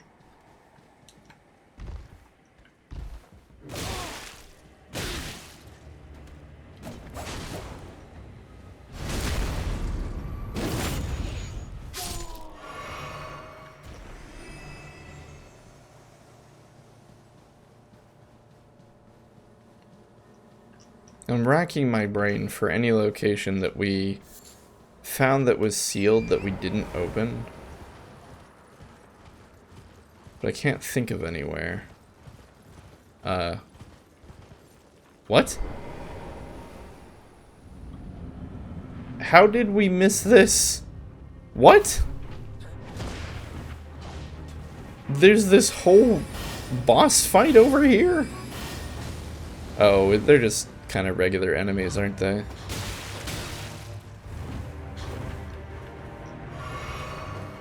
Wait, Nox?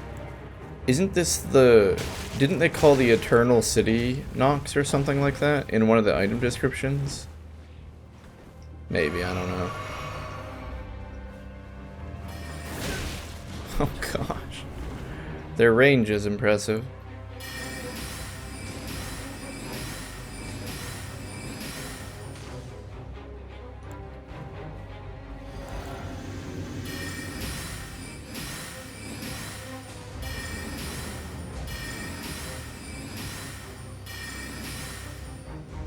But yeah, these kind of seem like normal enemies that they turned into a boss fight. Sort of like the two centipede things.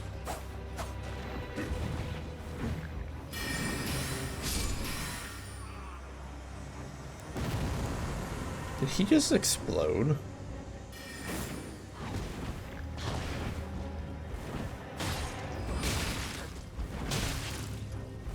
You're nimble.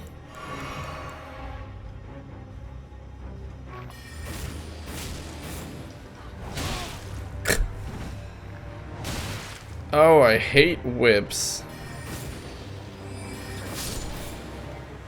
I think she was going in for the kill.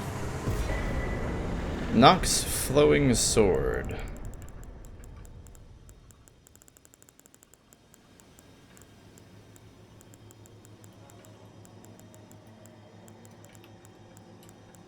Oh, we never read Rogier's weapon. Rogier's rapier, piercing sword of superior quality, featuring intricate ornamentation. Signature weapon of the sorcerer Rogier. High dexterity is required to wield the blade to its full potential, but mastery is a sight to behold, characterized by a flowing style which excels at successive attacks. We have that requisite dex, but we're still not going to use it.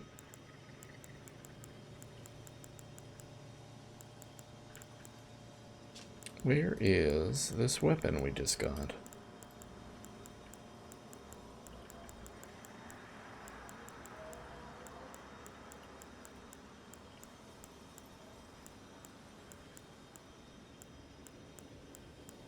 There it is. A grim weapon wielded by swordsmen of the Eternal City. Hey, we were right. This shotelle has a blade as fine as a needle. Forged from the liquid metal of the silver tier, it is thoroughly tempered until hardened. It has a unique skill, temporarily transforms the armament into its liquid form and swing like a whip. That would explain how they were able to do that.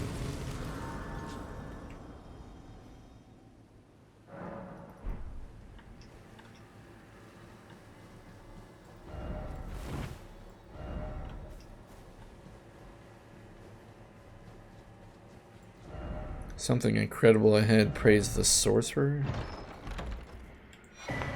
Lusat's... Hey! Lusat's glintstone staff. Lusat is the guy we're after. Wow, we can't even equip it. We don't have enough int. Staff of the primeval glintstone sorcerer Lusat. Only those who have glimpsed what lies beyond the wisdom of stone may wield it. Enhances the power of all sorceries, but consumes additional FP. Kind of funny that we found Lusat's staff, but not Lusat.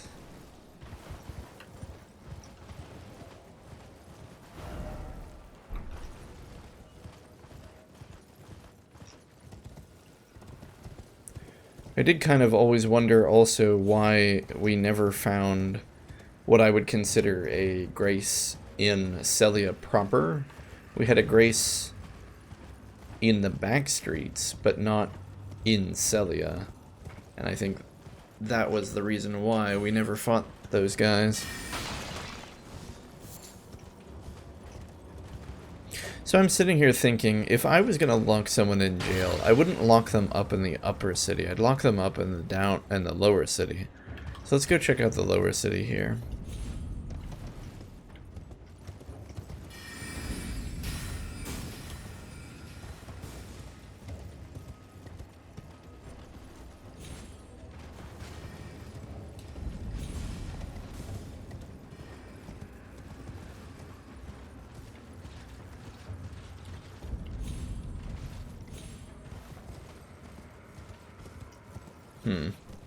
I didn't see anything down there.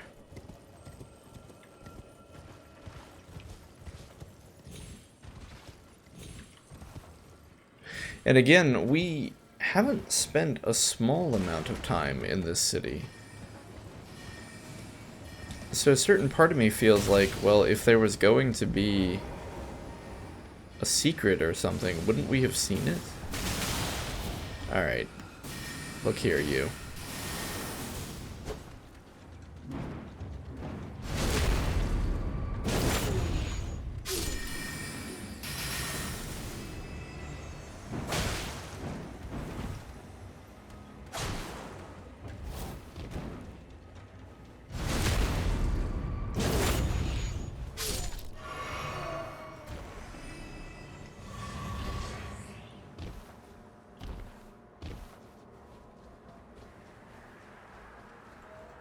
Like, none of these doors can open, right?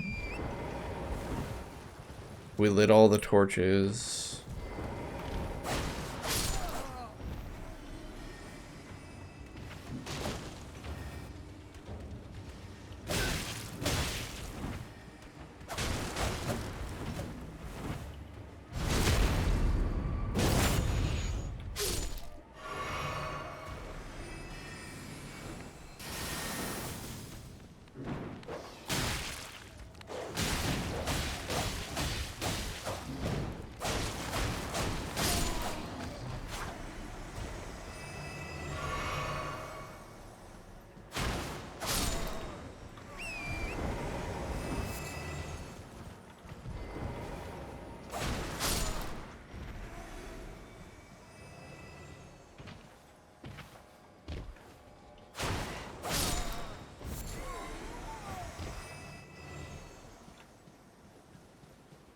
It said that the key was Celian, and that the woman got the key from a Celian sorcerer.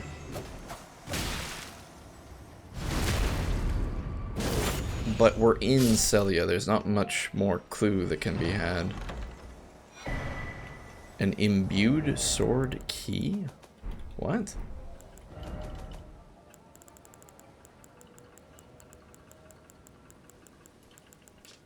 Stone key shaped like a sword, special item imbued with rich blue magic. Breaks the seal on the imp statues guarding the sending gates enshrined in each belfry, but remains embedded in the statue after use, meaning it can only be used once. In the belfry? What does that mean?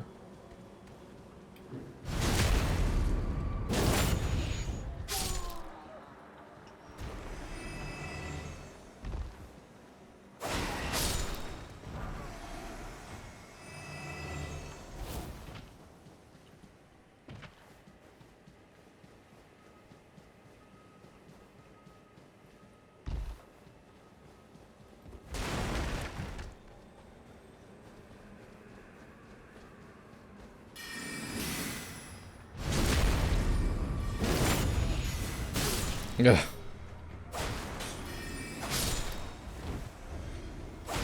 Even though they're tiny wizards, they're still threatening with their constant harassment.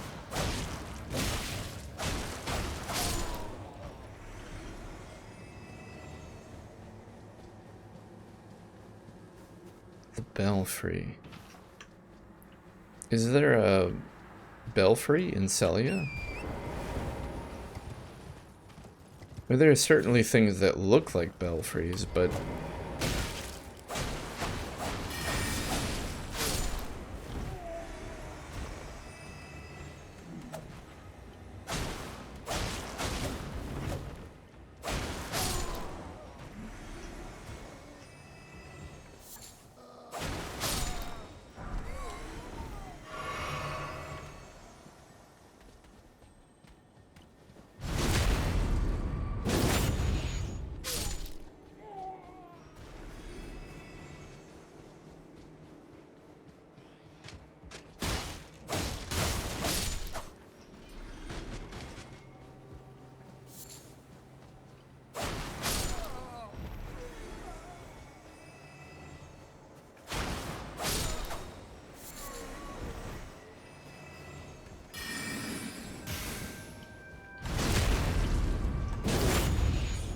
I feel like maybe if we manage to kill literally every enemy in this area, we can comb it from top to bottom without being harassed.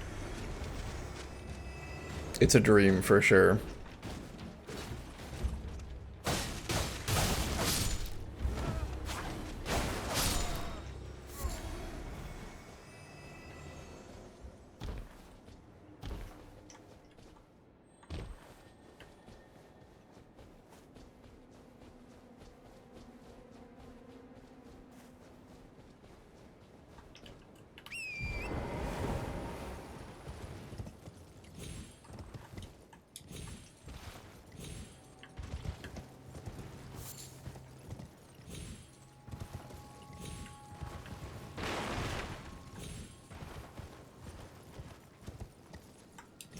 This thing kind of looks like a belfry, but I think we even managed to make it on top once and there wasn't anything up there.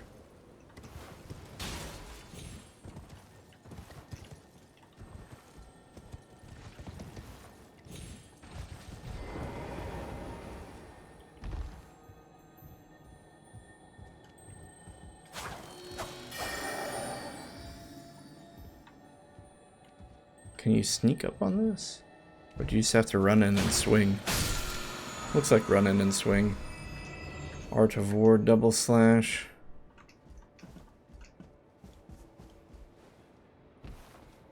The city seems so quiet when we're not constantly being attacked. So what do we know? We know that we found Lucette's staff. We found it guarded by 2 Noxians, of all things.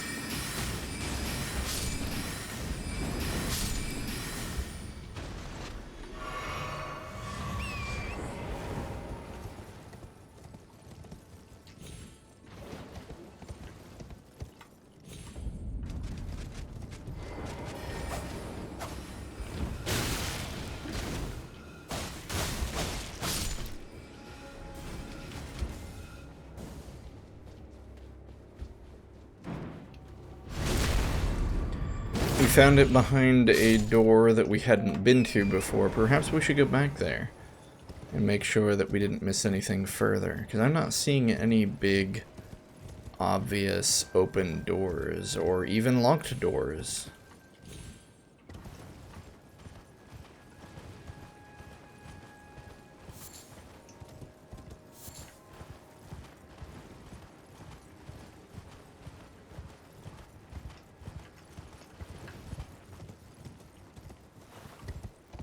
Well, there's just this.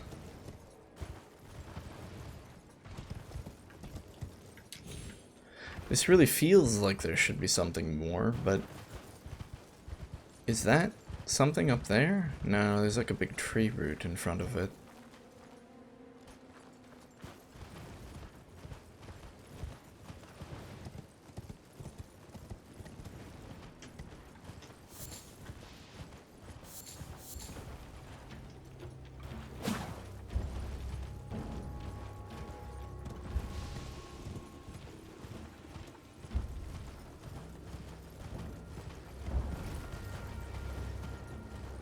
Funnily enough, I think we did manage to kill most of the assassins in the city. There's really not much left.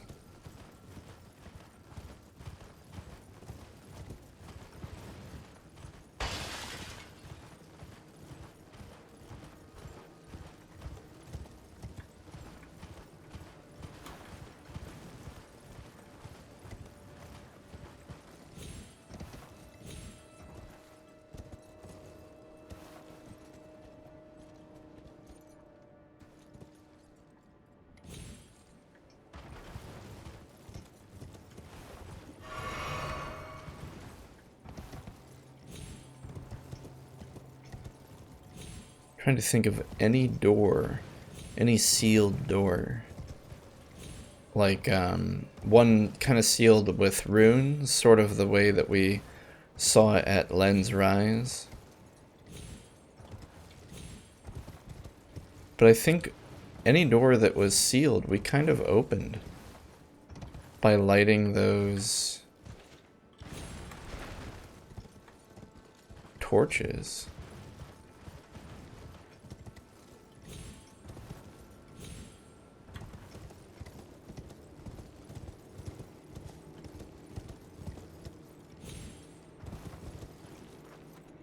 Alright, let's take a look at this key again.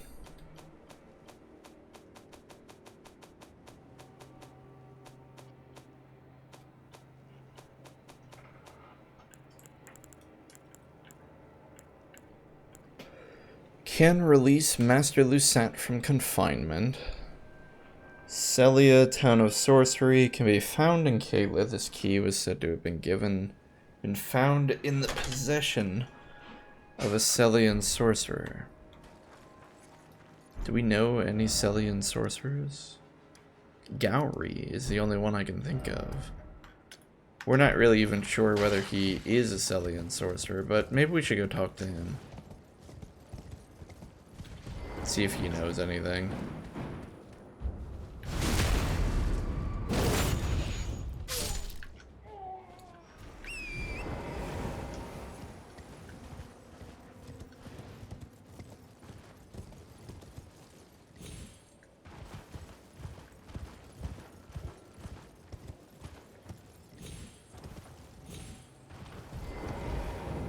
Oh, he's not here.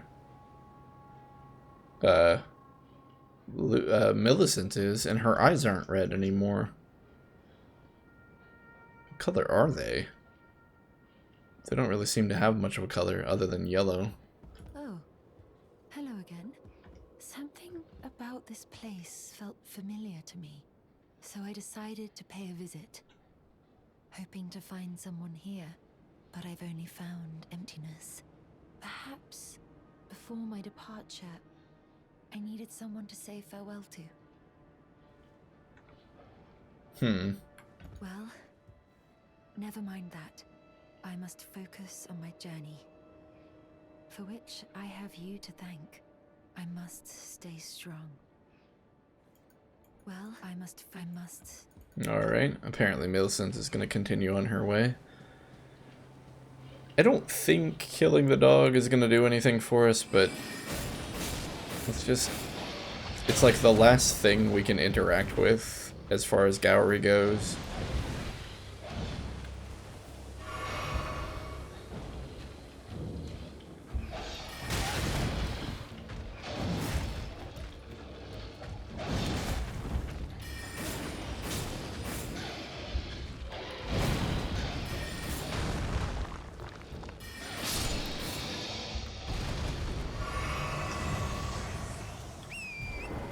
Yeah, there's nothing that we get from that.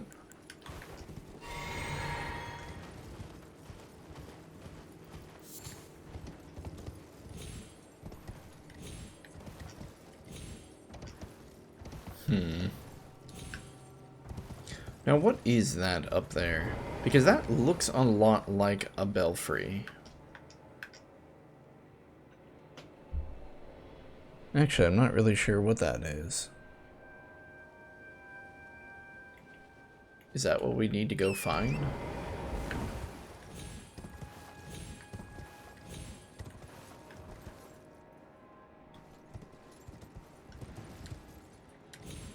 We've been up here before,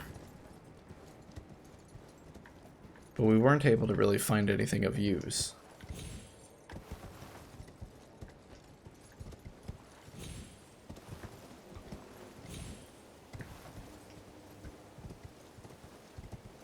Getting down is a bit of trouble as well.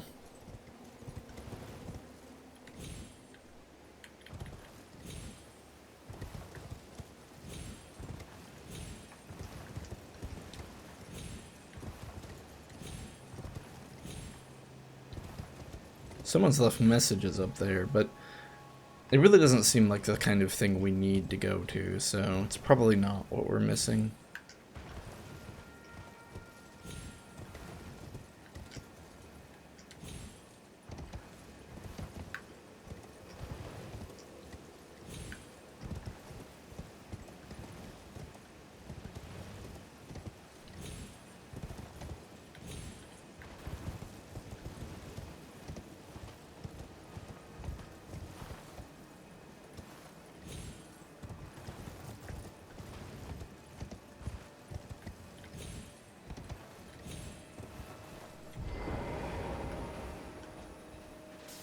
Oops.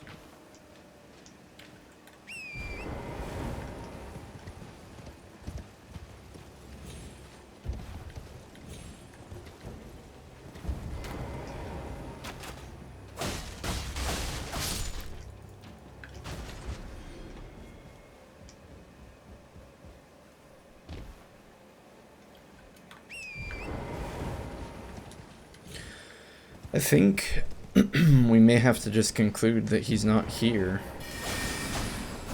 We can keep looking, but what are we really thinking we're going to find?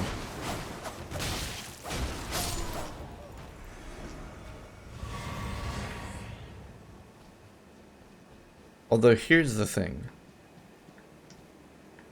I feel like I hear a magic humming, but I don't know from what.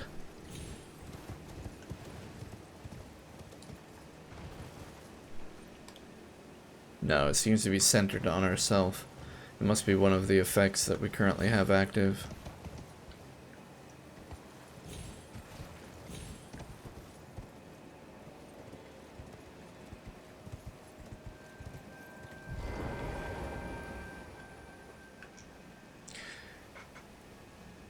Let's read the description of the staff again.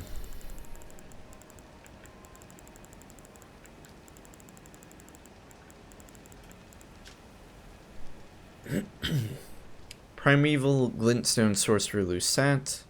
Only those who have glimpsed what lies beyond wisdom. That doesn't help us. So, Lusat's staff was being guarded by Noxian sorcerers, aka sorcerers belonging to the city below everything. Do you suppose maybe he's down below in Sulfuria? Because I think that's the only lead we have.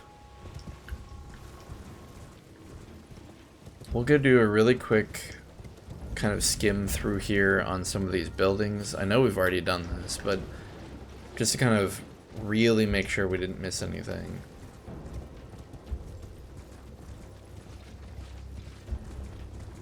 Yeah, I don't see anything, so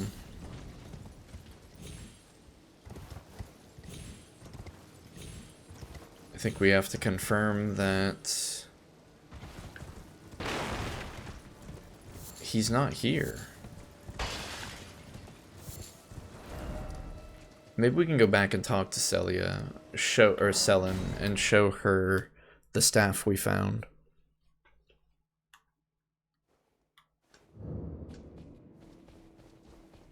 There you are, my apprentice. Shall we commence the... After his expulsion from the academy, a place called Celia. Thinking about it, it wouldn't be too much of a leap. She seems to really think he's there. And she said nearby. Cooped up nearby. Are there any other locations we can go to surrounding Celia?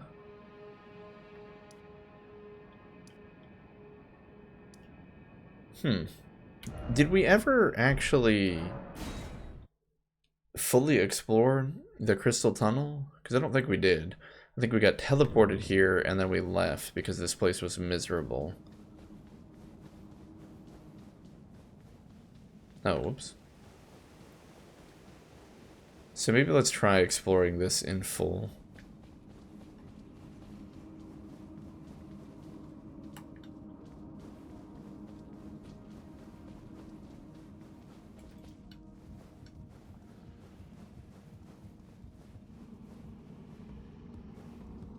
And while we're here, we'll just invade for fun again.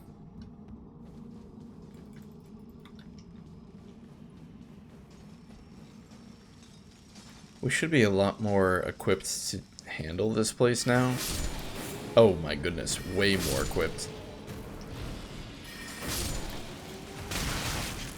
Yeah, those guys aren't one-shotting us anymore.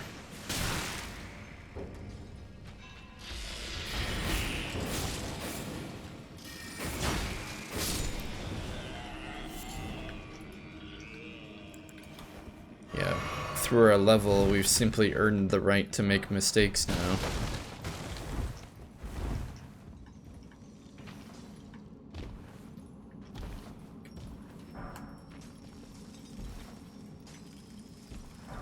Smithing Zone 5s, don't we need those? It's pretty good.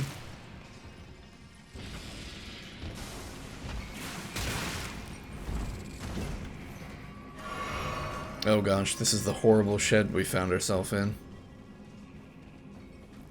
Which means that bug is up there.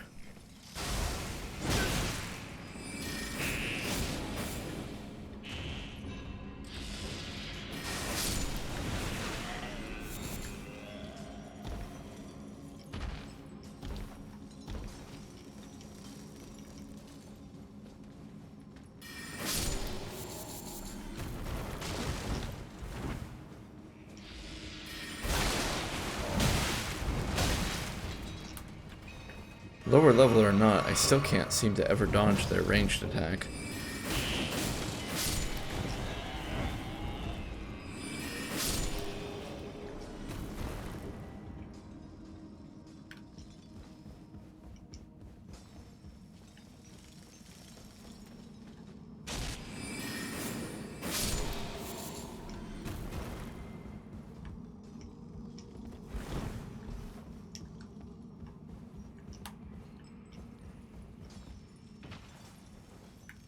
kind of does help put things in perspective, though.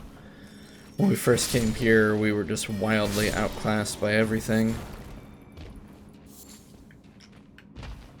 We're not playing this better, we just happen to have a stronger character.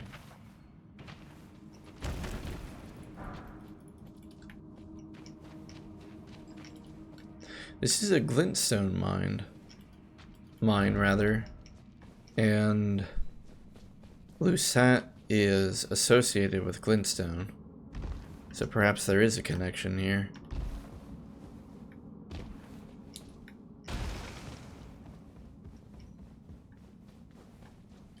I still hear a miner somewhere, but I can't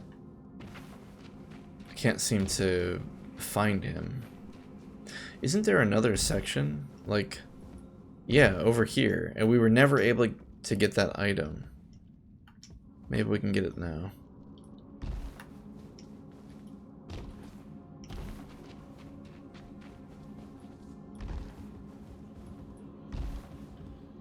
How do we do this?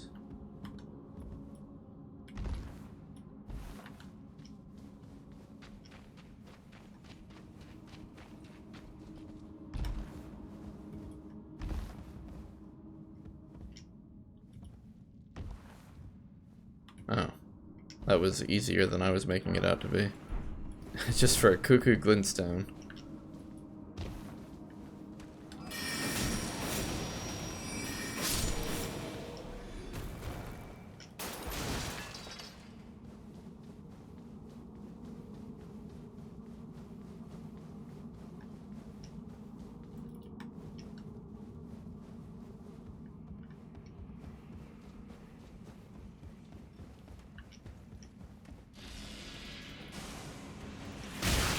How?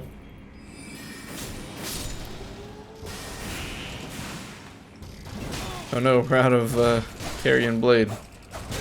It's probably fine. Maybe. Maybe.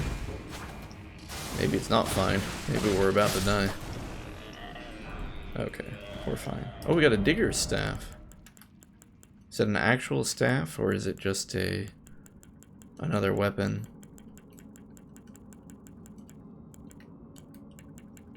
No, it is a staff. Staff of a sorcerer miner who extracts glintstone from crystal tunnels. The staff itself is used to mine, and the ferrule is also embedded with a glintstone. Boosts the power of stone digger sorceries. I don't really know what a stone digger sorcery is.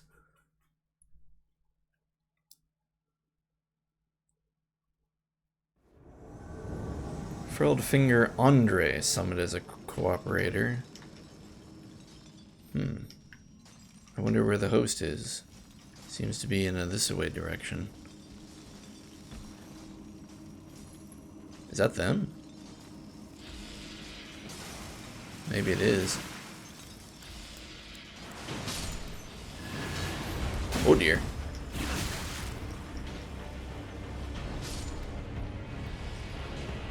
These people look like they're ready to kick butt. So does this mean it's like 3-on-1? 'Cause that's what it seems like. All we have to do is kill the host though. Right? I think so. Oh no. We've been pinned. Did we just get teabagged by a guy who was fighting 3-on-1? I think we did. Oh well.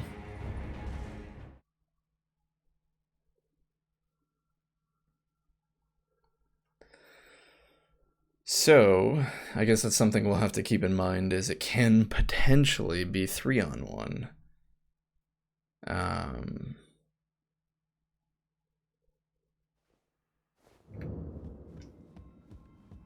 Wait a minute, we came back here.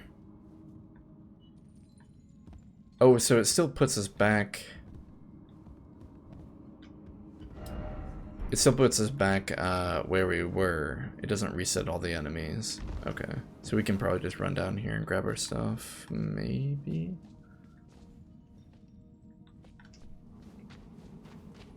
Yeah.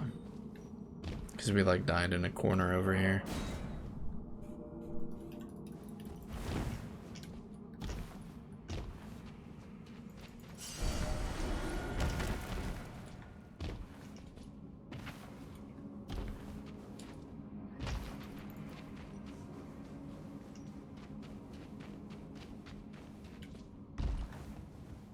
So as long as we can make it back to our souls or runes, it doesn't really matter if we die. The progress we've made in the area will still remain consistent.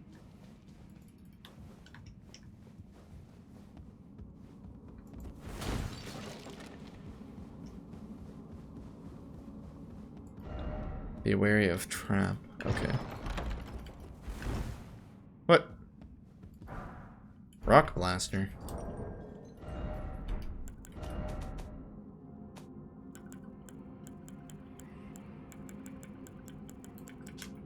One of the glintstone sorceries of the Academy of Rhea Lucaria. Interesting. Imbues the ferrule of the caster's staff with magic, then thrusts it into the ground to create a massive magical shockwave. Hold to continue moving without striking the ground, and then push the end of the staff into enemies. An enhanced version of the glintstone miner's stone digger sorcery. So apparently that is a stone digger sorcery.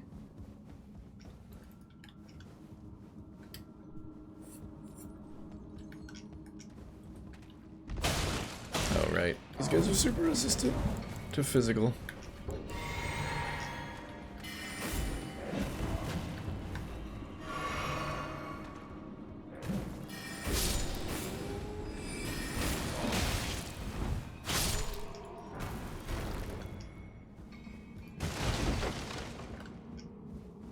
It's funny because I remember when we were scrambling through here the first time, and this whole place was so confusing, but we're actually kind of familiar with it because of all that scrambling that we did. Like, the boss is over here to our left, isn't it? And isn't there like an ambush right here? Yeah.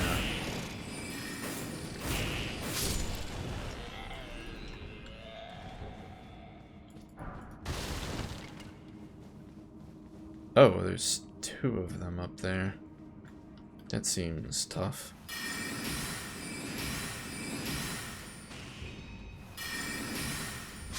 That one didn't try to dodge, though. Usually they try to get out of the way. Wonder if these ones use different AI.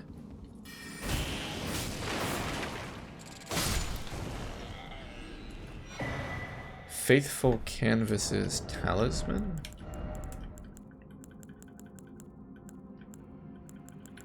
Talisman bearing an icon that depicts a group of masked figures raises potency of incantations. The figures represent the flock at prayer, their firm belief in the intangible, inspiring even the solitary founder of their religion. What is faith if not affirmation? Could this be item? Don't think.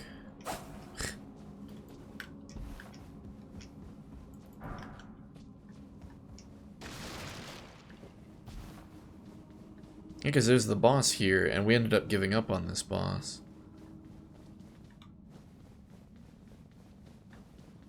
But we should be more than capable of taking it out now. Famous last words, right?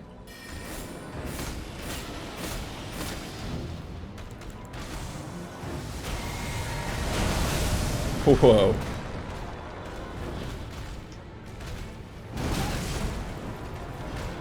We fought something similar to this one, but yeah. I was gonna say, we fought something similar to this one, but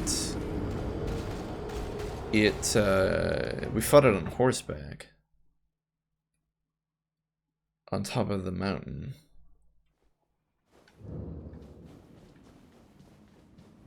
At least the run to the boss should be fairly straightforward. We're familiar with it.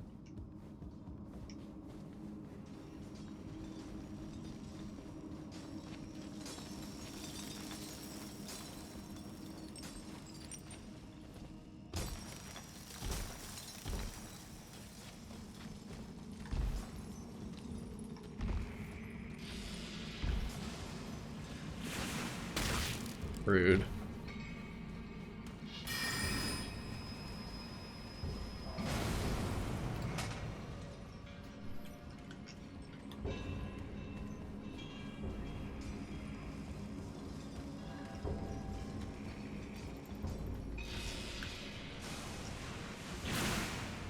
Yeah, I remember we had to be really careful of that happening the first time we were here because those shots really had the potential to one-shot kill us.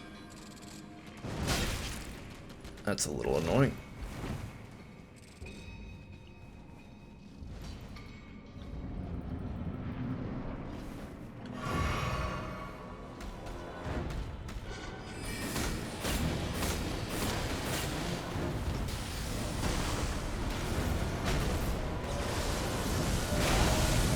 Okay. This is the attack we're the most afraid of, when he opens up those pincers.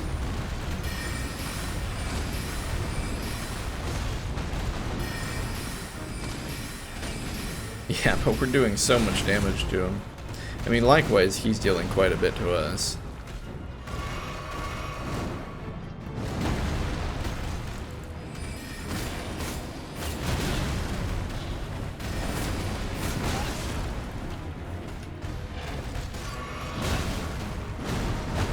We're kind of trying to meatball our way through this, since we're not really trying to dodge very much.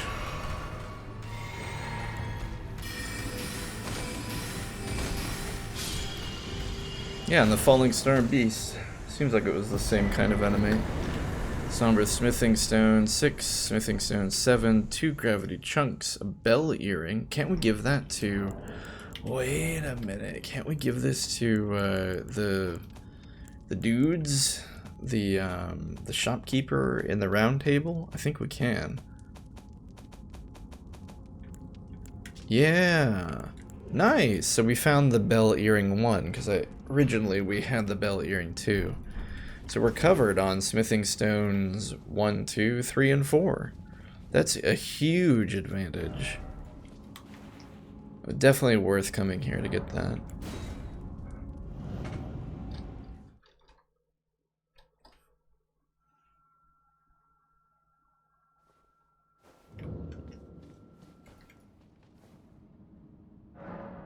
And thanks to the boss EXP, we even have enough to level up. We're really starting to shoot for that 50, 60, 70 range with int. I think 72 was the limit for what we needed.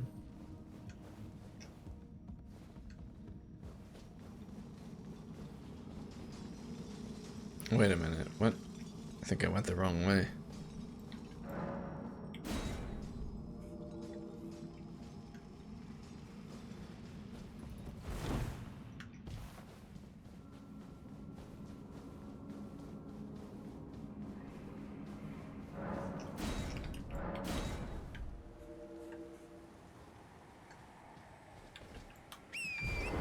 Well, we didn't find Lucette.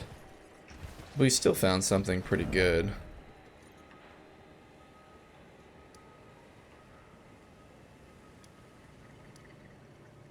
Street of Sages Ruin.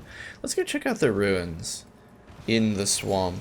Like, the first couple times we were in the swamp, we kind of, like, didn't really do much in it. We ran through it several times, fought O'Brien, and then left.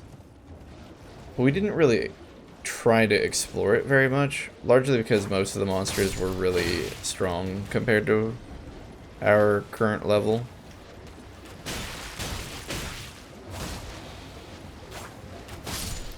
But we're better equipped now to be able to handle it.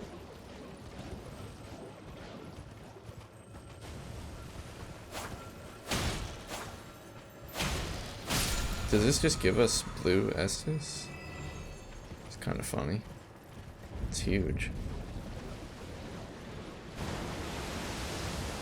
So we have these geysers, nothing fantastic. Celia Understair, Heart of Aeonia. Nomadic merchant, yeah. Let's just go to number, what number is this, 4?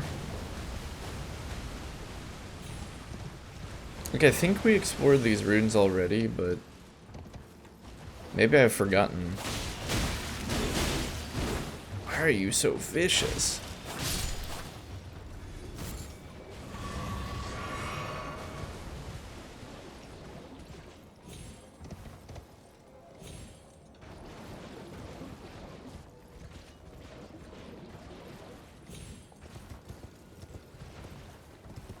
You know, one problem though is if we invade in the swamp, we're not going to be able to ride the horse through it.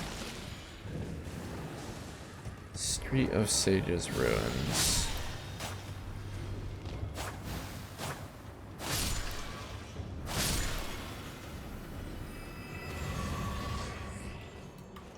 Oh, we're invading.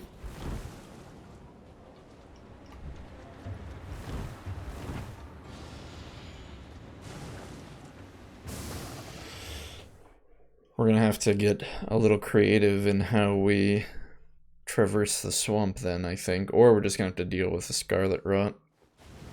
One or the other.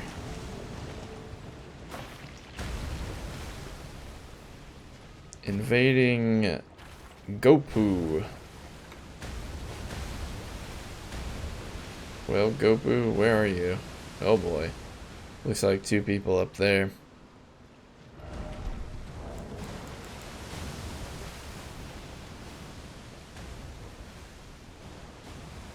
So this is the part where we run. Since it's 2-on-1, we'll want to wait for another human invader to help us.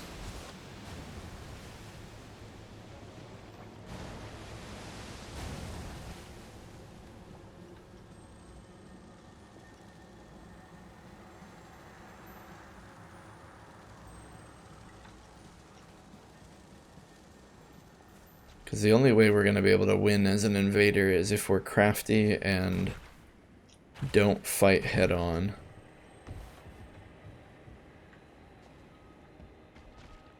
Looks like they're both over there.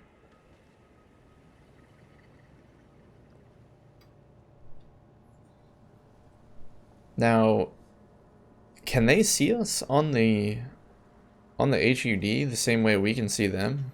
I would assume not.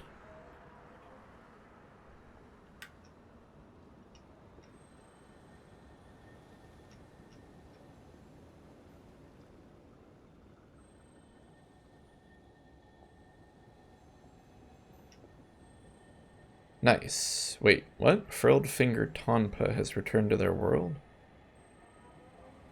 So now it's 1-on-1? I wonder if that's a ruse, though. Like, if this is a friend of this person, which it might not be, it might just be a random person, but if this was a friend, like, a connection error, return to your world. Oh, that's lame. Cowards? They want to fight 2-on-1, but they won't do,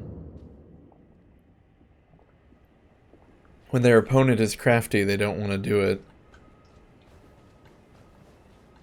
Oh, well.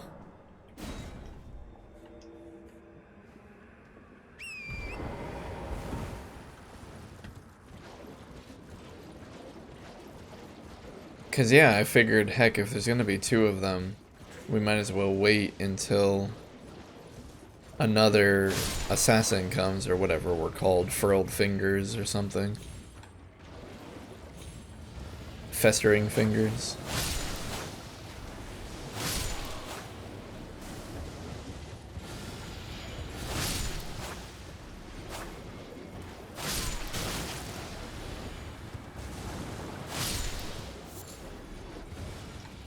Toxic Mushroom.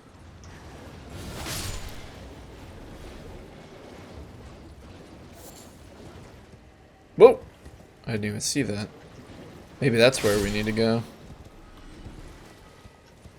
Unless we've been down here before and I just don't remember. No? Treasure chest looks full. Why is there a blood stain down here? Rock Sling. Looks like a gravity spell. One of the glintstone sorceries that manipulates gravitational forces, pulls clumps of rock from the earth to send them flying. A gravitational technique studied by the young Radahn? Radahn was a sorcerer? I thought he was a general. His master was an alabaster lord with skin of stone. Huh. Well, that's nifty. Alright, we'll hit one of these days.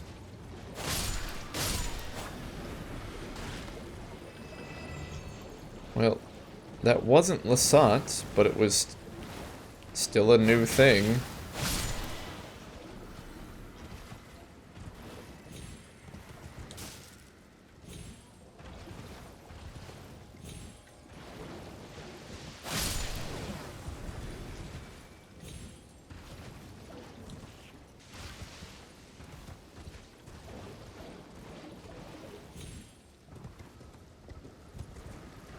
I don't see anything else we missed, so I'm gonna assume we're good to move on.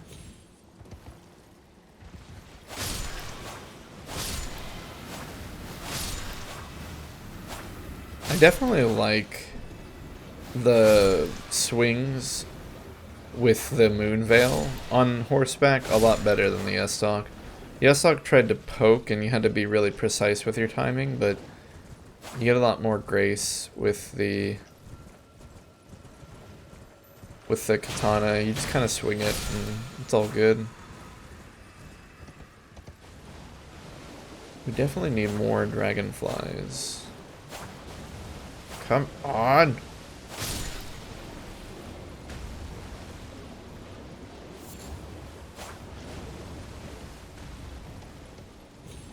Kind of forgot we can double jump. Oh my gosh, even double jumping, we can't get up high enough.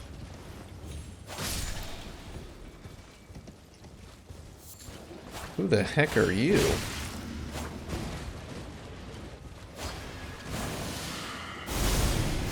Whoa, dude.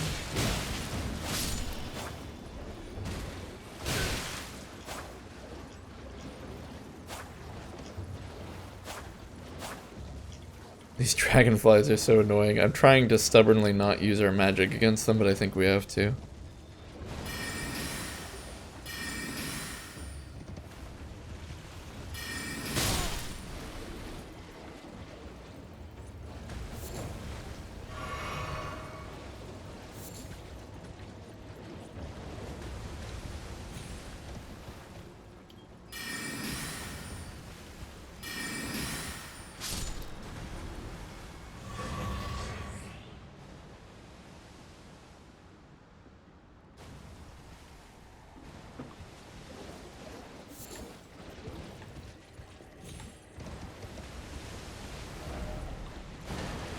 Alright, we've seen the street, Sage Ruins. What about this area? Let's get rid of these extra markers. Okay.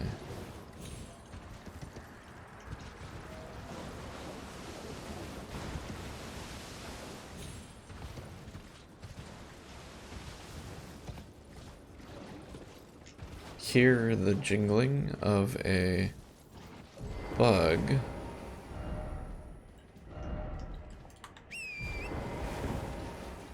I don't really see it though.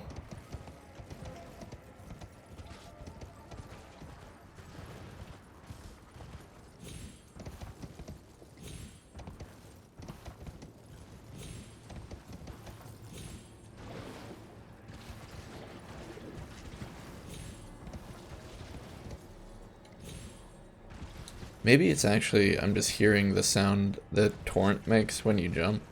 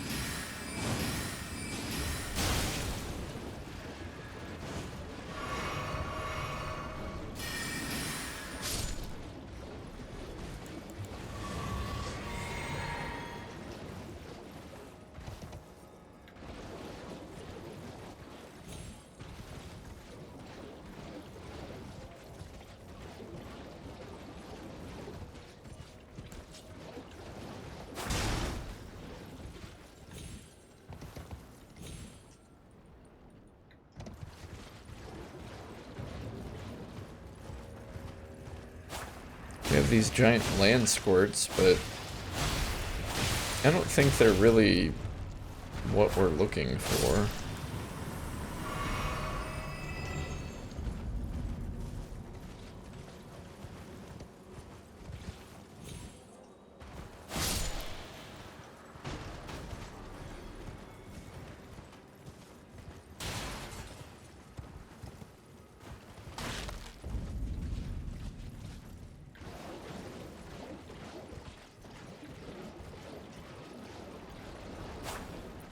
It looks like we proc to bleed on these things, though, which is kind of neat.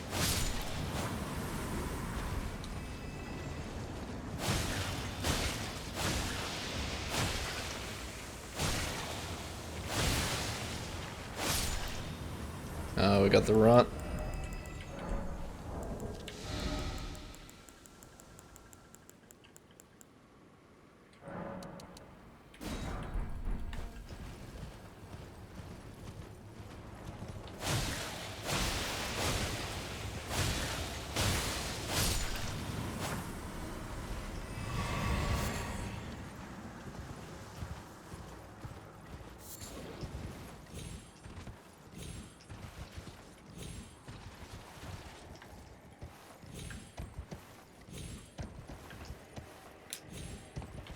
Oh no, I'm losing control.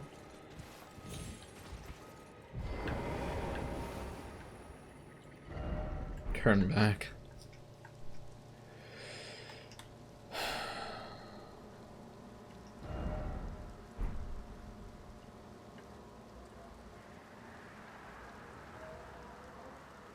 Yeah, I just don't see anything that I feel like we're missing.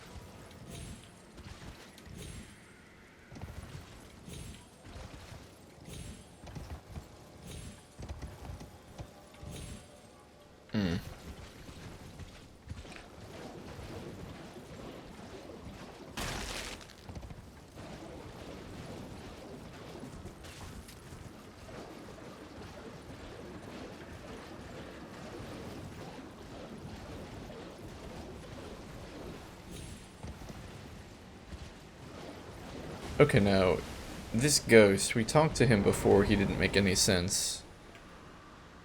Let me see it if only one last time. Your splendid blade dancing among the scarlet rot.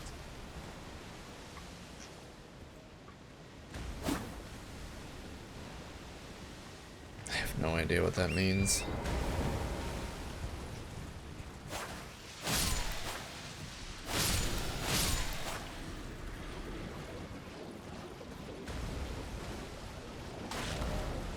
This is just going to take us back to the ruins that we already looked into.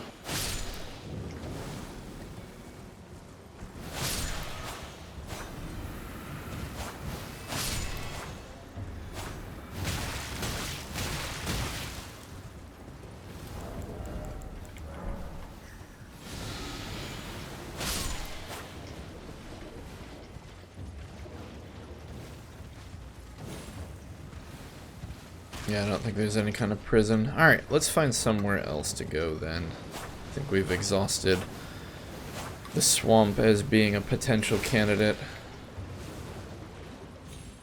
We found a spell that we missed, which was nice, but I don't think we need to look any longer.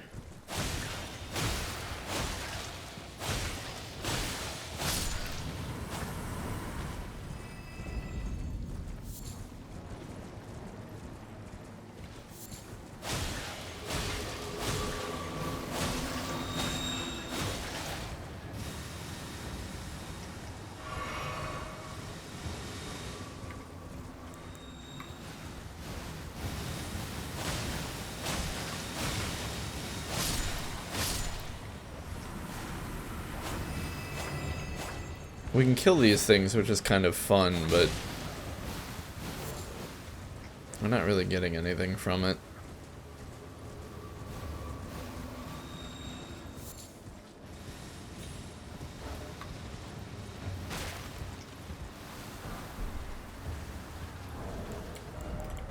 So does this mean, though, that...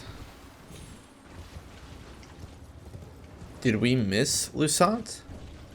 Is there still a place that we need to look closer for him?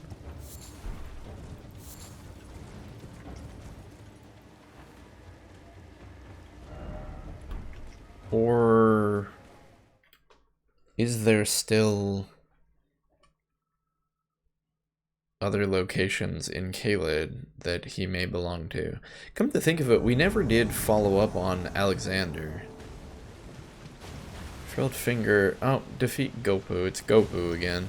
Gopu's not gonna like it when we choose not to immediately fight him, is he?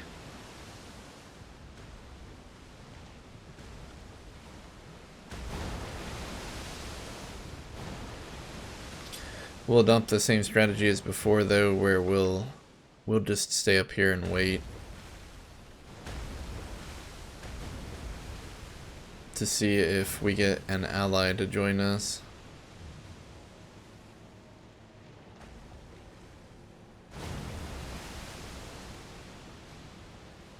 They've picked an interesting battlefield, though, the open field. It's a good place. You couldn't really get assassinated up there. We lost sight of them, though, and I don't like that. Oh, there's one. Hunter Ailston? Is that another person that I'm gonna have to fight?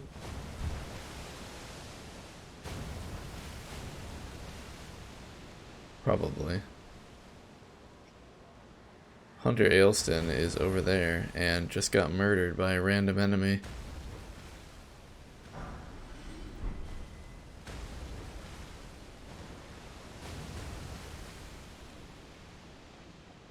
Surely they see us. I mean, we're bright red. It's probably why they're over there.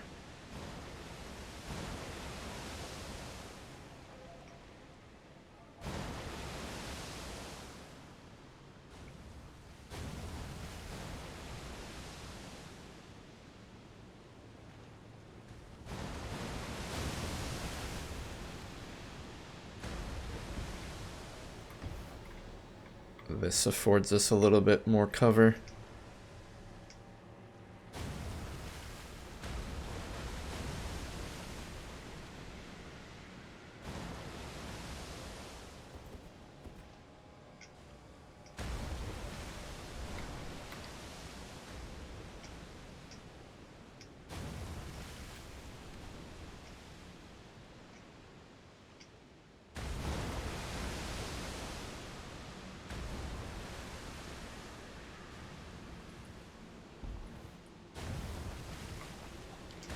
Okay, they seem to still be over there.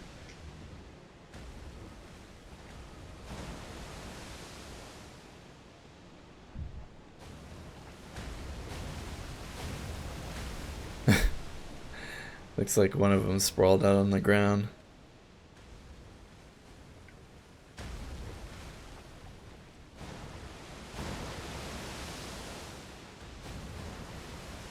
The other one may be making rounds. Nope. Yeah, well, maybe he is kind of looking for us.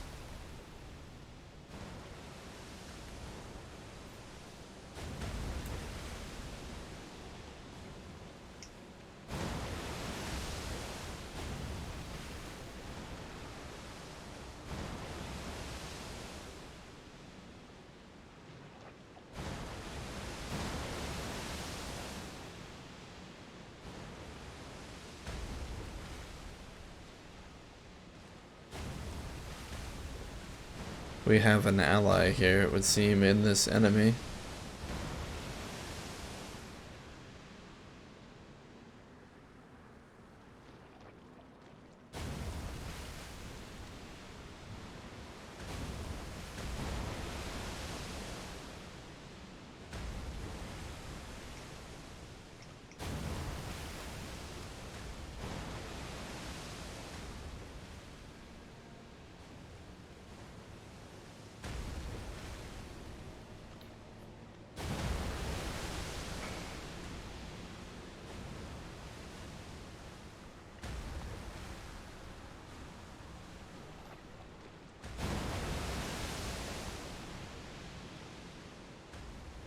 It doesn't really surprise me very much that there aren't that many other invaders in this area this late at night.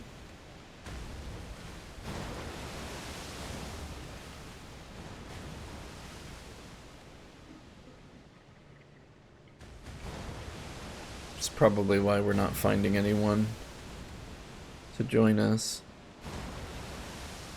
It's also possible... is it possible that there can't be another person who joins? Oh, here we go. Wait, Frill the Finger Tonpa has returned to their world. Alright, well. Hunter... but a hunter came. That's annoying. So the moment it was gonna be one-on-one, another hunter popped up. We don't even know where they are.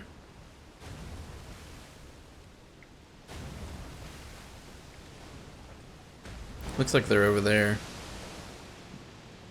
Dying to scarlet rot.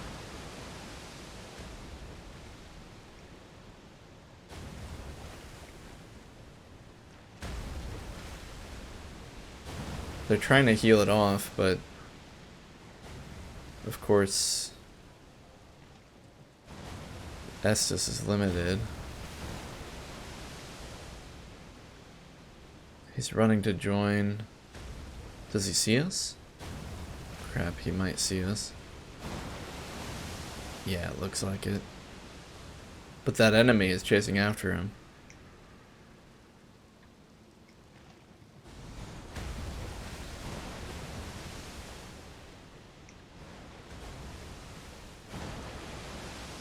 He's fighting the neutral mob. Probably would have been a good time to go over there and try to fight as well, but we were too far away. They're still fighting. Maybe we can get closer.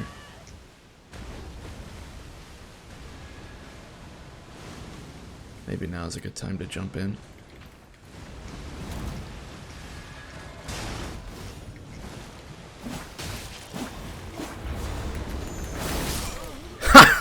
Yes! Oh my goodness, did we do it? Was that it? That's amazing. I can't believe we did it.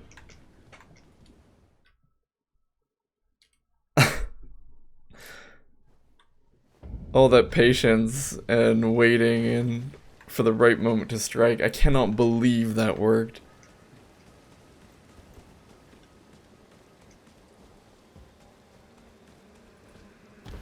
Wow. Okay, well, let it not be said that we have never won a fight. It may have been cowardly and underhanded the way we won, but then again, so is fighting 2-on-1.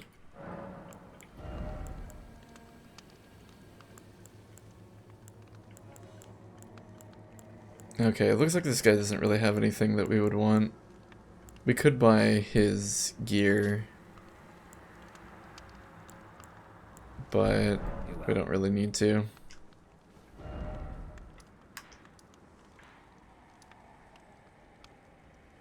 I feel like there must be something in this southern part that we can explore that we missed. There's like no graces down here. Surely we missed something.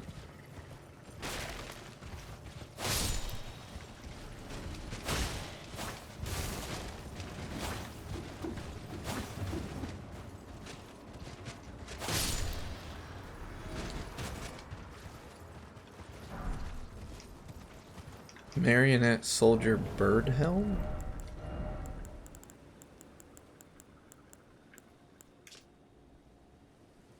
Crafted to serve the sorcerers. Huh. Metal helm formed in the likeness of a face by a bird worn by avionette soldiers. So the ones on the ground are called marionettes and the ones in the air are called avionettes.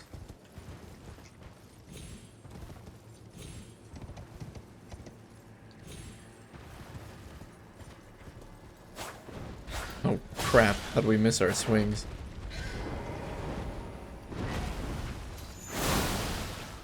That does so much damage. Like, holy crap.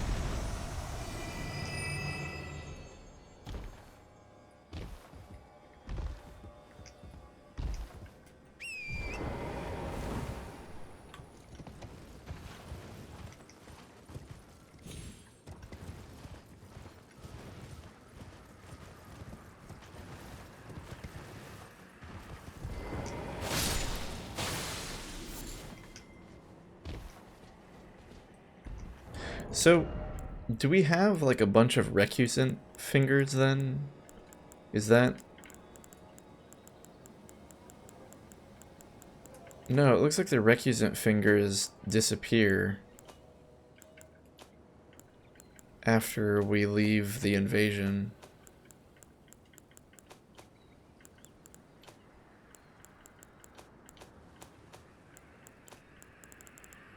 Yeah, I'm not seeing anything like them. So I don't know what we're supposed to do with that guy in the round table. Like, I assumed he was a guy who would be happy if we invaded people, but it doesn't seem to be the case.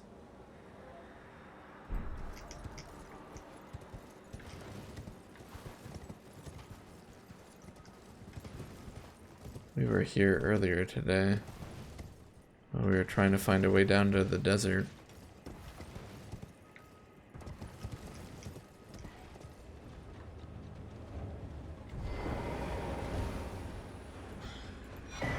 Windy crystal tier. That's interesting. Ow. Getting pecked hurts so much.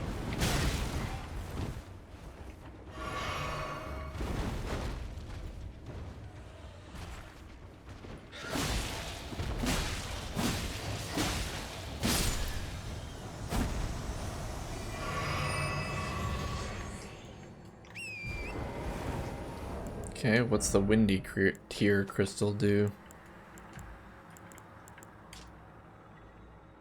Resulting concoction increases the effectiveness of dodge rolls.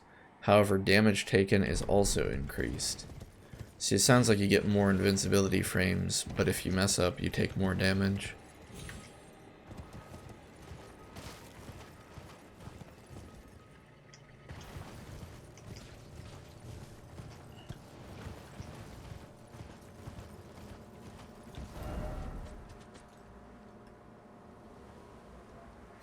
A thought occurs to me.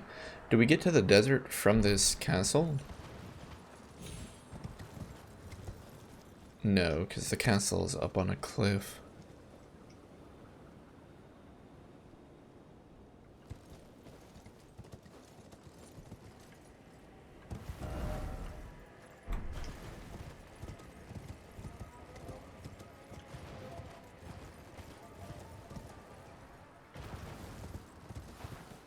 So many dogs.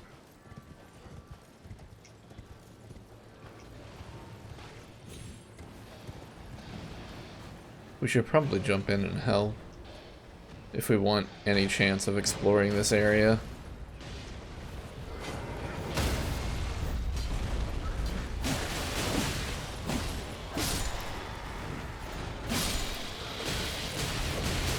Whoa, whoa, dude.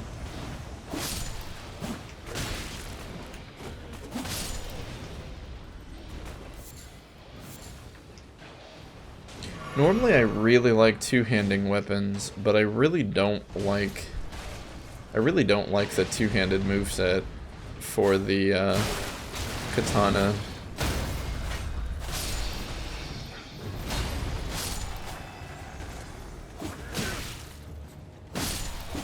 Like, I don't like the way it swings. I like the wider swings of the one-handed.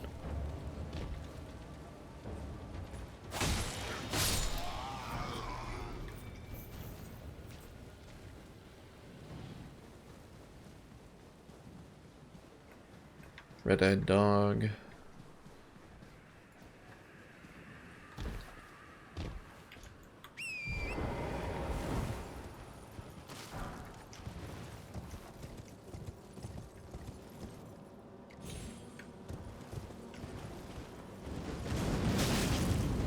Flaming Spear Horseman?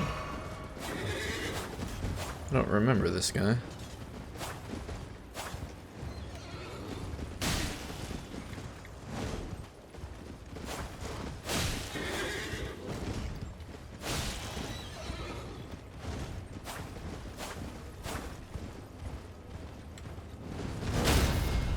Got him.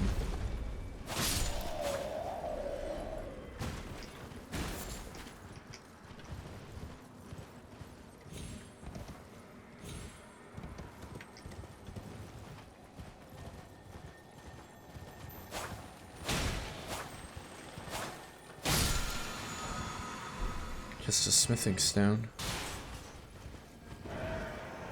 What was that? Oh, a bird.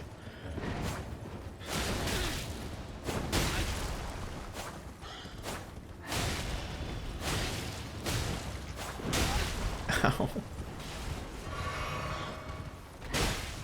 Angry bird.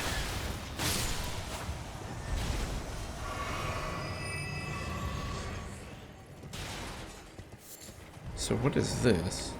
Oh, we can just open it.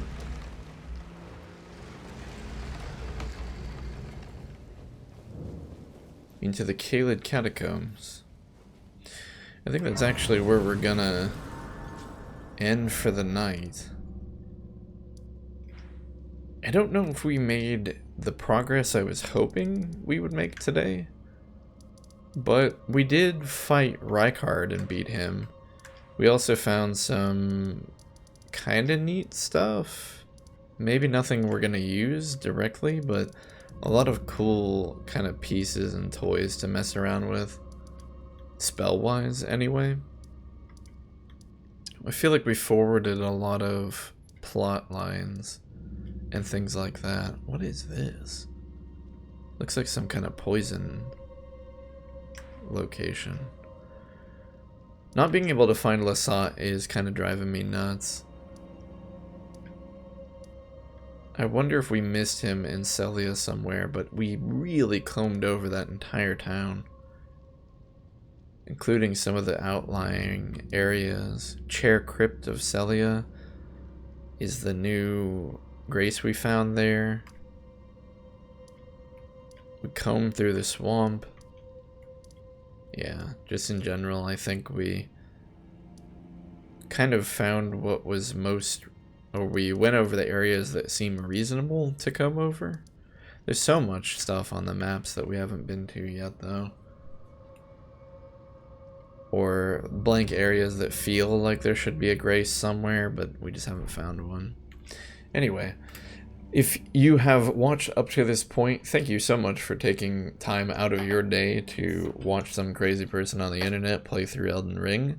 If you're watching on YouTube and you want to hang live with me, feel free to check me out at Twitch Chezni on Twitch. Otherwise, if you're watching this on Twitch, feel free to see the video archive of all my streams on YouTube under Chezni 2004. Regardless, thank you for watching, have a great day, and I'll see you in the next one.